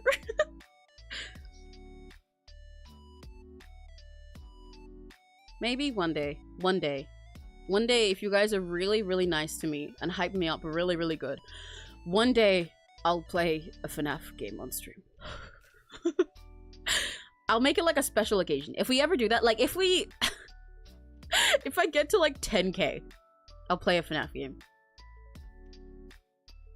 Because I would consider the options are either one day I play like a horror game with Neri, but we play it on my channel and I'm the one controlling the controller this time rather than being the one sitting behind. Because even when we played Me-Side, I wasn't as scared of that. I could play them myself, and I did every now and then take the controller. But even when we played Me-Side, I was the one sitting at the back, even though it was on my channel. But that's partially just because I'm a better yapper and Neri's better at controlling things. But like yeah. Maybe one day I'll play like a horror game where I'm controlling and Neri's the one backseating. Maybe. And maybe if I get like some huge fucking milestone, if I get like 10k subs, then I'll play a FNAF game myself. I'll do it all by myself. But you guys will have to hype me up really bad, okay? You guys have to tell me that I'm so fucking goated the whole time. You promise? Otherwise I'm gonna cry. I will cry and shit myself as soon as we see Freddy Fazbear. I'll like play FNAF 1 and look at him on the camera and start crying and close the game. Anyway, I'm like stalling and drawing other parts of him. I should move on to drawing his quotes. Yes. Yay! I should more about Monster. I'm actually really thirsty and I only just realized that.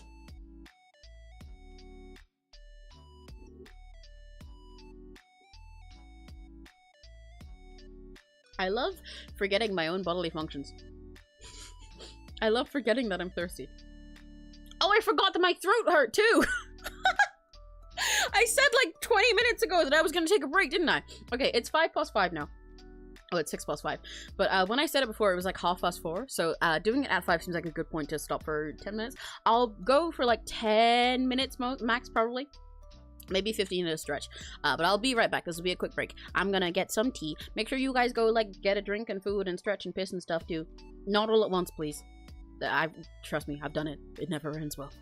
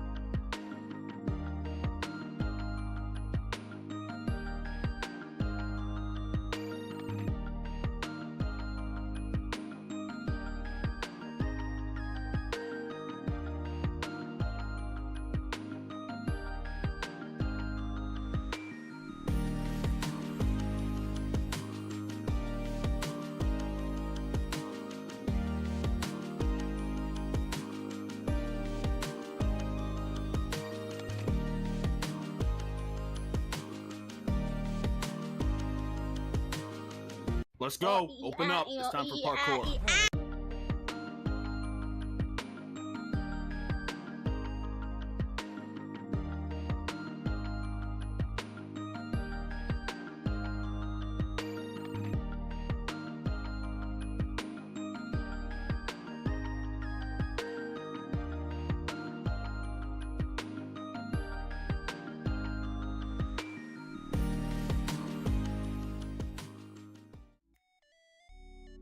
Hello, I'm back.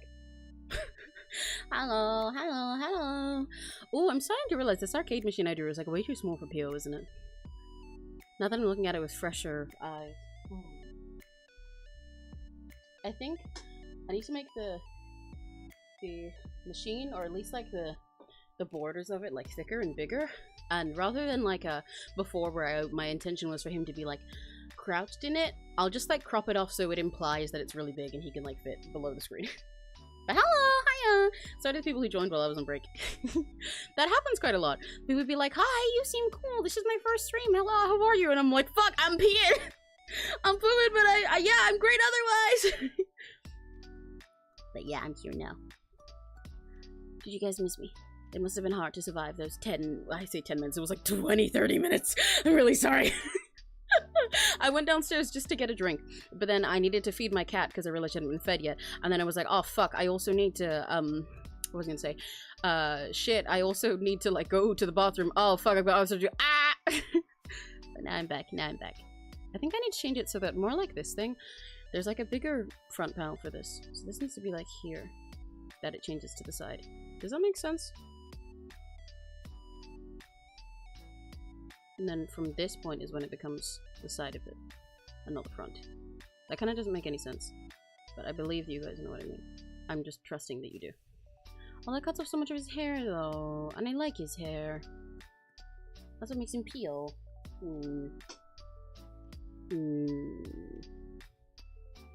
Maybe instead of covering it that way, because that kind of doesn't make sense, does it, actually? Now I look at it. Perspective won't let me change it like that. So let me leave that as is and change this instead.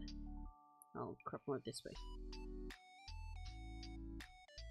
Oh, but then I'll be sad about losing his eye! Fuck! If I was in CSP, I'd just move him so I could have more space for the cabinet, but I can't do that.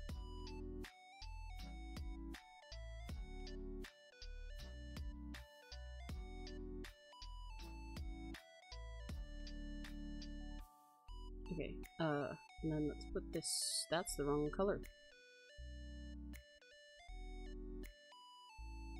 Put this like here. Yeah. Yeah. And then I want the corner point of this. Let me cook. To be like here instead. Okay, that makes it look a little bigger. The perspective of that does not really match with the perspective of him at the moment, but I'm kind of just gonna ignore that because I don't want to think about it. Then this needs to go further down and also be a bit bigger.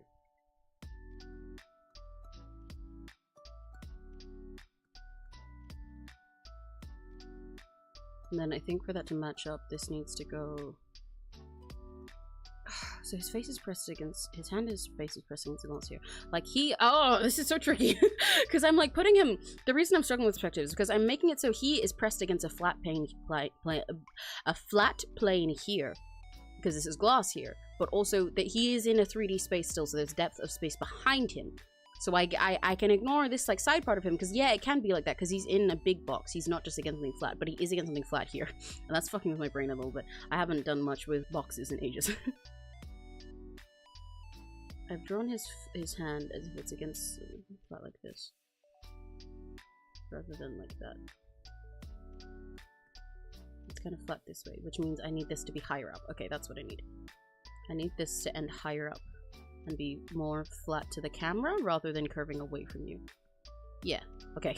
I'm figuring it out. I would love to explain what I mean by that and why I think it needs changing, because when I change stuff like this, I don't really like to explain it for you guys. So then if any of you guys want to use it as like an art tip, I'd be like, oh, I see, and then, you know, and like apply that to your own stuff later without consciously realizing you learned something, then that's nice. And that's why I like watching art streams myself sometimes. But I cannot.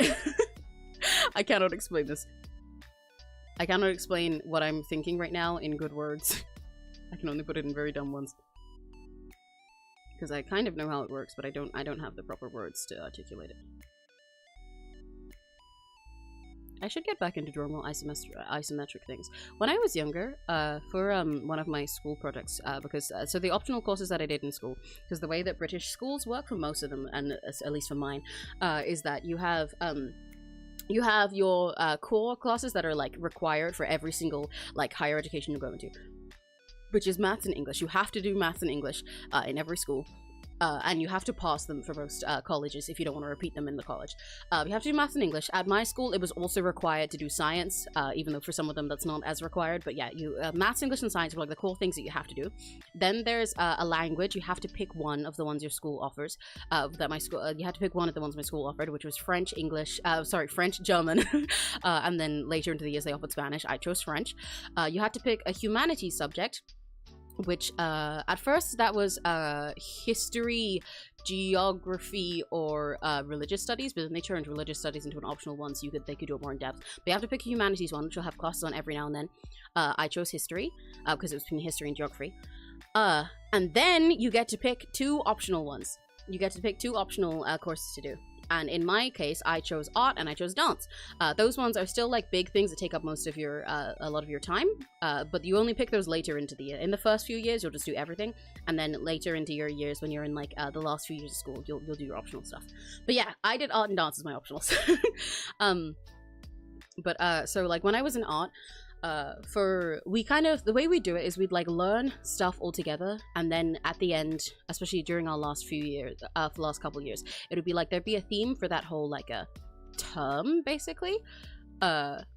There'd be like a theme, but we'd all each decide how we were going to interpret that, what kind of art we were going to do personally to interpret that. So like for some people, I knew someone who just did like really hyper-realistic still life paintings. I knew some people who drew things that were very cartoony. I personally did a lot of anime stuff, but also experimented with a lot of different kinds of mixed media during my art school years. I danced as well. Hell yeah! Yay! I wish I could do dance streams in the future, but I do not have the like a money nor computer quality to be able to do 3D stuff, but I want to so bad. I love dancing. And I like choreography as well. But anyway, yeah. Oh, I need to make this wider, don't I? Like this way. But I think I can make it wider, because what I would do is I think I need to make the glass wider in order for it to make sense that he fits here. But I think if I just make the frame wider, like basically give it a big chunky decorative bit like this, it'll kind of imply that there's more glass behind it, so I won't have to draw more of Dopio. Not that I'm mad about, not that I feel bad drawing more Dopio, but that I don't know how to stretch this out without it being a pain. Anyway, my point. I did a lot of mixed media stuff, and different types of themes that I wouldn't normally do for my art courses, because I just kind of, I would pick whatever type of artist I was fixating on at the time to be like, yeah, I want to explore doing stuff like this for a term, or doing this as my focus. So like for one term I did, specifically I did doll customization, and I used it for like big 3D projects. Like for one thing, I took like this big mirror that I had, that we had in our house, which was like a mirror, and then it was like all chunky around here, and it had this little like a sitting bit. It was meant to look like it was like kind of wooden, I think, and it was meant to look like it was like some sort of magic pond or something. But I took that, spray painted the entire thing, decorated over it, put a bunch of funky materials over it, and then I custom made like a mermaid doll to go there out of an old Snow White doll, and then I made it like painted over the mirror and stuff like that, etc. But for one term, I specifically focused on isometric art for a little while. For a little bit. So like art where it's like a digital art where it's like a little isometric world like this, where you've probably seen the kind of thing I'm talking about before, where they do like just like a cube like this, right? And then they'll just draw like a little person living it, like their little life in here. So you like cut out this wall, and then say we've got like a, maybe their stairs are here like this. And you see like the little person down here, and like their bed is here, and their this is here. You know, it's like a little room, like a little environment that you see just like through a little cube. I really specifically was interested in that, so I did that for a little while. And I have a few pieces that I did on that, and like artist studies that I did based on it, but I haven't done that in ages. But what I was saying is I should do that again, because I think it was really cute, and it was really fun. I'd like to be better at it. Anyway. But then maybe I'd be better at doing this fucking box. What type of dance do you do? I do ballet. Oh, but I just kind of dance in general. Like, when I say dance in school, we just learned dance overall as a subject. Like, a lot of it was theory lessons that we did, studying different types of dances. Like, there was a ballet that we studied for a term. There was a capoeira dance that we studied for a term, etc., etc. I personally, like really love idols of all kinds. So I'm really into a lot of like idly cutesy performance dance like that, but also a lot of street dance stuff, and just a whole bunch. I just love dance. I've danced like I was the type of kid where my mom said that I could dance before I could walk, you know. I just love dance. I've never done ballet, like I've never been trained in it. I love ballet though. I think it's gorgeous. I want to watch more ballets. Nary likes watching ballet actually. That's probably not surprising to most of you, given the type of fancy little nerd he is, but he likes watching ballets. I think he did ballet a little bit when he was really young, but he's not a dancer now. I am instead. But I've been meaning to watch more ballets with him. I think ballet's so gorgeous. I did dance a little bit in like, I did have some dance teaching a little bit when I was a kid, but not for very long. There was a time that I went to like, if I say club, it sounds a bit misleading because it wasn't at school. It was just like a separate dance club thing in my town, and it wasn't competitive either, but I did that for a little while when I was younger, but not for very long because my family situation changed and I couldn't anymore. But I've not been like formally educated in dance outside of doing it in high school for a few years. Otherwise I just do shit. I just be doing everything. I would love to show you guys what type of dance I do. Like I said, I wish I could do 3D so bad. Like, genuinely, it's one of my biggest goals. As much as I'd love to make a live 2D model, like, of myself, I'd love to be my own mama and papa. Although, most likely, I'll probably just be the mama, because I haven't practiced live 2D rigging in ages. Oh, wait, what the fuck is this line? Did I draw it way thicker before and then cut it off? Because if I put this line here, it would make a lot more sense, but I don't want to. It's too late now. I've changed the perspective of it, so it doesn't make sense anymore. Anyway, I'd love to be 3D so bad. That's like my biggest goal. I think I just kind of seem more 3D than 2D. You know what I mean? I need space to room. What? I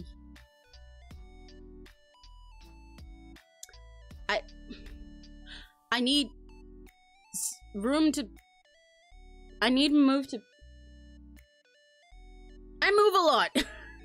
I move a lot. So I feel like I need to be 3D one day. I need to be unleashed. And I'd love to be able to do dance streaming and to record dance covers and to choreograph my own stuff more, because I do choreography just like for fun for myself a lot, but I never really post any of it, and I haven't finished a full choreography of anything in a very long time. But I would love to get back into it again. I want to so bad. Yeah, like I choreograph stuff just like privately for myself, or I have songs where I'm like, oh yeah, I choreographed this little chorus piece to it, here you go, but I just don't finish them because I don't have the time.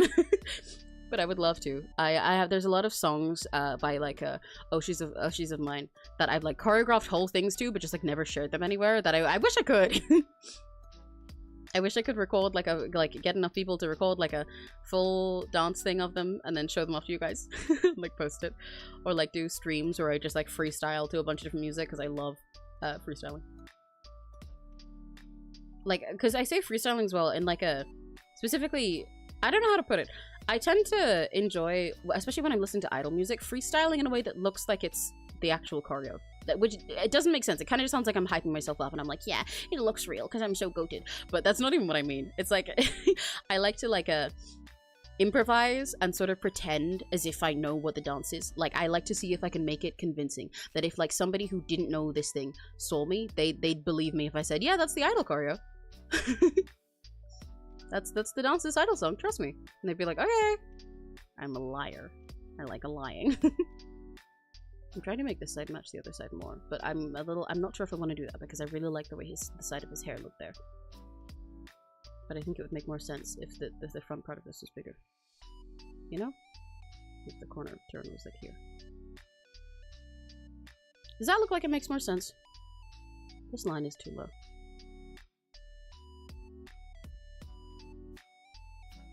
It should be like there. I said that was too low and then made the other one lower, but I think it should be like... Oh, is this one supposed to go up or is it supposed to go down? I think with this perspective I did, this should go up instead of down, right? It should go up to meet the other corner back there. Oh, fuck. I hate perspective.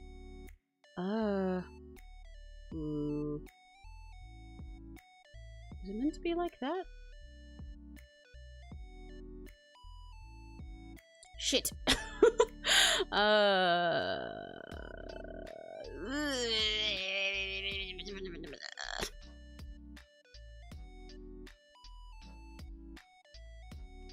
I think it needs to go up. Going down kind of doesn't make sense when I look at it.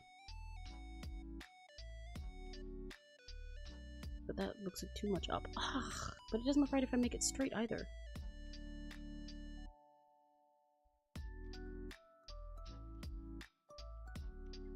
I think that back line might be wrong. This one.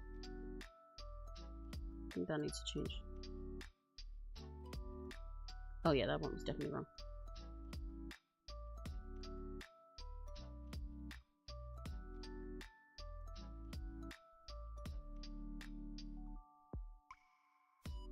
Bear with. I'm locked in. Yeah, and then that's like there. Okay. I'm cooking. I'm not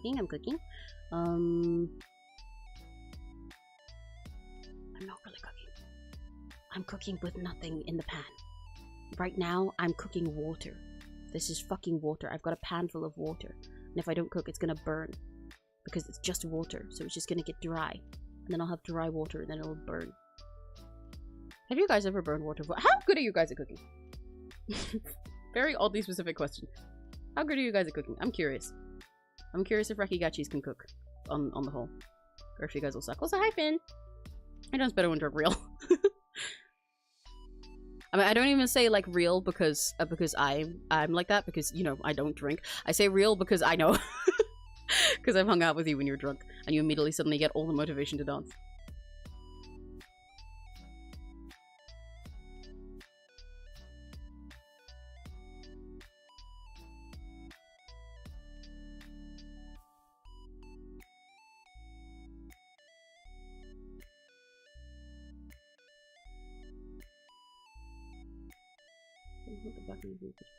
No, it should just go behind his head. Okay.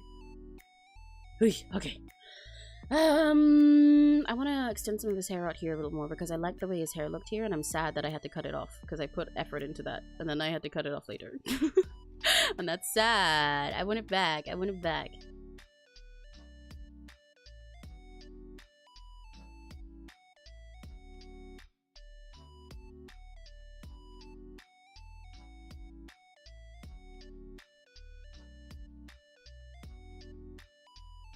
Just that is fine, I guess. Yay! Okay, this is looking much more Dopio now than it did when I started. When I started this, I was really unsure about it. But like I said, I trust the process even if it doesn't trust me. Yep. You already know my weird-ass cooking ability. I do. What was the question? I asked if you guys can cook. How well can you guys cook? I'm curious, like, the rate of cookability from 𝘆cie𝘂𝗿𝗿s. I like learning stuff about this, like, you guys. Because it's, like, interesting to just learn, like, the average level of a certain skill, you know? Or like what kind of people you guys are about certain things. I like learning how different or how similar you all are, because it kind of says something about me, you know? When certain types of people are like drawn to me. This fucking line feels like it should be going up more now, but before I didn't like how much it was going up. Why does it want it to go more up now? I think maybe it just needs to be higher. There's not much in the other one. This is my fault for doing a fucking concept like this in MS Paint. But like I said, I think talking about the Spamton thing that I did before made me want to draw a full semi-background piece in MS Paint. I don't know why it's a semi-background. I had a full background. I feel like background piece in MS Paint again. Because I haven't done it in so long. Dopio, you can fuck off from here now. Sorry, Dopio. I love you. But like, you're in the way.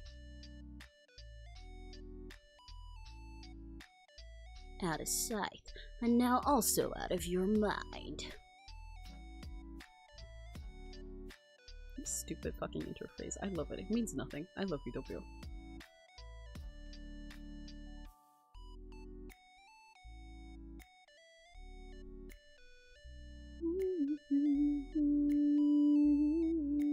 There we go. Okay, this box is looking a little bit better now. He's caged. He's contained. We've got him. He's secure. We have pumpkin cake from Crash before. Oh, hell yeah! Pretty good home cook. I really like making soup. That makes sense for you. You do seem like you'd be able to cook, and especially good soup. I would love to have Addie soup.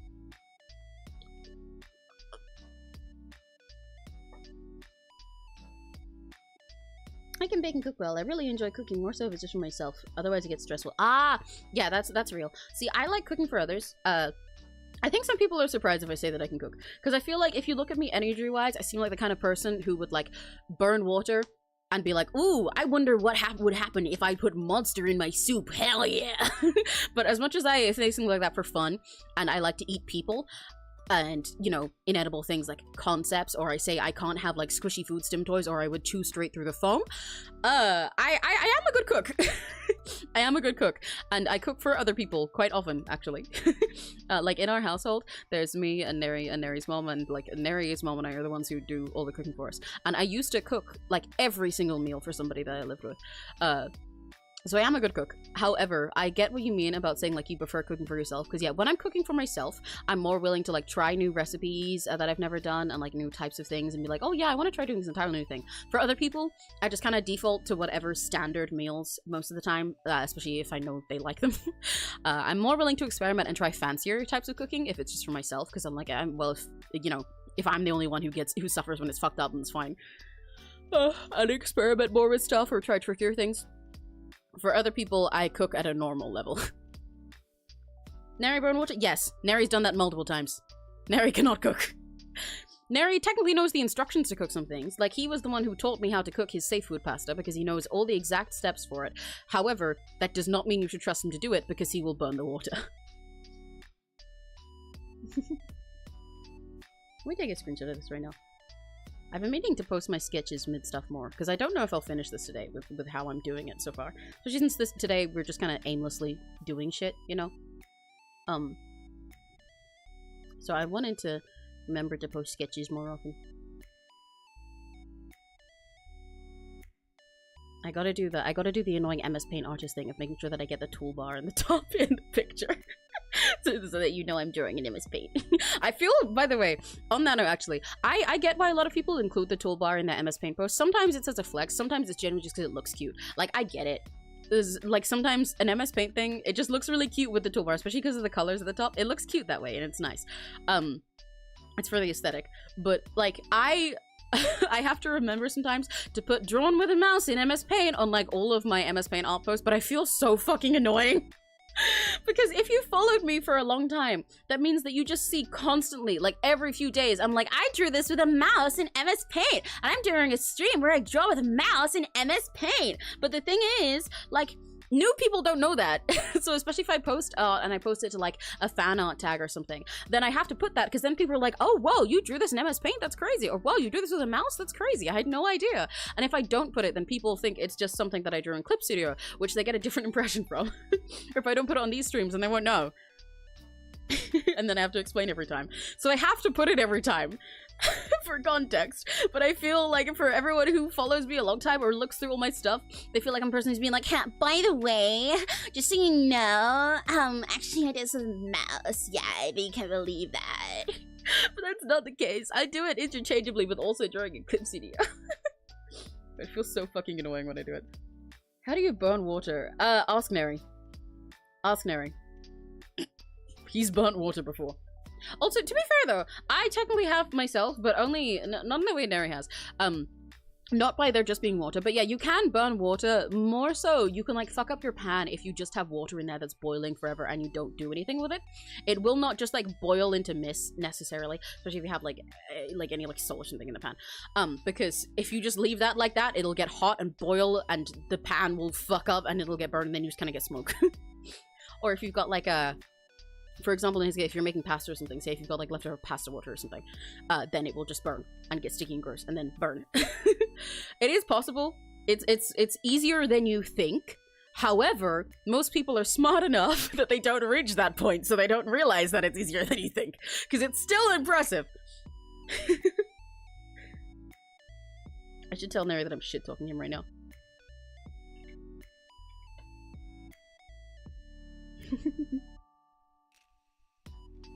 I'm gonna tell Neri, we're bullying you on stream, by the way, /J. Racky Gudges are asking, how you can burn water.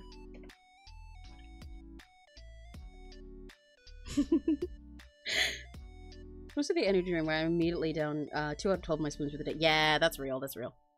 I get you. Neri said, what? Specifically like that, with exclamation marks instead of question marks, like this.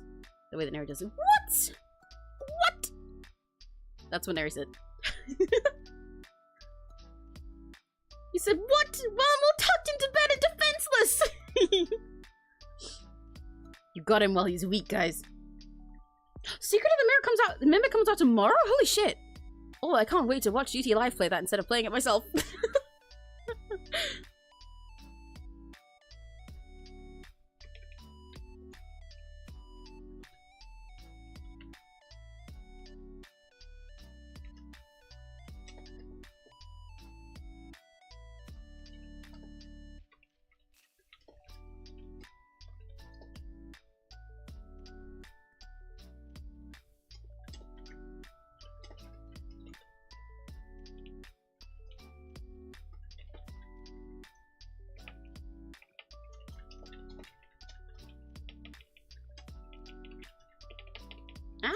I'm typing really bad.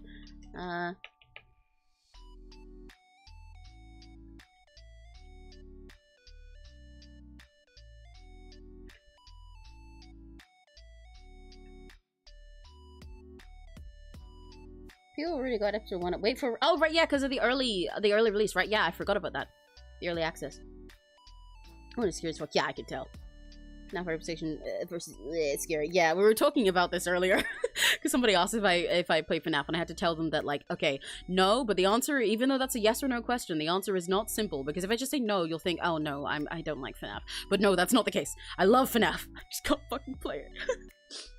Maybe I'll ask Neri really nicely if he wants to play Secret of the Mimic, but I probably won't, because to do that, I feel like I would have to make him play the rest of the games first. Otherwise, I'm going to spend the whole time being like, every 5 minutes being like, okay, so this thing is related to this lore from this game where this happens, and then explain the entire gameplay loop of a certain game first. So I'll watch GT Live play it.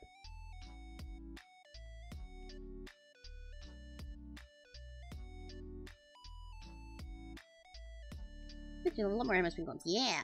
Hello, it's good to see you again. Hi, Serena. Hello, Your Highness of Elephant Ear. You guys should stream it. No, because like I said, that's probably why I wouldn't stream it. Because we'd have to like stop every 5 minutes for me to explain an entire FNAF game to Neri. He is used to this. I do that to him a lot, but.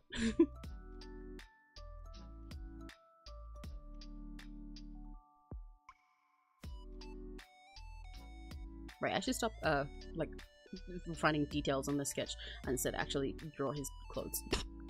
What was I doing? I wanted to use this color, but I used that for his back hair, so I'm gonna change that back hair color to this pink one.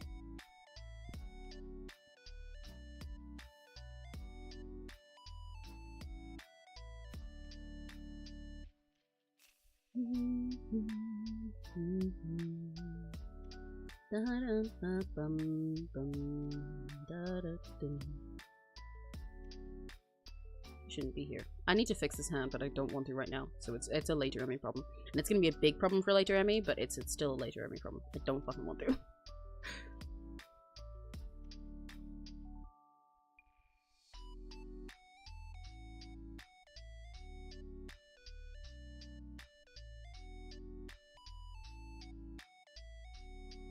you Mimic is a past game and hasn't— no, yeah, but because it's a past game, that's why it links to the other games. I know it's a game set in the past. Don't test me on FNAF boy, FNAF lore, little boy. I was there when it was written. But no, yeah, I know. That's exactly why I have to explain to Neri why certain things are cool. Because the fact that it's in the past is why people are so interested about it lore-wise.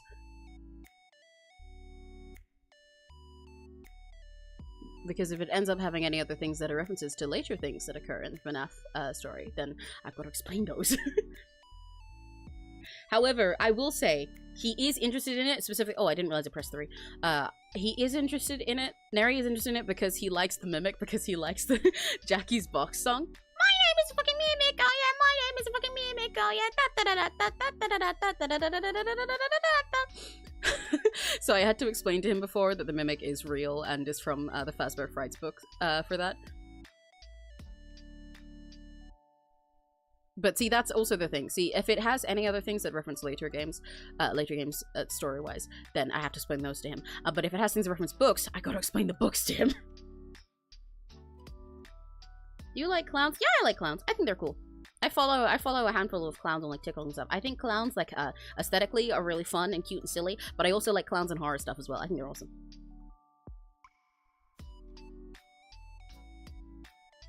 Yeah, I'm assuming there won't be any major ones, but it still means that I have to yap about little ones, what I'm saying. And like I said, Mimic is from the the books, which I read, but Neri doesn't. He just learns about them through me, so. I would consider it, but like, I just do not know if I think I'd feel like streaming that. Also, my PC has very little space on it right now. And to do this, we have to play them on my PC, because Neri's can't handle it. Anyway. I had to avoid the Delta from 3 and 4 streams for spoilers. It's a good thing I'm back. We could have developed withdrawals and from lack of each other. So true. I would have died. I would have literally exploded in combustion and gone. Wait, I have an image for that. I have an image for that. I have an image for that. Hang on, where'd I put it? Where's my explosion? Where the fuck is my explosion? Where is it? Where is it? Where is it? Where is it? Where is it? Where's my explode? Where's my explode? I would have gone like this. But a bit bigger and cooler. Doodle mini-me next to you. Oh, you want to be a Roblox baby? Do you want to be a Roblox baby? I'm a Roblox baby. Wait, I'm gonna make you a Roblox cat. I think you'd make it look like a good Roblox cat. In which case, I'm gonna get rid of this heart and make it bigger, so you can fit us both. You're gonna be a Roblox cat.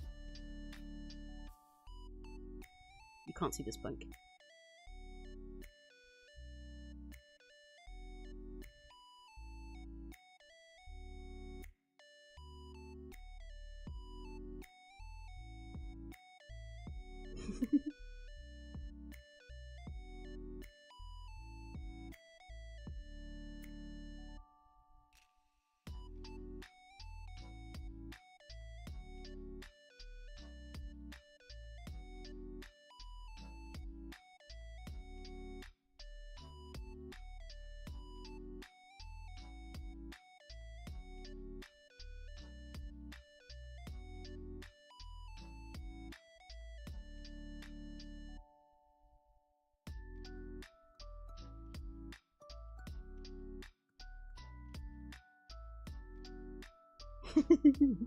I love you, Roblox creatures.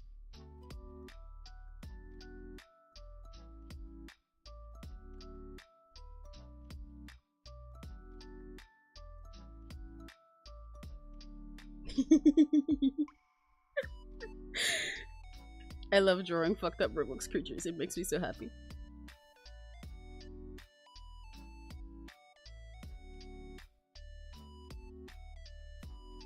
Oh fuck, you can't see this shit. We're doing it in the light pink.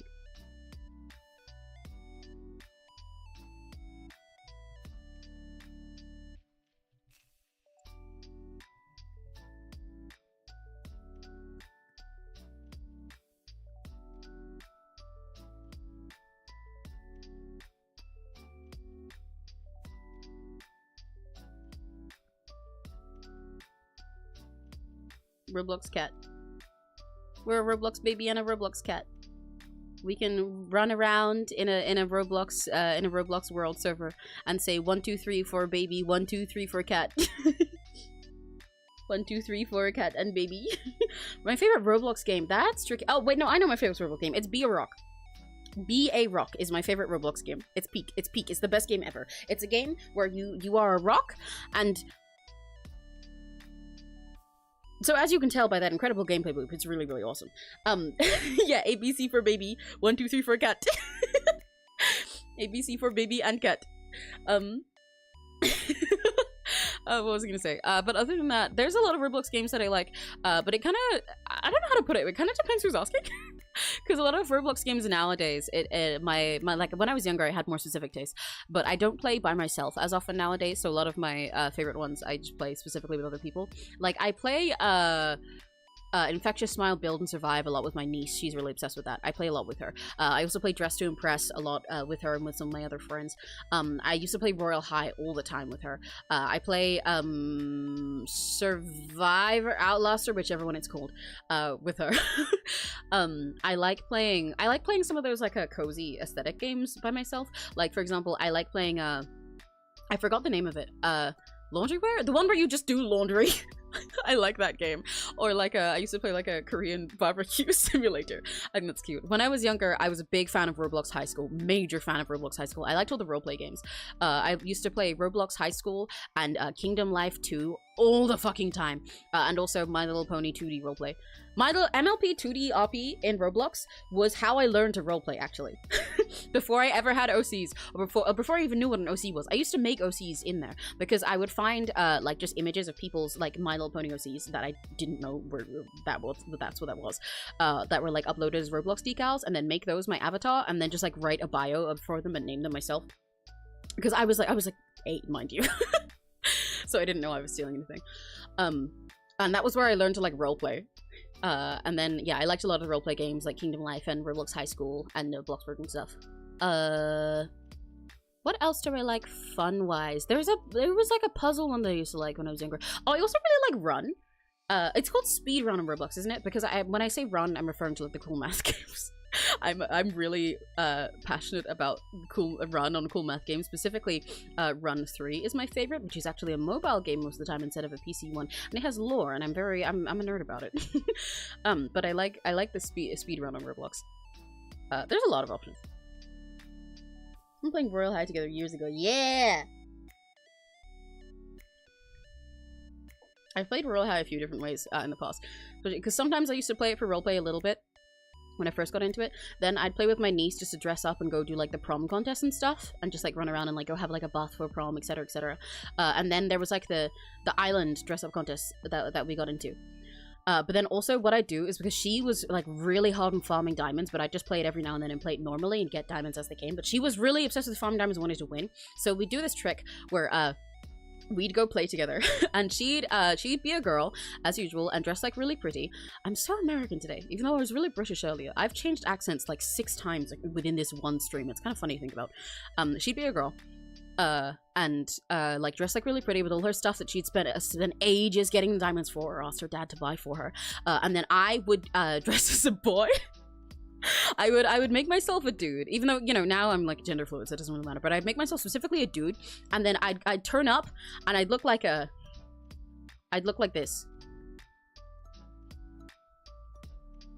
and have like big edgy wings or something, and my name would be like Kai, and then I just go stand in a corner of Royal High and like aura farm. And just like stand there and do nothing. This is when I was younger, mind you, but just like stand there and do nothing and say nothing and wait for some dumb 12-year-old to come over and start acting as if they were like my girlfriend or something. This sounds really weird out of context, but I would like to emphasize that I did not respond, and I was not trying to date these kids.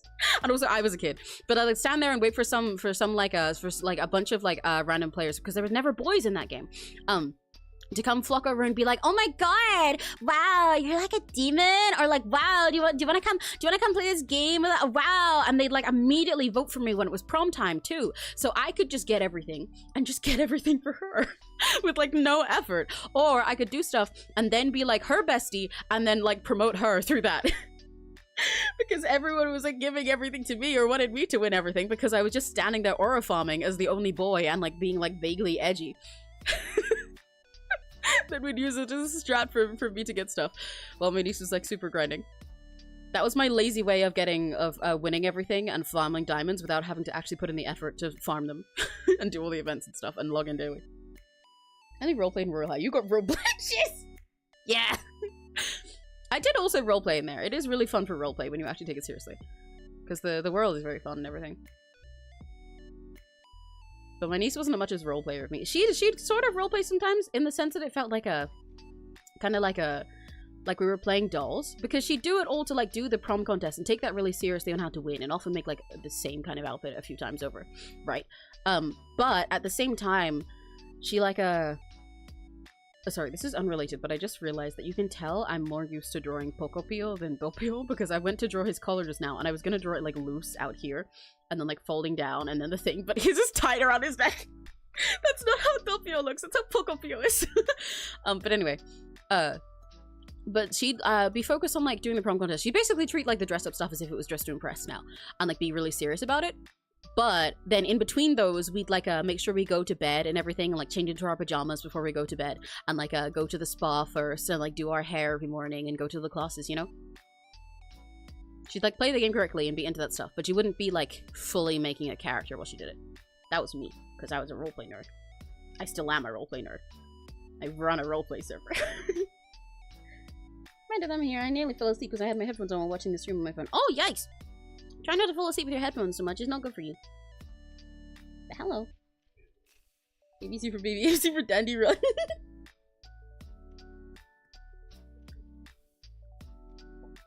But on minigame stuff I got told to do in Royal High too. Yeah! I like them. I like doing all the classes and minigames and everything. And also, to be fair, I just like minigames like that in general. I like doing silly puzzles. I like doing the stupid little memory games or like counting games and stuff. I like doing it and watching my point go up and being like, ha, yeah, I'm smarter than these people. Because all the other people playing were like 9 while I was like, I don't know, 13, 14. So I was the only one who knew basic maths. Or like, I was the only one who could spell refrigerator.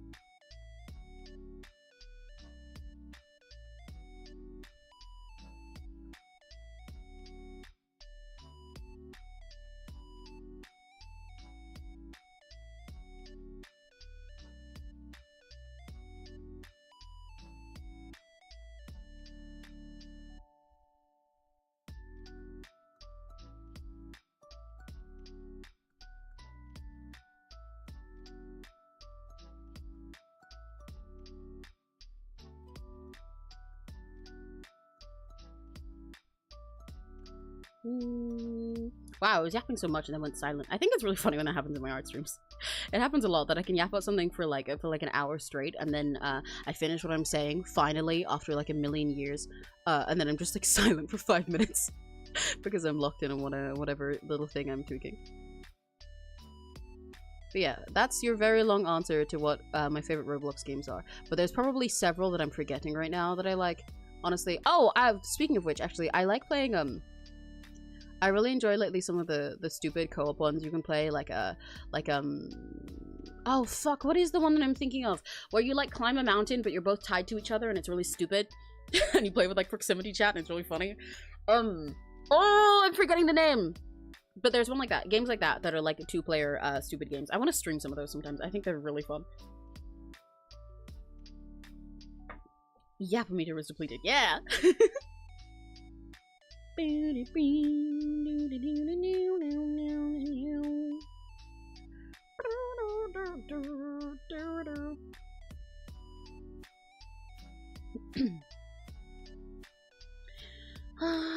Oh, right, I should put on the screen who I'm drawing right now, shouldn't I? Because a few people have asked if this is my OC. I wish it was. I would love for Dopio to be my OC so I could just shake him around in my head and make him do whatever I want. But unfortunately, he's a real person.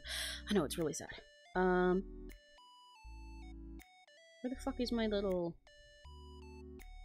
Where's my... There it is.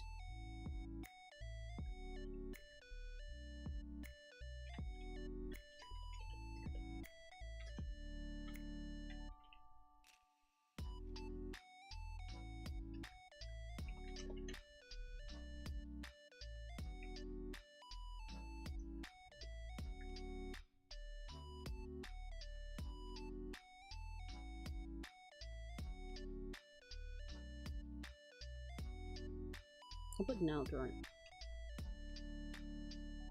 Like it's music. Now playing. Dopio drop scythe. There we go. Do I want to draw his jacket? I like his jacket, but do I want to draw it? Oh, I don't know if I want to draw it. It might be easier for me if I just draw. Okay, I have a few options, right? This is the options that old Dopio artists pick between when they're drawing him. If they want to spend all his time drawing, if they want to spend all their time drawing his hair as well, especially because I'm gonna fill the back of this with sidekicks. So there's gonna be a bunch of little yellow chicks in the back here, around him, shoved into this crane machine with him. I also realized I'm running out of space for the crane now, huh? I should probably make this bigger at the top. So then I can, if I make it like a bigger up here, like make the top of it go more like that, then I can fit space for like a text to be up there, and then also it makes more sense how he's fitting in there, and then I can just kind of put like the end of a crane here trying to get him, and it'll just be implied to you that the rest of the machinery is up at the top. That might make more sense. So at the moment, I don't know, like, I don't know, I'd only be able to put the crane in the very back and imply that it's like really far away and have it grabbing a sidekick, but I wanted it to be grabbing Dopio, because I think he deserves it. Ah, but it might make more sense if it's grabbing a sidekick, actually. Oh, because then it's like, the image will be less cramped, but if I put a crane thing here, wouldn't that be silly? That he's being yoinked and just can't pull him up. I don't know, what do you guys think? Sidekicks are his fans, by the way, they're just little chicks. They're just little chicks that are stupid. Do you guys think I should put the crane in the back, grabbing a sidekick? Or I should put the crane up here and just have it trying to grab his head and failing? I need opinions, because I can't pick.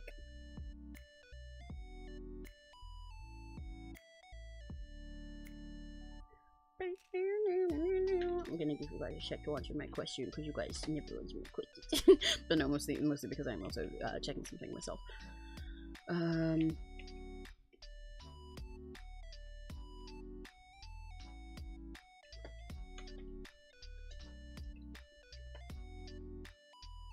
It's funny you're grabbing him. Okay. I'll go with that then, in which case I definitely will. Okay. I definitely will expand this up the top then. Let's do this.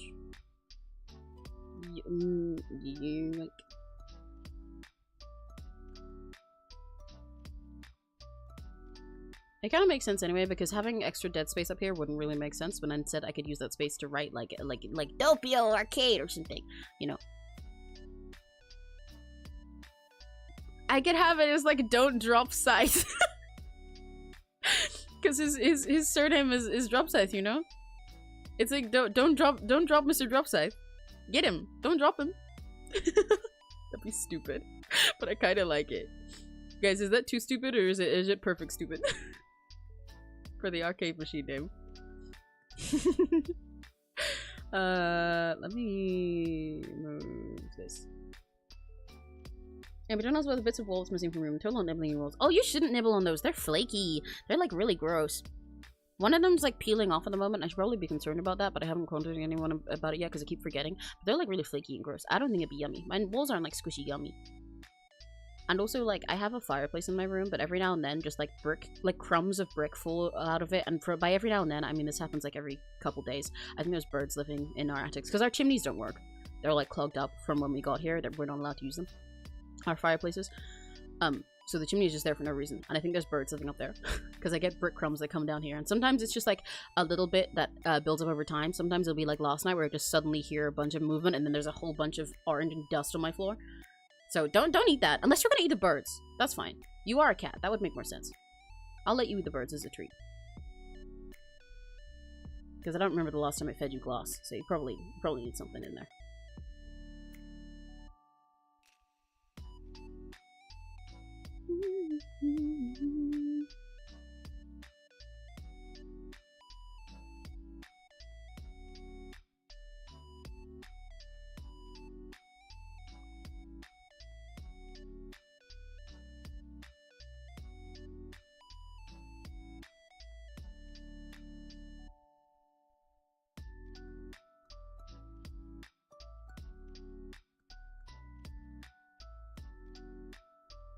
That perspective in there is not quite right, but I'm kind of just going to leave it. Nope, I did the thing again. I said I'm going to leave it, and then I didn't. I do not want to leave this.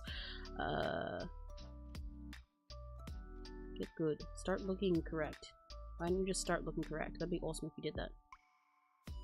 Imagine a world where this line was correct. Wouldn't that be awesome? Need to be more up there. In my dreams you love me back. In my dreams you love me back.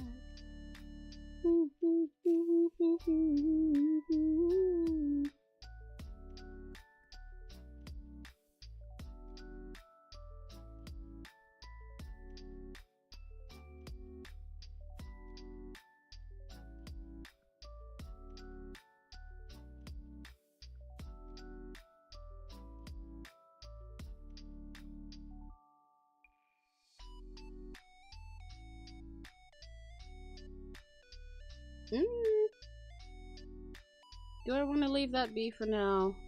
Ah, it's still bothering me. This is such a tiny fucking background thing, but it's still bothering me. Okay.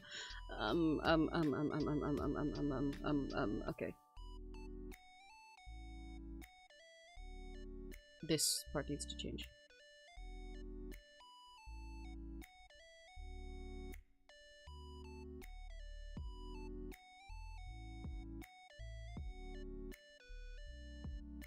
Oh, this was probably higher, shouldn't it? Because the other line is higher. It's like up here.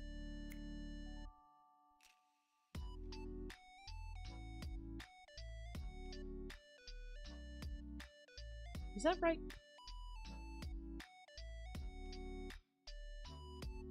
Nope, it's not right. That needs to go down. It's angling in a different way to the top part.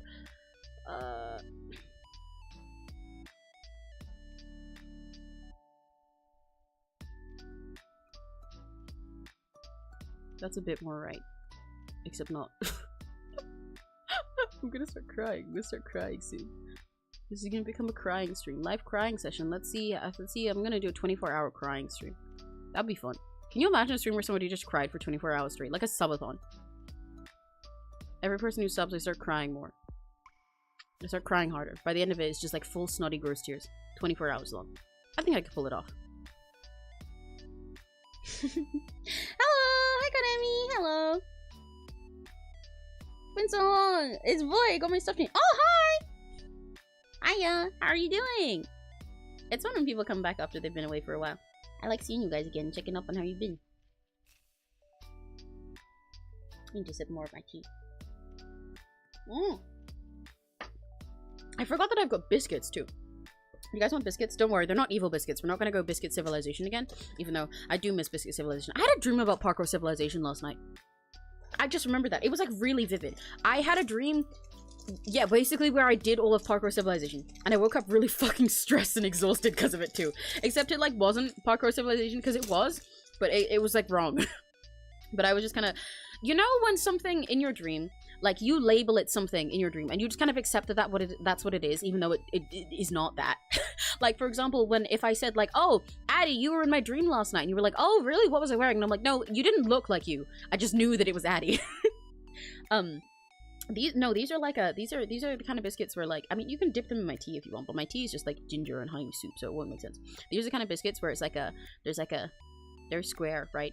And there's like a plain part here, and then like a square of chocolate here, and it's really yummy. It's really yummy. I like these ones a lot.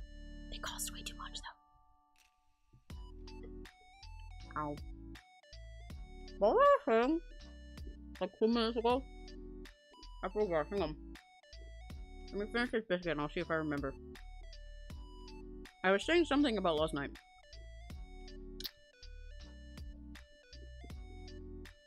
You can have one bucket, Mom. I'll give one to you. Here you go.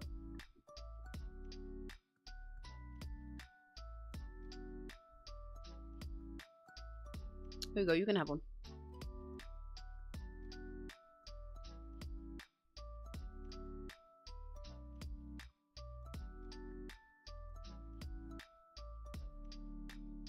Yeah, straight up, what the fuck was I saying? I genuinely don't remember right now.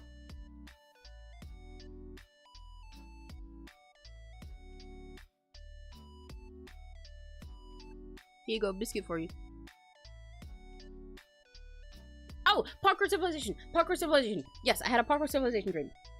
But it was the kind of dream where, like, it didn't... If anyone could have seen it, it wouldn't have looked like Parkour Civilization. I just knew it was. Because, like, for example, I was going through it in, like, levels, but not necessarily in the sense of, like, leveling up from, being a noob to a master and shit. Even though I think it did also say that. But, like, I was going through levels as if it was, like, a video game. And for one of them... I don't know how to explain this. There was so much that was parkour, and then there was just one that felt like I was in a video game and I was doing some like stupid, like the kind of shit you'd get if you were in like a last one standing wins game in Roblox. Because so we enter this big fucking arena, and when I say big arena, I mean I think it was pretty sure it was like a car park, but like a huge one. And then there's this big Ferris wheel that I remember being all white. And it's got these like huge round pods that you all go in. And there's like there's like shit ton of them. There's like hundreds of these fucking things on this fuck ass Ferris wheel that we're all on. And you all gotta get in one. It's kind of hard to get in one at first because they go by really fast. And if people take them, if like 2 people take them, you can't get in. And then for some reason, there's just horrors unknown to man over here. And this thing's gonna get ya.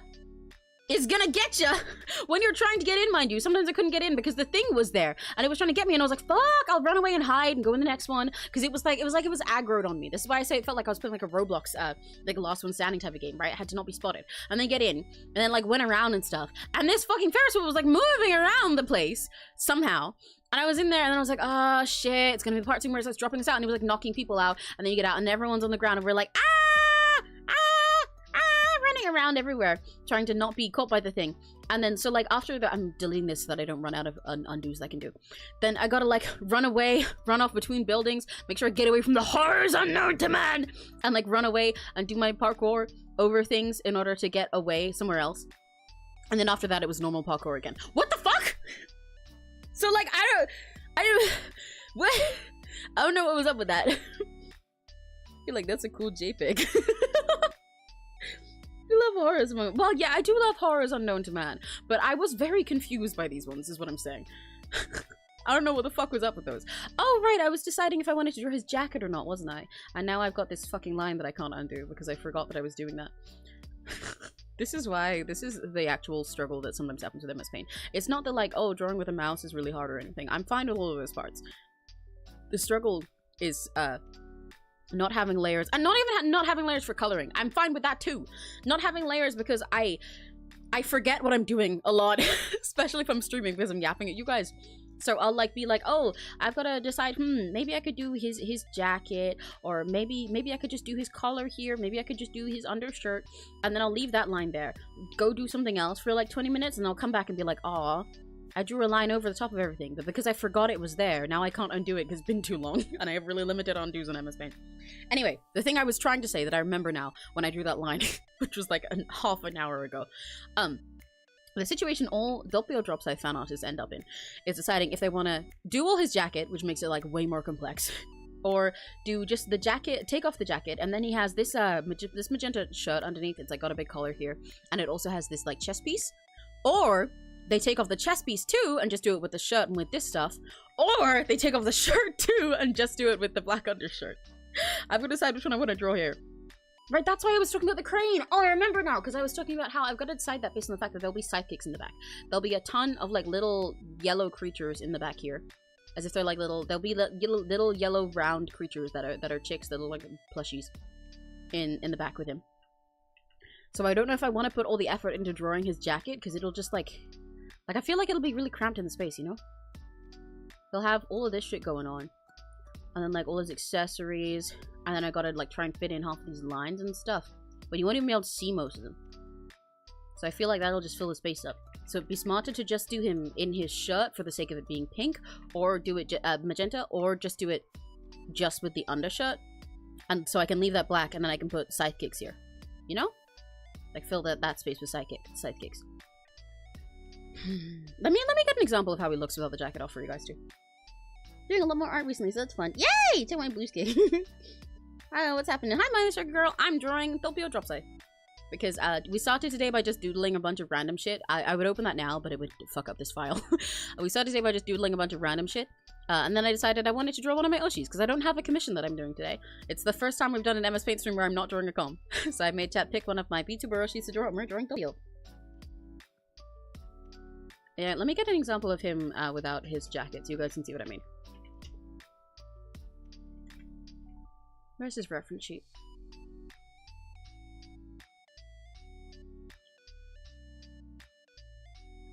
Here's a jacketless Dopio. Don't ask why it's just his tits. I didn't choose this image. A jacketless Pio. And again, you won't be able to see half of this because I've cropped him really hard. But you know, I could do that, so then I'll have more of the magenta color here, you know? And then I won't have to do the jacket detail, but it'll be all magenta colored here. So then the sidekicks in the back, which are again round yellow chicks, but like contrast more, or maybe it'll have more of a like united color palette. Or I could also take the jacket off, the shirt off entirely and just do the undershirt, so it would just be all black down here, and then I'll just put 𝘆cie𝘂𝗿 like in front of it in a little contrast harder. But then I feel like, and that would bring more attention to just his face, I think, because this would be where all of the magenta in the image pretty much is concentrated. But I don't know.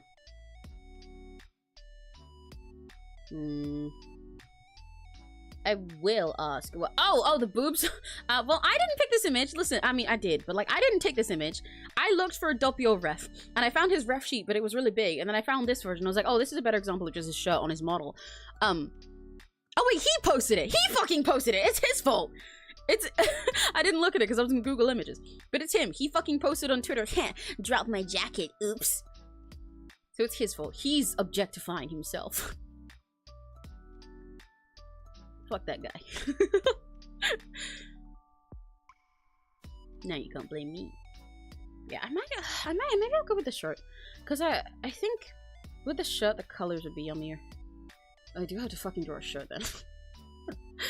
I gotta put this ref somewhere, but I don't want to kill the Roblox baby and Roblox cat fin, and I don't want to get rid of this because I need that reference. So I'm gonna move these guys over to the side. Let me do transparent selection. Do that. Let's move these creatures. They're over here now. I love them. I want to give them a little head pat. Hang on.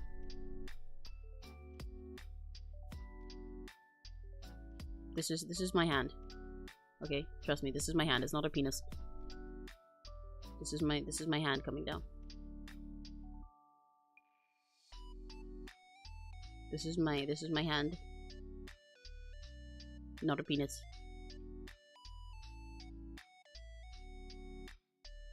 Pat pat pat pat pat pat pat pat pat pat pat pat pat pat pat. Anyone watched or play Delta in Chapter 3 or 4? Yes! I mean, most people here have watched or played it because they watched me play it. But I played them just recently. I streamed them both. Please don't discuss any spoilers in here, because I know there's some people probably who haven't. But yes, I streamed them both just the other day. I cried! They're so fucking peak. They're so fucking peak. Without spoiling anything, they're so fucking peak. I adore the new characters so fucking much, and they're so good. I love you, Deltarune. I love you, Deltarune. I love you, Deltarune. I love you, Deltarune.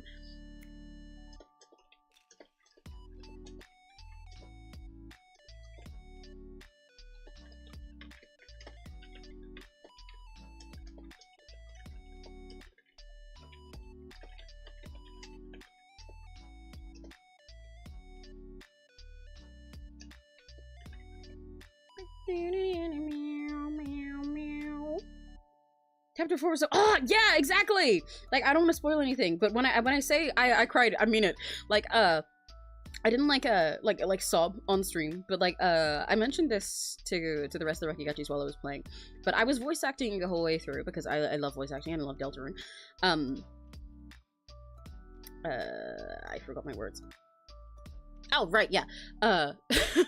I was voice acting the whole way through, and like I know how to do like fake crying for voice acting, right? I can do that. I did that during a few scenes, like I won't say which ones, but a scene where Susie was talking about her life and her past, and a scene where 𝘆cie was talking about his feelings. And like I was doing that through those and doing like fake cry voice acting, and then I realized halfway through it, I was like, oh no, I'm not fake crying now, guys. These are I'm tearing up. What the fuck? Dude, this is actual emotions now. My beloveds! My beloveds. I love them so much.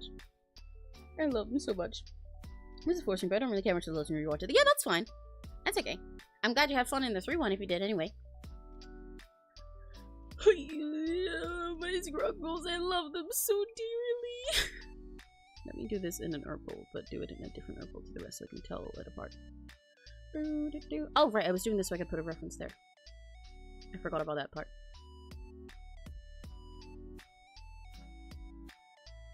I love voicing here, it's so fun. Yeah, see, you get it. Like, I was doing voice acting crying, but then I realized, like, oh no, I'm like actually crying now, guys.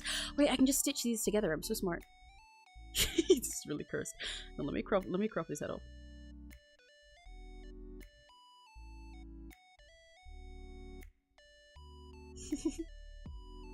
Perfect. I don't need so much black space.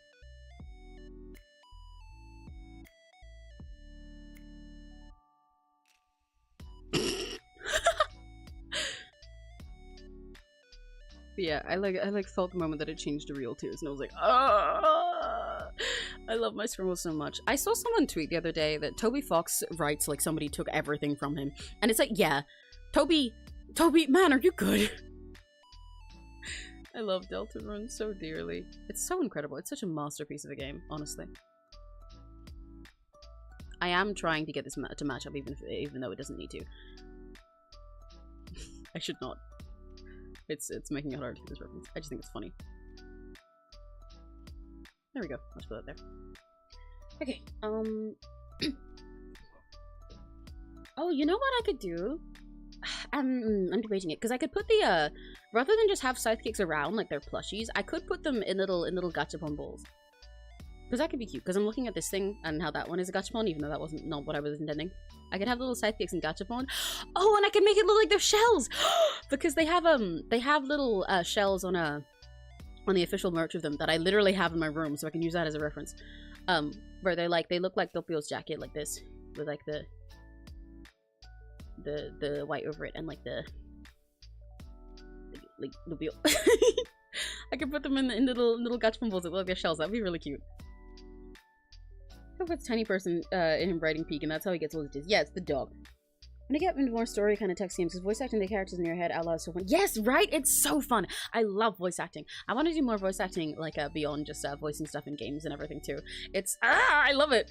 I love voice acting. I've been meaning for a while to start recording like ASMR and audio roleplays because I think it's really fun. And I'd love to voice something in like a game one day. I do voice acting occasionally for like a little like idol stuff, but most of the things that I voice acted in didn't end up coming out. And I used to want to audition for more game things. I used to like be on Cast and Cool Club all the time, but I got busy. But I like that's part of why I like being able to play things like Deltarune and more like visual novels in stream, because I like voicing for everyone. And Deltarune and Undertale, any Toby Fox thing, is really fun because you get such a range. Oh my gosh, my throat. You get such a range of characters to work with, you know? You get like such a big range of people that like have different accents written into them, or ones where you just look at them and you're like, what the fuck are you? How do you sound? You get to be so creative with it. And some of them who have like clearly the weirdest voice, but they're there for 2 seconds, but have so much personality written into them. Like, they're characterized so well. There can be characters that you'll see for only 2 lines and then be like, I love this guy. He's everything to me. Rather than just feeling like they're some throwaway thing. So you get to try out so much stuff. And it's so easy to understand a character based on like the tiniest little thing, even though they all have so much depth. I love it. It's perfect for ASMR. Oh my gosh, thank you. Right, I was getting purple to store his shirt. That's what I was doing. I got distracted. Blah, blah, blah.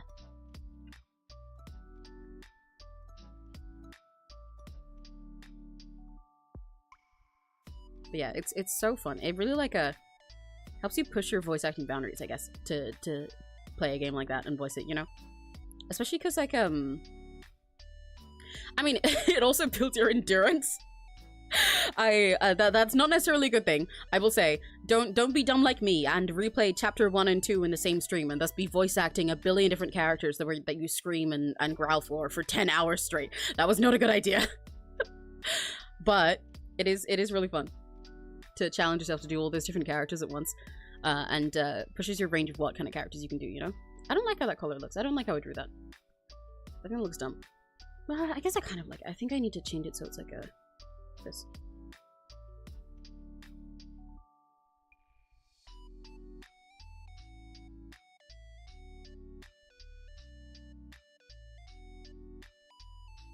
Because I drew that color the way that Takabayashi Mama seems to draw them rather than the way that I do. That's why it was wrong. Even though, all things considered, I'm not that good at drawing colors. Which I should be, considering I draw them all the time. Like, the whole reason I got, why is there this much space? The whole reason I got good at drawing, like, frills, which a lot of people say I'm good at when they talk about my aunt, is because I draw idols. So I had to get good at it. And so you'd think, through that same thing, I would get good at drawing colors, like shirt colors, because idols so many times have pretty little shirt colors. No. I don't like drawing colors. I design outfits with them and then I go, oh, I've got to draw the color now. Even though it's entirely my own fault.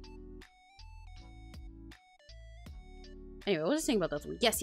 You get such a range of characters that really push you out of your comfort zone because some of them are so fucking weird. They have to be like, what the fuck would you possibly sound like? And do so many voices that are entirely inhuman and strange, but also get so many that are just like natural, normal people. I feel like I end up doing so many different accents while I'm doing a Deltarune stream, and it's kind of fun to like show off show off what range you have there, especially some that you wouldn't know you could do, you know? There's some voices that I do in Deltarune streams, it's like, huh, I didn't know I was decent at doing that one. Oh yeah. Or like I don't get to do often. And I'm like, oh, nice, this is fun. This is a treat. And like I said, they're characterized, they're written so well that they all feel like they have a whole full character to them that you understand and feels real, even if you only meet them for 2 seconds and it's some guy that's like shaped like this. With like a gun in the fucking stupid gun in his hand and looks like this. And you just meet him in the side of a level and he says like one line to you, but you'll know so much about that guy. Such an incredible character writer. Why some makes of the channel? Deaf voice and stuff in there. Yeah, you should.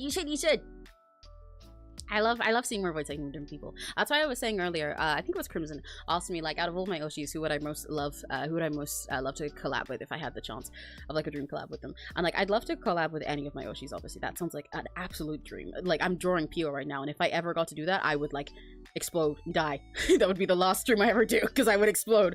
But if I could name one of my 𝘆cies that I actually would most want to work with, I would love to work with Workiato one day. Because I'd love to do voice work with him. And just hang out with him. He's an amazing guy. I'm trying to look at the way that the seams are drawn in this. So I tend to draw shirts with different kinds of seams here, but I'm interested in the way that Takebayashi Mama does it. Takebayashi is the name of the artist behind Dopio, by the way, because I keep saying that name. Let me actually put there off here. It's like this. Takebayashi.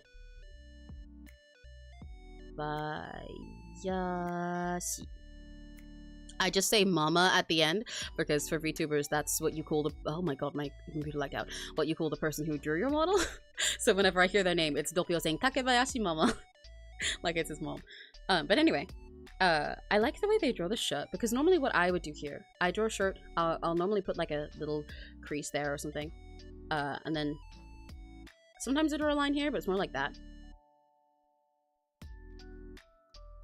But for Takebayashi, they keep it entirely straight for this part, and then they've drawn these like little like seams in it that are more realistic, and I'm like, oh, I wouldn't have thought to do that. That's nice, and it makes his boobs look nice. I'm trying to learn. That's part of the fun thing about drawing VTubers. You get to like really study somebody else's art style and how to interpret the things into your own, but also just like, yeah, learn how that artist does art. You get to do a little art style study at the same time because they're all so different in everything, and I think it's awesome.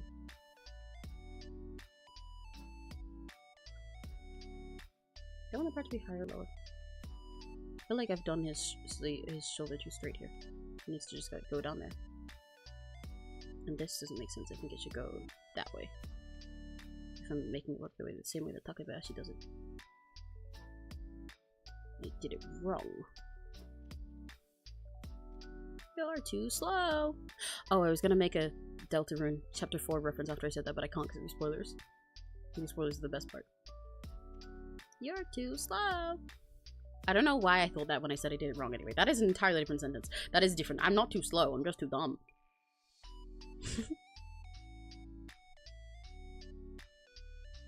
Baka, baka, baka.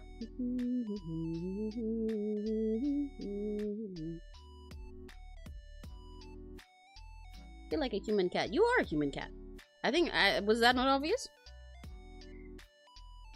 Let me go on headcanon voice or review. So for Susie, I think she has Jasper VA from Steven Universe. Ooh, for Stampton, definitely Alex from Stampton. Yeah, that makes sense.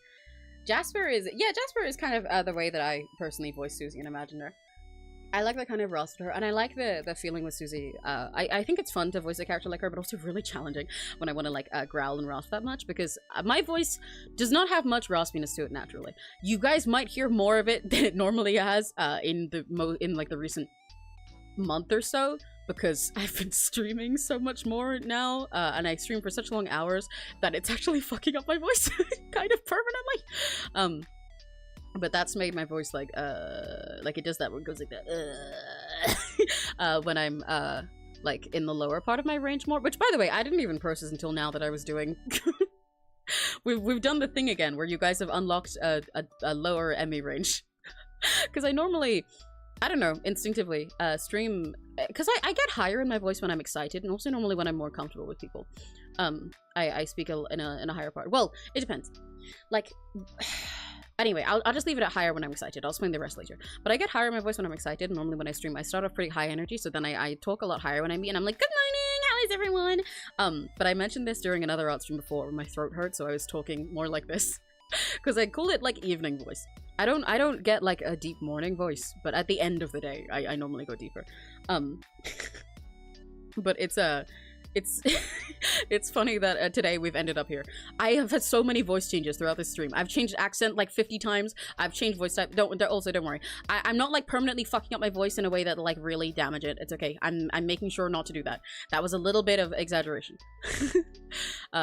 I am being very careful about that. That's why I'm always getting tea mid-stream and stuff now, because I drink so much like tea that's good for my throat and everything. And that's why I don't do karaoke that often, even though I've said before that I sing all the time, because I make sure to pace it so that I don't do it too much, and so on and so forth. And that's why I like the Delta Rune streams have like big gaps between them and whatever. But yeah, don't worry, I'm looking after myself. But the thing about streaming a lot and streaming for a very long time every day is it is still challenging for your voice, even if at first it seems comfortable because you're just yapping and that seems like it's gonna be fine. So it has changed my voice a little bit. I'm not gonna permanently damage it, but regardless, if I do this all the time, I will have a little more rasp in my voice naturally, even though it's not like my voice is raspy. But you will hear a little more of like the tired like sound in the lower range of it sometimes. But anyway, thing I was saying about 𝘆cie, I don't have much rasp in my voice naturally. Occasionally you get a little more than usual because my voice is like tired, but not much overall. Because my voice is, I guess it's rich is the best way to describe it. I'm like overdoing these lines, and that's why it's fucking me up. I need to stop doing that. I was like doing that instinctively while I was talking, but it's I was just doing that brainlessly. Anyway, my voice is normally described as like rich, I suppose, because it's kind of, you can get a lower sound sometimes. I am an alto, but even when it's higher, it's got like a sort of thick sound to it, you know? Some people's voices I think come through very clear, like they feel like transparent, or they feel like water. But for mine, it's like a richer feeling. I do describe voices like food a lot of the time because that's the best way I can describe a voice texture without using nerd words, you know? If you just like envision it, because I feel like mine feels more like a it's like soup or like a mousse. It's like a mousse. It's got like a rich, dense sound to it. So even when I'm singing higher, it's just sort of like nasally and thicker and richer. And when I'm singing lower, it's more like a rich and, I don't know, occasionally a little bit smoky. But it's not like a raspy. It's not raspy most of the time. I don't have much fry to it, but I can do that, and I've been learning more to do that recently. I've only properly unlocked the ability to growl within like the last year or so vocally. I'm very proud of it. It took me so fucking long. I couldn't for ages, and it made me so mad. I was so annoyed that I couldn't growl before. But I can do that. But it is challenging. I'm still getting used to doing that super comfortably all the time. My best way to do it is what I call wota voice. When, rather than doing like a death voice, like I'm a metal singer who can go into like their screamer mode, I make it sound like I'm a 50-year-old wota in a concert, and I use it when I'm like recording wota for idol songs, and I think it's really funny.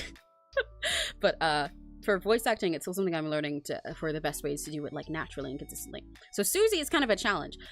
Because I want to growl like that for her and give her the rasp she deserves, but that's not super natural to my voice, so I've got to, it's really good practice for doing that more, you know? Really good practice for doing that without damaging voice. Because the same as with when people do like death metal screams, they sound like they're in pain, but they are not. You have to learn a way to do it that doesn't hurt you. And that's how people often fuck it up when they first try, because you can hear that they're like actually hurting rather than like faking hurting. But 𝘆cie is a challenge, but she's also really fun that way. And I like practicing with my growl through her. And I like what I like about 𝘆cie is giving her a sort of range through it, because if you growl for every single line she says and the whole time you're like, Chris, where are we going? Then it just sounds stupid. So I like giving her a little bit of a range where she's like less raspy growly when she's comfortable, and when she's more like excited and happy and more childish, and then more whenever she's pissed off or like loud about something, or sometimes when she's like laughing, you know?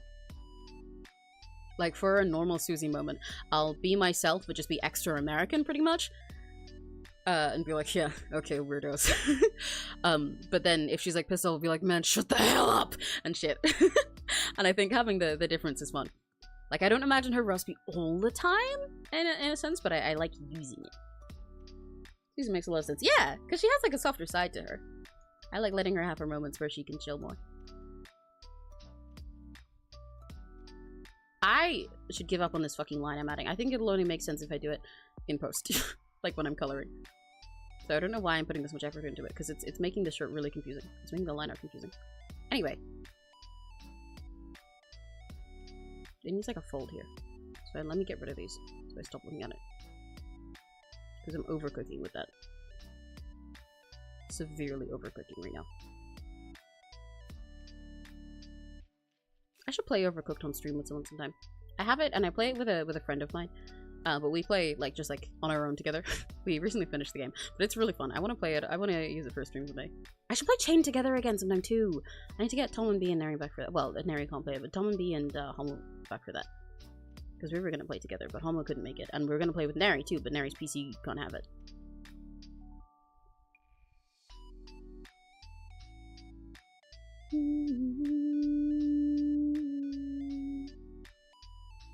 What the fuck am I doing? Like, genuinely, I keep looking back at this and being like, okay, it needs like a fold here or here, and then I draw it, and then I flip it around and don't like how it looks anymore, and then I look at it and I'm just like, wait, what was I going for? I'm just kind of doing lines here, and they're so directionless. They're also way too thick. That's why it's causing an issue. I sketch my folds really thin and then just only add to them later. What the fuck am I drawing? I guess that one's like kind of fine.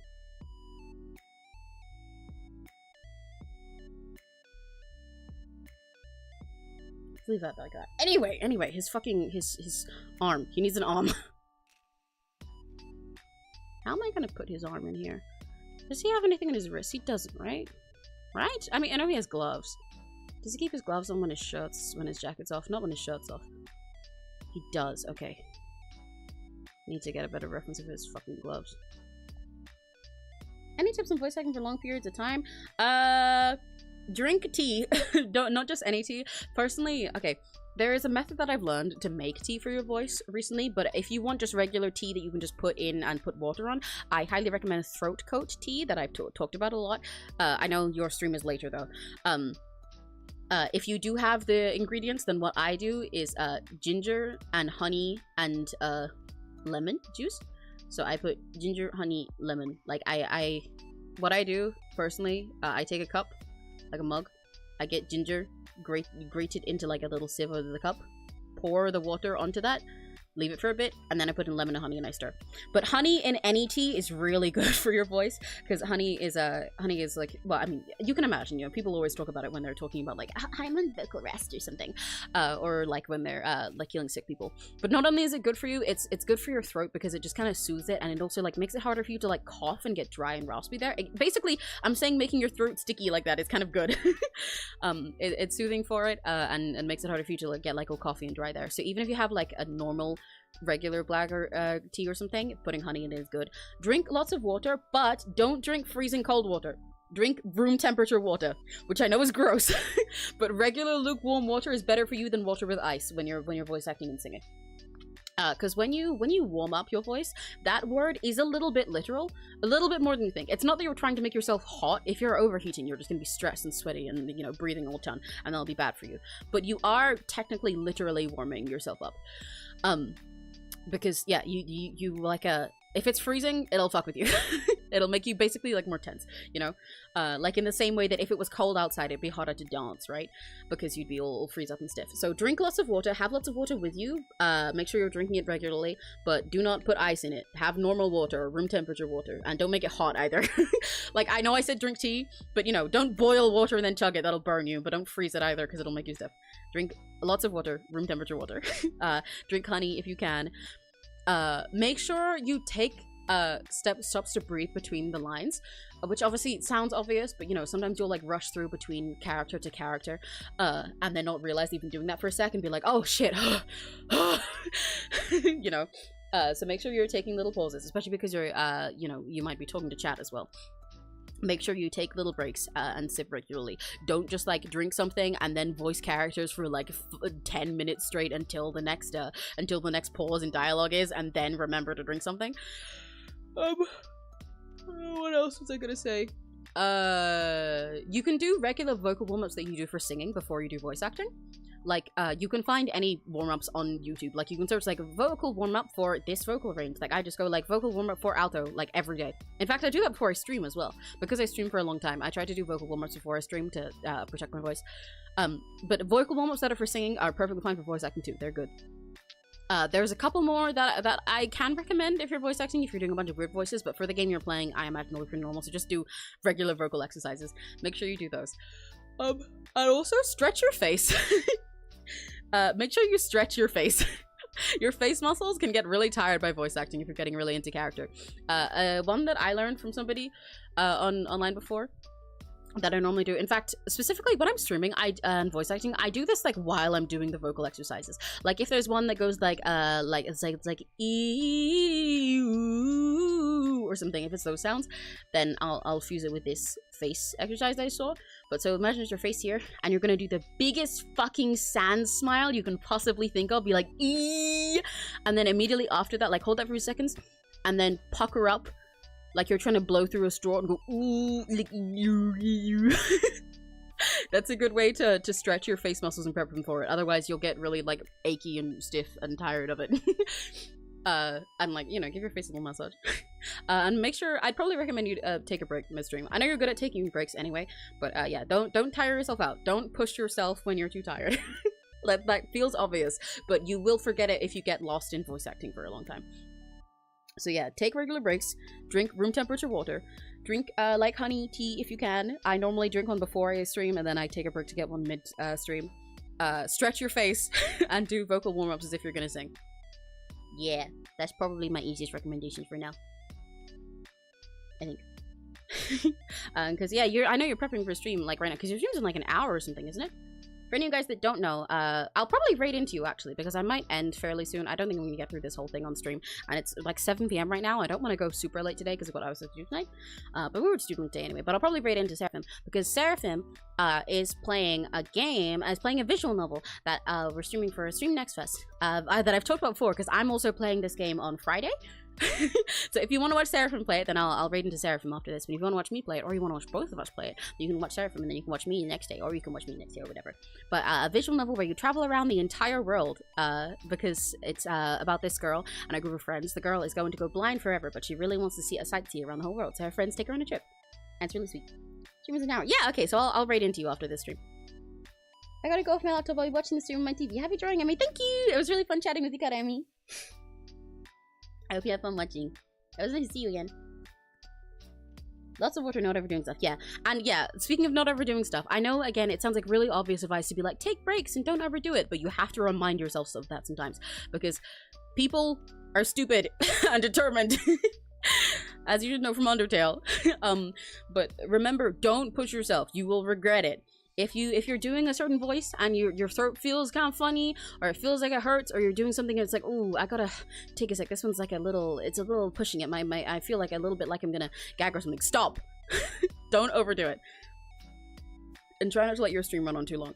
Like, I was insane for doing a 10-hour stream that I was voice acting through, especially when it's like voice acting voices that are that over the top. If it was a 10-hour stream and I was doing like if it was a 10-hour stream for like a Cage of Roses and I was doing more voices that were normal, or for like Date with Death, that probably would be more realistic, because those voices are normal rather than being like for 10 hours straight.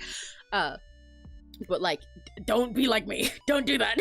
Don't do that. It's very normal to stop after like an hour or two for voice acting ones, because that's hard to do, especially when if you're doing multiple characters. I recommend also if you're certain voices will hurt you more, obviously, and that depends on you as a person and how your voice works and your range and everything. But I often find I need to stop stream sooner if I'm doing characters that are really like weird, squishy, raspy, so like Deltarune, where I had Lancer and Susie, right? But also characters that are very light and airy. You need to remind yourself to breathe more and to stop more between lines, because that uses a lot of your breath. It's like doing head voice. You know how it's like often easier to like hold a note really long if it's in like, if you're belting it rather than if it's in your head voice, because if I go like ah, then I can just yell that with full power from my chest. But if I go like ah, then you like will use all the breath in your head and you'll get lightheaded and then that'll make it hard to do stuff. That's why my Cage of Roses streams are often so short, because I was doing really airy voices for a lot of it, so then I would get lightheaded and be like, oh my god, I'm fucking hungry, there's like no energy left in me. So if you're doing any voices like that, try to make sure that you take more stops to breathe, and also you probably have a snack. Oh, speaking of snacks though, actually, that's something I should have mentioned. Okay, so another tip. Even this is just good for if you're using your voice a lot in general, for if you're singing or voice acting or streaming for a long time. Obviously, you guys know that I eat a lot of candy and eat a lot of like candy and like drink Monster and stuff while I'm on stream, but I am technically limiting myself during most of my streams. I eat more snacks during MS Paint ones like this where I'm just chilling, or if I'm on friend calls where they're talking half the time. But if I'm voice acting, I do not have any snacks with me most of the time. Even though it's nice to have something like an energy drink for your energy, do not consume artificial sugary things when you're trying to voice act and sing. It's bad for your throat. It's like how honey, even though it's sweet, is really good for you, soothing. But things like soda, and like sugary candy and stuff, all bad, all bad. Don't do that. Don't do that. So don't have stuff like that. You can if you absolutely need to, you know, like you don't necessarily have to follow everything to a T. Because like I said, sometimes if I need a ton of energy, or if I'm trying to voice act but I know that I'm going to be EP halfway through, then I do a method that I saw Elizabeth Rose Bloodflame from Hololive English Justice do when she was doing karaoke stream. She's an incredible singer, and she will have a ton of water with her when she's doing karaoke, especially because she uses karaoke like 2 times a week. But what she does sometimes is she'll have a huge bottle of water and then also a bottle of Coke with her. So she'll drink the Coke for her own like you know, for her own like flavor and her energy, but she'll also be like flushing it out with water the whole time. Which isn't normally how it works, but sometimes you can get away with it as a treat like that if necessary. I do that sometimes if I like know that I'm gonna, like for today I have a can of Monster with me, but I also have had 2 cups of my like honey ginger lemon tea for my throat. I had one before I started stream. And like while I was setting up, and then I was drinking Monster that you guys heard, and then during the break I got another cup of throat tea. But yeah, don't have like fake sugar things. They're really bad for your voice. They'll make your throat fucked up, and they'll make you all like sticky, and it'll make it really hard to do anything. It's no good. I also don't recommend eating anything spicy. But that should be obvious because spice hurts. The spice is just, yeah, it hurt. And if throat hurt, if mouth hurt, mouth not do good. Carbonation makes you burp. Yeah, that too. Like not only is it like bad for your throats, for like the layers in your throat, but it also make you burp. See, I forget to mention that part though, because the issue with me is like not only does like actually see I have less issues with burping with the carbonation when I'm voice acting, and more my issues with carbonation is that it gives me hiccups, which is worse. Getting hiccups while you're voice acting sucks. Because if you drink anything, I should say on that note, part of the reason I get hiccups is if I drink something and then I go immediately into saying the line, I'm saying give it a sec. Because if you like chug a drink and then you go start voice acting in a funky voice really quick, you'll get hiccups straight away. Make sure you give it a sec. Which again seems like obvious, but you know, you be stupid when you're locked in. But like carbonation, I don't burp as much with that, especially I think it's probably just because I drink so much like fucking Fanta all the time. But I get hiccups with that if I drink fast. But with water, it's annoying for me because water makes me burp. It pisses me off so much. This is a separate rant now, so I can do this while I'm still drawing. This is a separate rant now, as a tangent. This is unrelated to my advice for Seraphim. So Seraphim, you've gotten your advice now. You can clock your brain out. But like I get so frustrated when I'm recording songs because if I drink water, I tend to burp a lot when I'm drinking water, especially if I'm drinking a lot of it. That's part of why I say I have to remind myself to like, you know, pause for a little while before I go and like sing or voice act, because then it'll just make you hiccup and stuff. But I tend to burp a lot if I'm drinking a lot of water, which you might think, oh, aren't you burping all the time? No, I don't drink water that much. The only reason I drink water more nowadays is because I'm streaming and singing and stuff. I only drink water when I have to. So I drink it fairly often now because of the fact that I'm forced to, because I care about my voice, but I don't care about water. So until then, I very rarely drink water on its own. I think it's fucking nasty. But it's okay. I'm not like Asmongold level. Trust me. I'm a little bit healthy. Trust me. Yeah, it's nasty. But I drink only water and like throat tea when I'm recording stuff, and the throat tea more recently. Before I used to drink just water and piss me off. But like, so water makes me burp, which means that it's harder to sing because I have to wait to make sure I'm not burping, or I'll get that. You guys know that feeling when you're sitting there and we're like standing there, and you're like saying something or like singing something, and you just got this frustrating feeling in you because you're like, I'm like singing, and all this stuff is coming out. That's fine, but I can feel it. I can feel somewhere in my throat here right here that there is a burp that's coming, but it's not here yet. So I can't just burp, but it's there, so it makes you like really tense and you can't get your vocals out clearly because you know that it's there. I get that a lot when I drink water while I'm recording, and it pisses me off because then I can't sing good because I have to wait for it, but also it won't come from just standing there, so I've got to sing and hope that I burp mid-recording, and so that then I can delete that and then go back and record it again. And also, if I drink water a lot, I have really small bladder, man. So I have to go pee a ton. I don't get that as much with carbonated stuff because it doesn't hydrate you as much. Water goes straight through you. It goes straight through me like in seconds. So then I have to go and pee. But then if I go and pee, that means that I'm going to spend ages in the bathroom. And then I've wasted time that I could have been recording. So not only have I wasted time, but now I have to drink water again because I'm thirsty again. And then I'm sick in the mouth. Yeah, you feel it in your soul. You are filled with a strange power. Anyway. Like, what if I forget to hydrate? Yeah. I remember when I used to come over, you'd always have like 3 different water bottles on the go at once. It was very funny.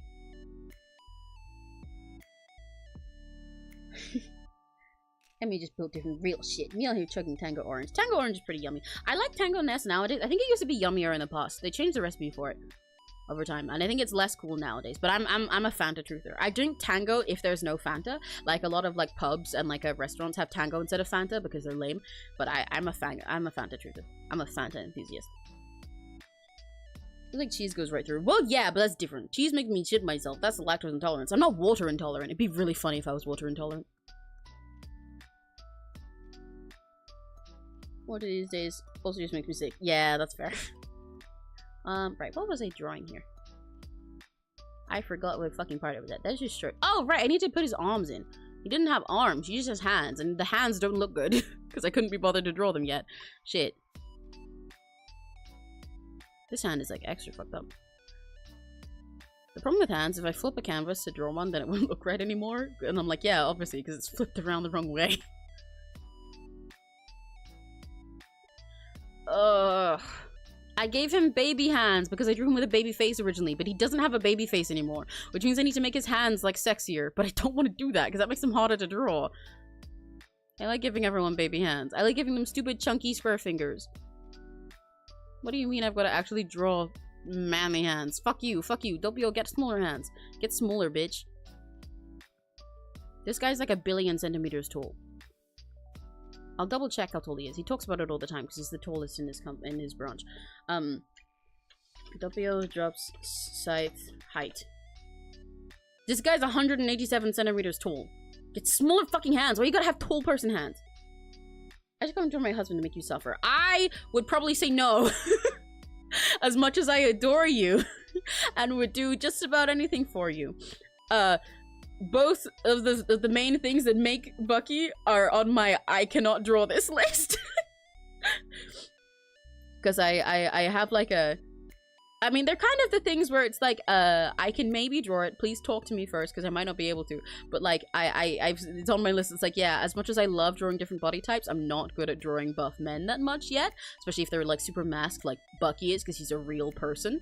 And I'm also not that good with mecha. Mecha is my weakness. Sometimes I'll draw little mecha parts in a character, but I can't draw complex, accurate machinery. Yeah, sorry. I want to be able to draw both those things. In the future, come back to me in like 2 years. If you're still fixated on your husband in a couple years, then I'll draw him. For free.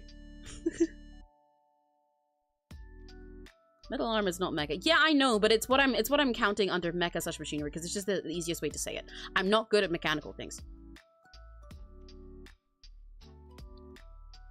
The way I draw relies so much on things being flowy and squishy that things like that really fuck me up. Like, there's a chance if he wasn't so masked, I could probably say yes despite the arm and just lock in and probably do the arm. But with the combination of both of them, I do not think I could do it. Or at least I don't think I'd be comfortable. You'd think that taking money for it would mean I'd be like, oh well, yeah, I'll do it anyway. But I don't think I'd be able to take a commission for that, because I wouldn't be able to do it to a quality that would make me feel like it's calm worthy, you know? I'd be like, man, I didn't get paid for this. It looks like shit. So I'd be extra frustrated about getting it right.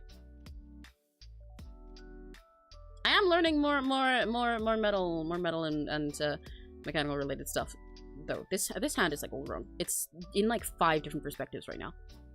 I should stop putting the fingers together to try and make it easier for myself and instead separate these because the hand will look better that way. Anyway, I'm getting better at that stuff though because I have mecha magical girls as my own OCs, so I have to lock in for their sake. So I'm getting there. Drop TBU's face? Yeah, probably. Put your fucking finger over here, Pio. That looks like shit.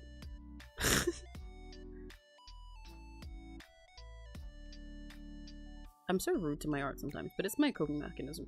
Some people, when they talk about their art, they'll be like, oh, this doesn't look quite right. It's close, but it's not good. And some people, they're like me, and they'll look at their art and be like, no, that's shit. Redo it.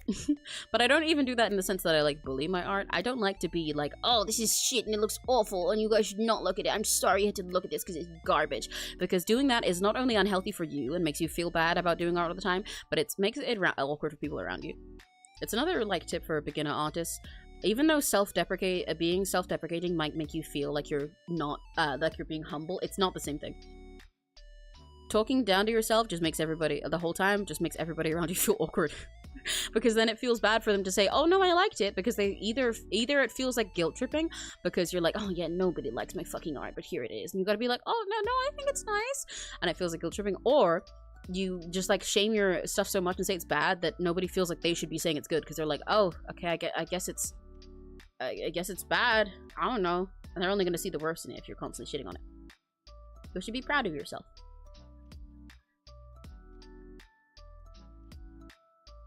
And like, listen, man, in the most non-sexual way, as Casper Grimm from Date with Death said, confidence is sexy.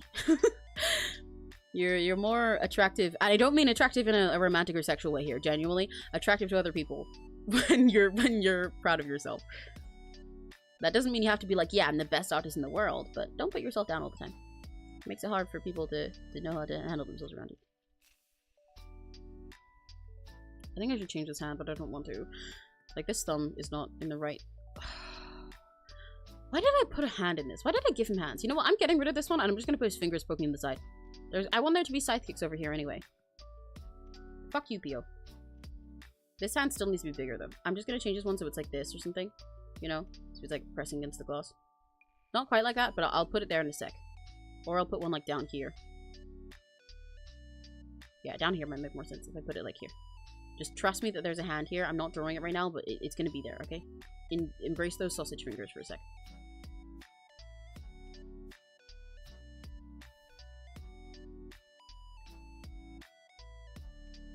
But this hand needs to be bigger, because this is a baby hand! Ah! I feel like I'm going like stupid, sexy Dopio. Stupid, sexy Flanders. You know? I have 2 types, my normal milk tea and lemon ginger tea. Yay! The lemon ginger tea, honestly, with the lemon ginger honey, it's pretty yummy. Make sure you put a lot of honey in it.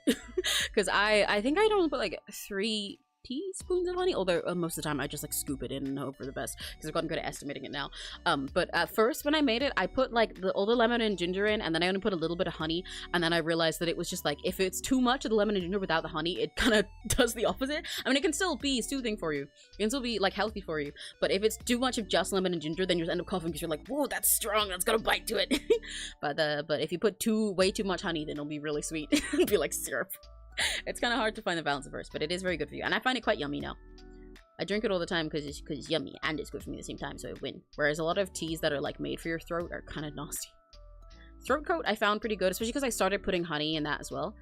I add honey to throat coat and then it tastes fairly yummy. I tried like a knockoff once. I still have a bunch of boxes on it because I found one on Amazon that was like a different type of throat sealing tea, that it was the second result when I searched for a throat coat, and it was like 20 boxes of that cost the same as 1 box of throat coat, so I was like, you know what, sure, I'll try it, but it tastes like shit. It tastes like shit. I hate licorice flavored tea. I hate licorice. Licorice fucking sucks. Oh, I've gone British again. Okay. It's fine. Dude, no, coward. You can don't believe it. Fake it till you make it. Yeah! Fake it till you make it. Genuinely. That's a lot of how you build confidence. Like, seriously. Like I said, obviously that doesn't mean that you have to go around thinking you're the best person in the world, but that's how you build confidence in your art and in yourself. Affirmations do in fact work. And telling yourself your shit all the time, even if it's meant to be like self-deprecating, oh, I don't want to be too confident, I gotta be humble, I gotta be funny, and it's funny to be mean to myself, which is not most of the time, then it will genuinely worsen your mental state. Because even aside from art, this applies to you as a person.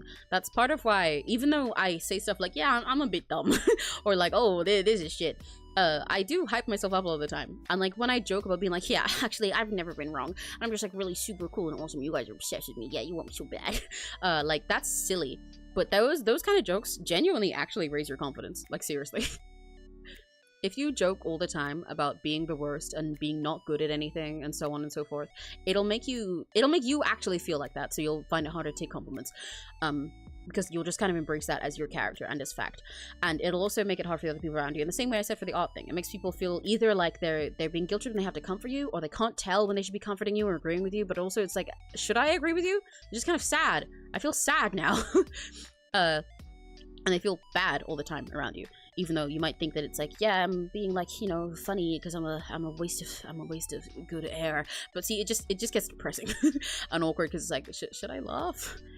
But if you do the opposite, the super healing opposite, and joke about yourself being ridiculously awesome and cool all the time, it will genuinely improve your mood, and it's way funnier for everyone around because you know that it's ridiculous and it never feels like they have to comfort you in something. Like, for example, you fucking you cough on something, and you're like, oh shit, man, yeah, sorry, I just can't even fucking breathe right, I can't do anything, well, I'm just like a waste of air, the air doesn't want me, I guess I should just fucking kill myself, lol. Then everyone around you's gonna be like, but if you cough on nothing and you're like, oh shit, yeah, yeah, damn, I guess even just the fucking wind wants me down, I'm just that fucking sexy, man, then everyone will be like, what the fuck, lol. When it's ridiculous, when your confidence is ridiculously overblown, then it's always clear that you're joking, and it's silly, because it still is humble. As long as you're not doing it in a way that's like actually gassing yourself up and being like, well, yes, I'm superior to you, fuck you. But if it's like ridiculously over the top, it's always clear you're joking, so you end up still being humble because everybody knows that you're being sarcastic. The idea is that it's understandable that you're not this, you know, ungodly, sexy, awesome super machine, because people know that you're just a real person who's a little awkward and stuff like that. So you still are being humble to yourself because it's like sarcasm. But it genuinely improves your mood. It'll make you feel more confident in yourself. It'll make you feel more like, yeah, I'm actually all right. I'm actually funny. I'm actually cool. Yeah, people like me. Yeah, I'm actually pretty cool. There's good things to me. And it's silly for everyone else around because they can always be in good mood. But yeah, this applies to art as well. Fake it till you make it. That's genuinely how I built my confidence.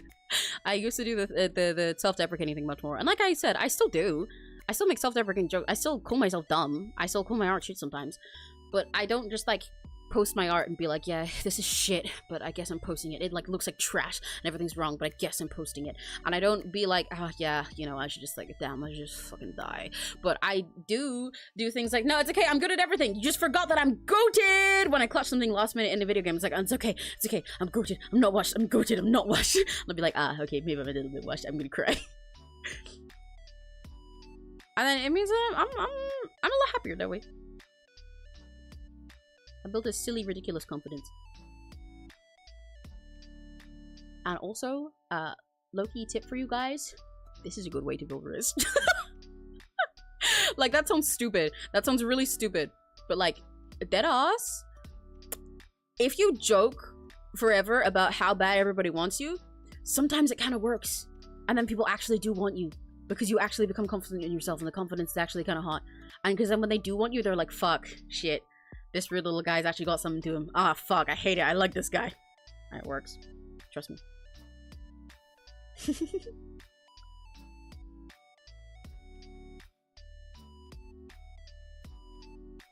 Yeah, learn people can put yourself down. Yeah, exactly.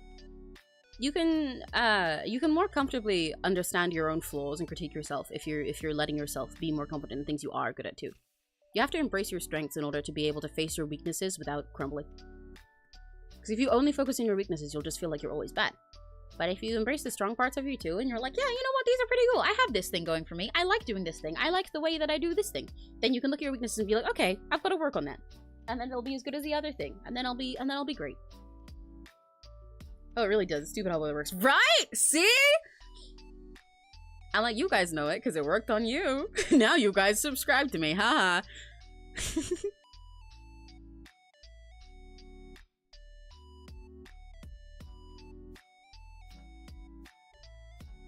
I keep saying that I need to make this hand better, but I'm still just kind of making it longer while still in the stupid squishy style that I did because I really don't want to lock in. I should go study how his hands work, but I don't want to. I'm just making it longer.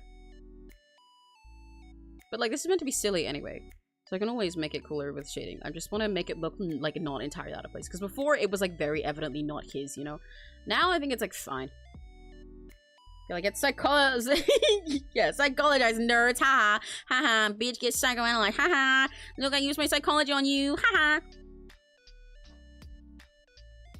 That's not why for me. Well, yeah, I know there's a million other reasons to want me because I'm really incredible and hot, but like, you know, sometimes it works in a way that you're like, yeah, haha, lamau, I guess, yeah, sure, you're like so sexy, you're never wrong in anything, and then one day you'll sit up and realize, oh shit, they're really sexy, never wrong in anything. Also, you see, I did it there! It's fun. It's fun and silly, and you know that I'm being sarcastic, but also sometimes it's like, well, yeah, you are right, though. And then it's fun! Because then you are actually confident in yourself, even though the way you were doing it was silly, so it doesn't feel like you're gassing yourself up in a way that puts other people down, you know? I return to the stream once more. Hello! It's okay. I don't mind you have to keep going and do things. I do that a lot when I'm watching streams as well. I dip and I, like, come and go all the time. Very patable looking too. I can be patable looking and also hot. That's fine. I'm aware. Where's my... I need a reference of his gloves. Dopio drop side. Hand? Is that gonna pull up with his hand cams? I want his fucking gloves! Where's his gloves? Why are these wrestles so fucking big? Dopio, stop being big! Oh my days. Why is this man so large?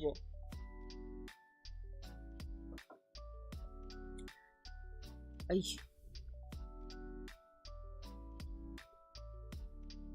His hands really are hard. I'm not doing them justice at all right now, guys. Look at this shit. Look at this shit. Look at this shit. I like his hands. I like his hands. I draw them properly, but I don't want to. I don't want to. That takes effort. I need to make this image smaller. Put that here, because I don't need that part of his outfit. Ugh. I made his face the right size though, so his hands really need to be the ah.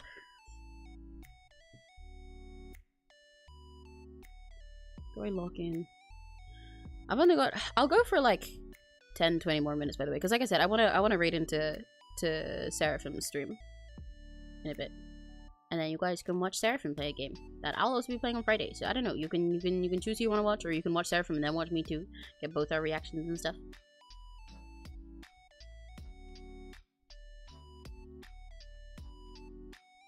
Keep accidentally making it more feminine in the moments where I'm intending to go and make it more mask. It's quite funny. You can tell what kind of hands I draw most. I mean, to be fair, I think part of it is just I have effeminate hands myself.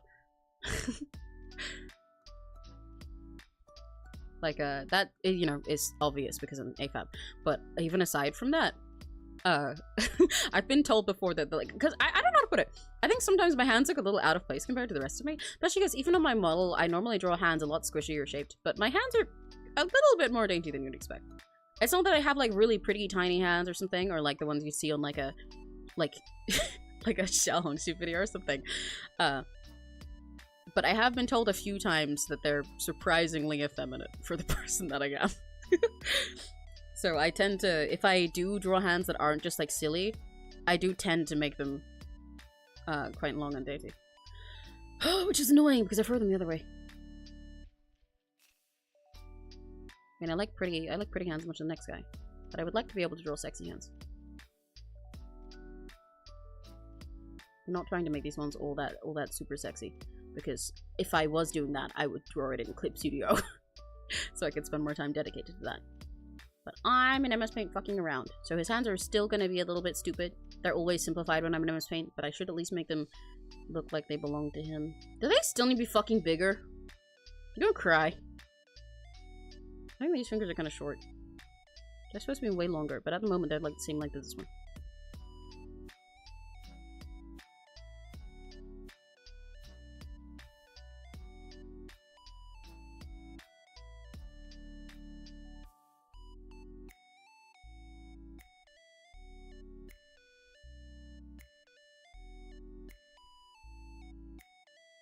it's like still ugh. I hate hands, I hate hands, I hate hands. I hate drawing hands in MS Paint. Why do I always do this to myself?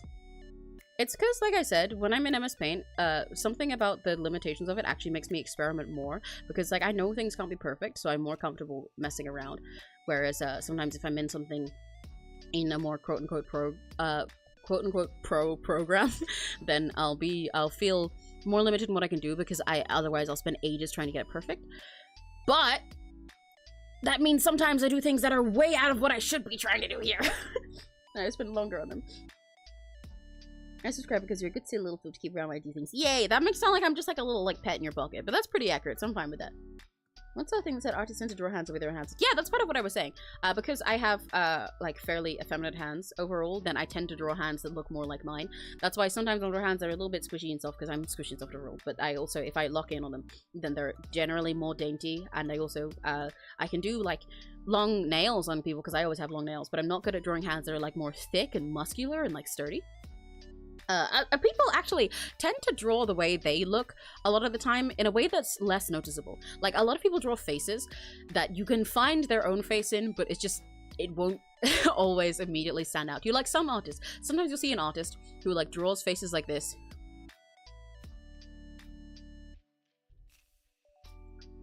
Like say they draw faces like this all the time, and then you go look at the person themselves and their face is like obviously not quite like that because they're a real human being, but their face will be like look like this, and you're like, oh yeah, I guess that makes sense because you look like that. That's your main reference, even though it's subconscious because you see yourself all the time in like the mirror and stuff, and you know how your face is. that's the way that a face being structured makes sense to you. And then they draw their faces like this, and it's like, yeah, that makes sense. But for some people, it's like much subtler things that you don't quite realize at first. Like, for example, I think for a while when I was younger, the way that I drew faces side profile, I would often draw them like a... I'd start with like the normal face circle like this, but then I'd do like this like curve here, and draw them with this kind of squish to them, like that. It's kind of hard to explain now that I don't do it anymore, but I would draw a curve that looked like this really big cheek curve here, and then a long part down here, and then draw their anime eyes or whatever. And like, obviously if you look to me, I don't have big anime eyes, but when I smile, my face does look like that. And obviously it's normal for your like cheek to squish up when you smile, but I remember looking at it once and realizing it looked exactly the same as my face does when I smile from a 3/4 angle. And I was like, oh, it's because I was basing it off myself. That's how my face looks like when I do that. And I don't know that because I wasn't purposefully studying myself. But your face is still your own best reference, you know? It's like when people say like they know something like the back of their hand. You know, it's like you know your own face, you know? Or like I have a friend once who used to draw like old freaky monsters, like not like mascot horror type monsters, like a really like eerie, like grimdark type of monsters and stuff. And so when we talked about this, I was like, yeah, I can see your face in your art. And they were like, what the fuck? Do you think he's just like ugly? And I was like, no, because he had a tendency to draw faces when they were on humanoid creatures, like if they were more human, being like kind of elongated, and their eyes would be a lot higher and their mouths a lot lower, and they'd have like this sort of droopiness to their eyes. That was the way that he was, and he did that whenever he was drawing normal people. I heck a lot of soft rounded lines that have really soft features. Yeah, exactly.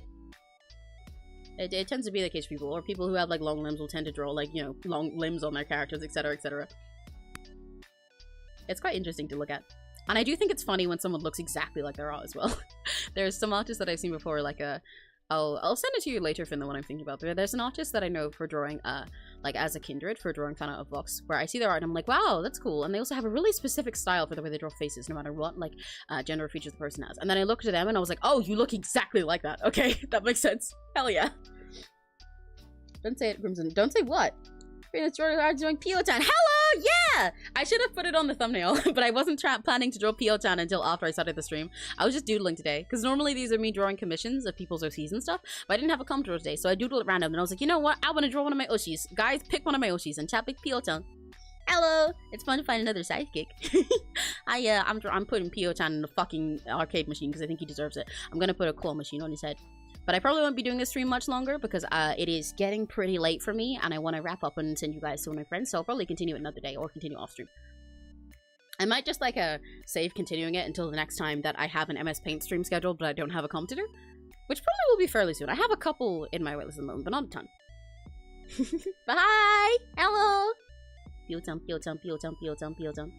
I like putting him in situations. I don't draw him in situations enough. I need to do it more. What was he doing? Oh, right, yeah, I need to put his gloves on. He doesn't have his gloves. I'm sorry, Peel, you're naked. Ooh, doo, doo, doo, doo, doo. Okay, yeah. Oh, I didn't realize that the open part of it is actually here, rather than normally I do it this way. Okay, that's where the open bit is. It needs to be like that.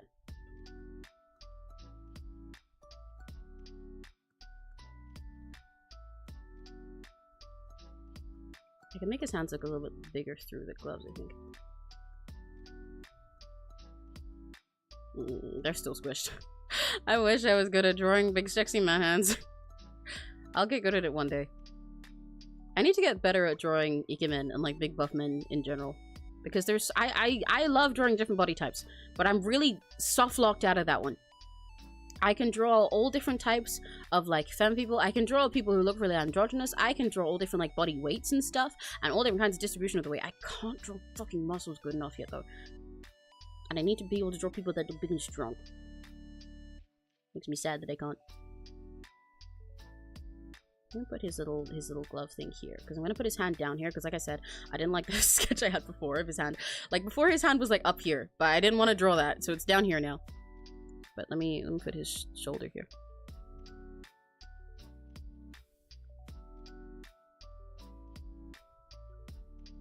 There we go.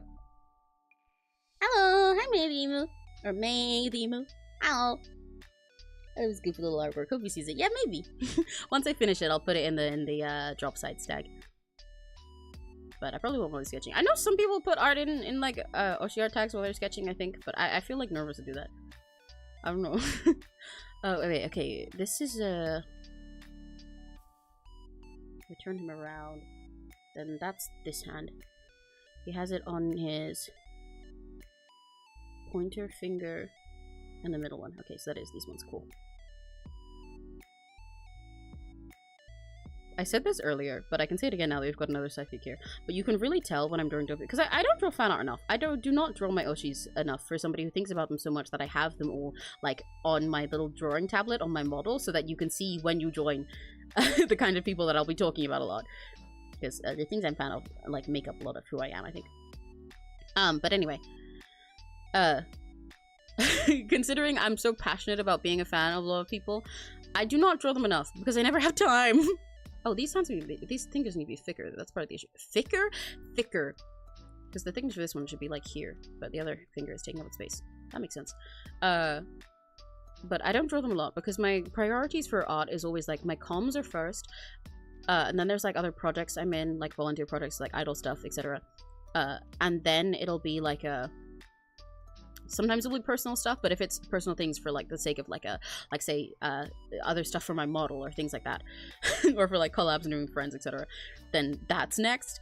And then it's like a normal personal stuff and fan art because it's like just like a little treat. So I never end up doing it because I feel like I've got things to do that are important, but I want to do it more because I miss drawing. I love when I get to draw my 𝘆cies. It's so fun. But you can tell that when I do get to draw them, because I mostly just doodle. I doodle a drop scythe a lot. It's not Dopio. You can tell when I'm drawing Dopio that normally I draw Pokopio. Because when I drew this, you can kind of still see it here actually. I instinctively made this, like the color, kind of loose on him. You can like see this little shadow where it's sticking out here. It's not like that. It's fucking skin tight.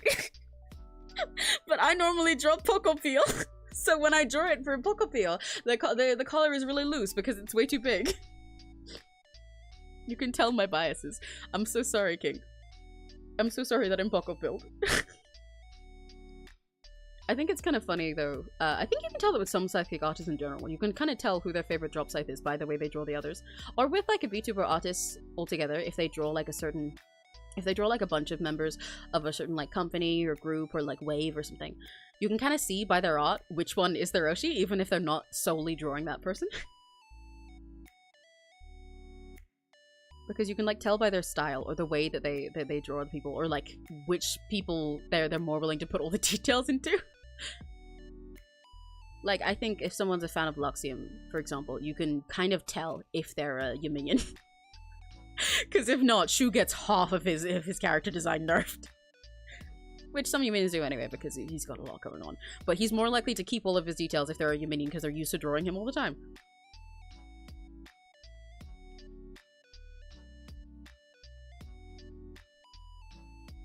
Let's do that. And they'll like draw everyone with little like sharper, sillier features. I think it's funny.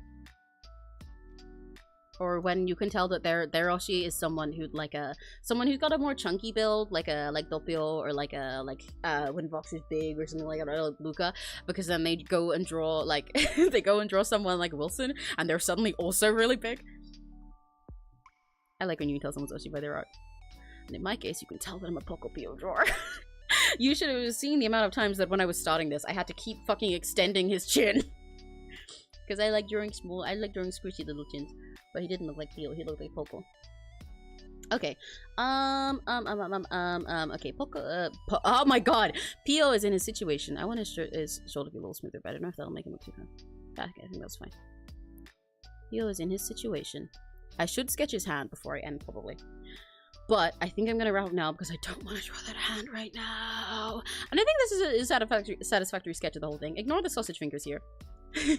But this is a fun little sketch of the whole thing. Yay! We sketched Pio-tung! And we also did the other silliness that we did today. Pio-tung, Pio-tung. I'm gonna put these here because I can just remove them next time I start. Pio-tung, Pio-tung. Thank you guys for picking Dopio for me to draw today. I should do this more. Where you guys just like pick out of the... Because if I just made you guys pick whatever to draw, that's something... Like I was considering that before I started the stream. But I don't mind doing that when I'm just like doodling. But if it's like something to draw fully, I don't normally like taking random requests because I'll probably, I don't know, I wouldn't necessarily know if it sparks joy in the moment. But letting you guys pick between a selection of 𝘆cies that I know I'd like drawing was fun. Because I still got to let you guys some input. Hey, Pio! Oh, this kind of looks like he's like going monitoring mode and he's trying to get in because he likes you now.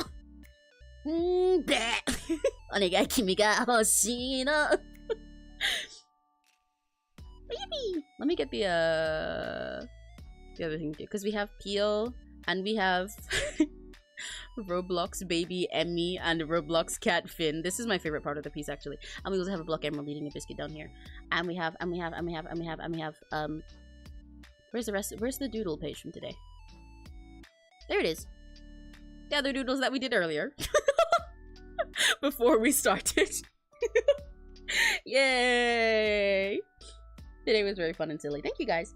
I'm glad this was fun as well. I was a little worried that it wouldn't be... I was curious how it would go as a stream doing MS Paint that isn't a comm, because every single other one so far has been commissions. But this is fun. I really like this. It was just chill. We just kind of got to hang out. Little borbos. The little creatures. I love the little creatures. I love them. I love creature. This is Yowie. This is Yowie. But yeah, okay. I'm gonna wrap up. And also, don't go yet, because I'm going to redirect you guys into Seraphim's stream. Because like I said, Seraphim is playing a cool game, and you guys should go check it out. Let me set up the redirect quickly. But yes, thank you guys for hanging out with me, because that was really, really fun. I had a great time with this. Where's the redirect button? It's nice to just, like, chat like this sometimes. It's nice to be able to draw while just like hanging out and doing things a little aimlessly, because normally I try to get an entire piece done when I'm in my MS Paint stuff. I like to make sure I get the whole thing done, or if I don't, I feel kind of like bothered that I gotta finish it off stream. I'm trying to make sure that everything's complete, you know, so I can give it to the person at the end. But for this, we just get to, we just chill. We just chill, we yap, we see what we do, we just doodle. It's like sketching with you guys. It's like a little sketchbook time. And sometime soon I will actually have a sketchbooking stream, like a hand cam one, but that's different. Tomorrow I'll pay for that MS Paint maybe another MS Paint one. Yay! Yippee! But yeah, if any of you guys who are here and don't know that want to see me draw your 𝘆cie or any character if you're choosing an MS Paint, I have comms upon on VGen for them. They are 10 quid. I was gonna say bucks because I normally translate into bucks when I'm talking to American people, but that would be wrong. That would be lying because I'm British. But they are £10. And I draw MS Paint scabs where you can just send me your character and I'll do whatever the hell I do, and I do them like all on stream.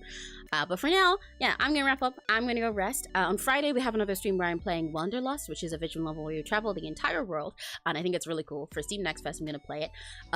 But before that, in like 2 minutes, hi, I'm new here. Hello, I'm sorry, this is really bad timing. I'm right about to wrap up. But I hope you like what you see, because you can always watch the VOD. And I normally do MS Paint streams like this at the end of every week on like Saturday or Sunday or Friday.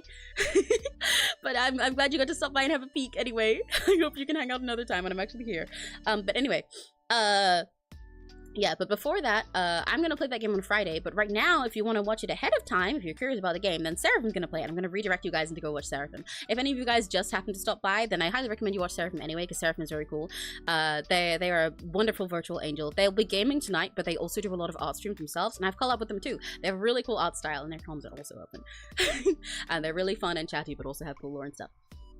You start streaming at the times you win, since it always seems to be peak time. Yeah, that's part of why it's fun to send Sarah that way, because that's a good time for more people who want British. Yeah, I'm sorry.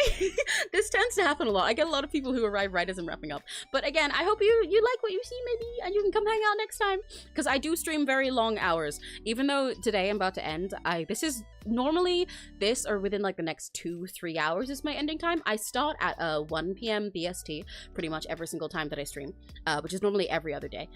And at the moment it's about to turn 8 p.m. And I normally stream for art streams or games that I'm really invested in, like Delta Ruin or The Sims. I normally stream like 6 to 9 hours, occasionally 10. Or sometimes for very short streams. If it's like a really short game, I'll stream for like 3-4 hours. Or if I'm recording or doing karaoke, that'll be like 1 or 2 hours. But those normally start later in the day. Well, they do from now on, in order to make sure you guys can meet them. But I'm sure you'll be able to hang out sometime. You're so nice, Emmy. That's because you're so nice and you're amazing. So everybody should go watch Seraphim, because Seraphim's really cool. And I think if you guys like me, then you'll like Seraphim too. Seraphim is like me, except cooler, and also a little bit less eye-bleedingly colorful, and instead really pastel and cool and trapped in the internet, except you didn't hear all that from me. But yeah, so I'm gonna send you guys into Seraphim. I hope you have a fun time, and if any of you guys didn't get to hang out today, I promise you will be able to soon. I will put a schedule out at the end of this week. I know we've had no schedule this week, which is really weird for me, but it feels a little bit too late to make one at this point.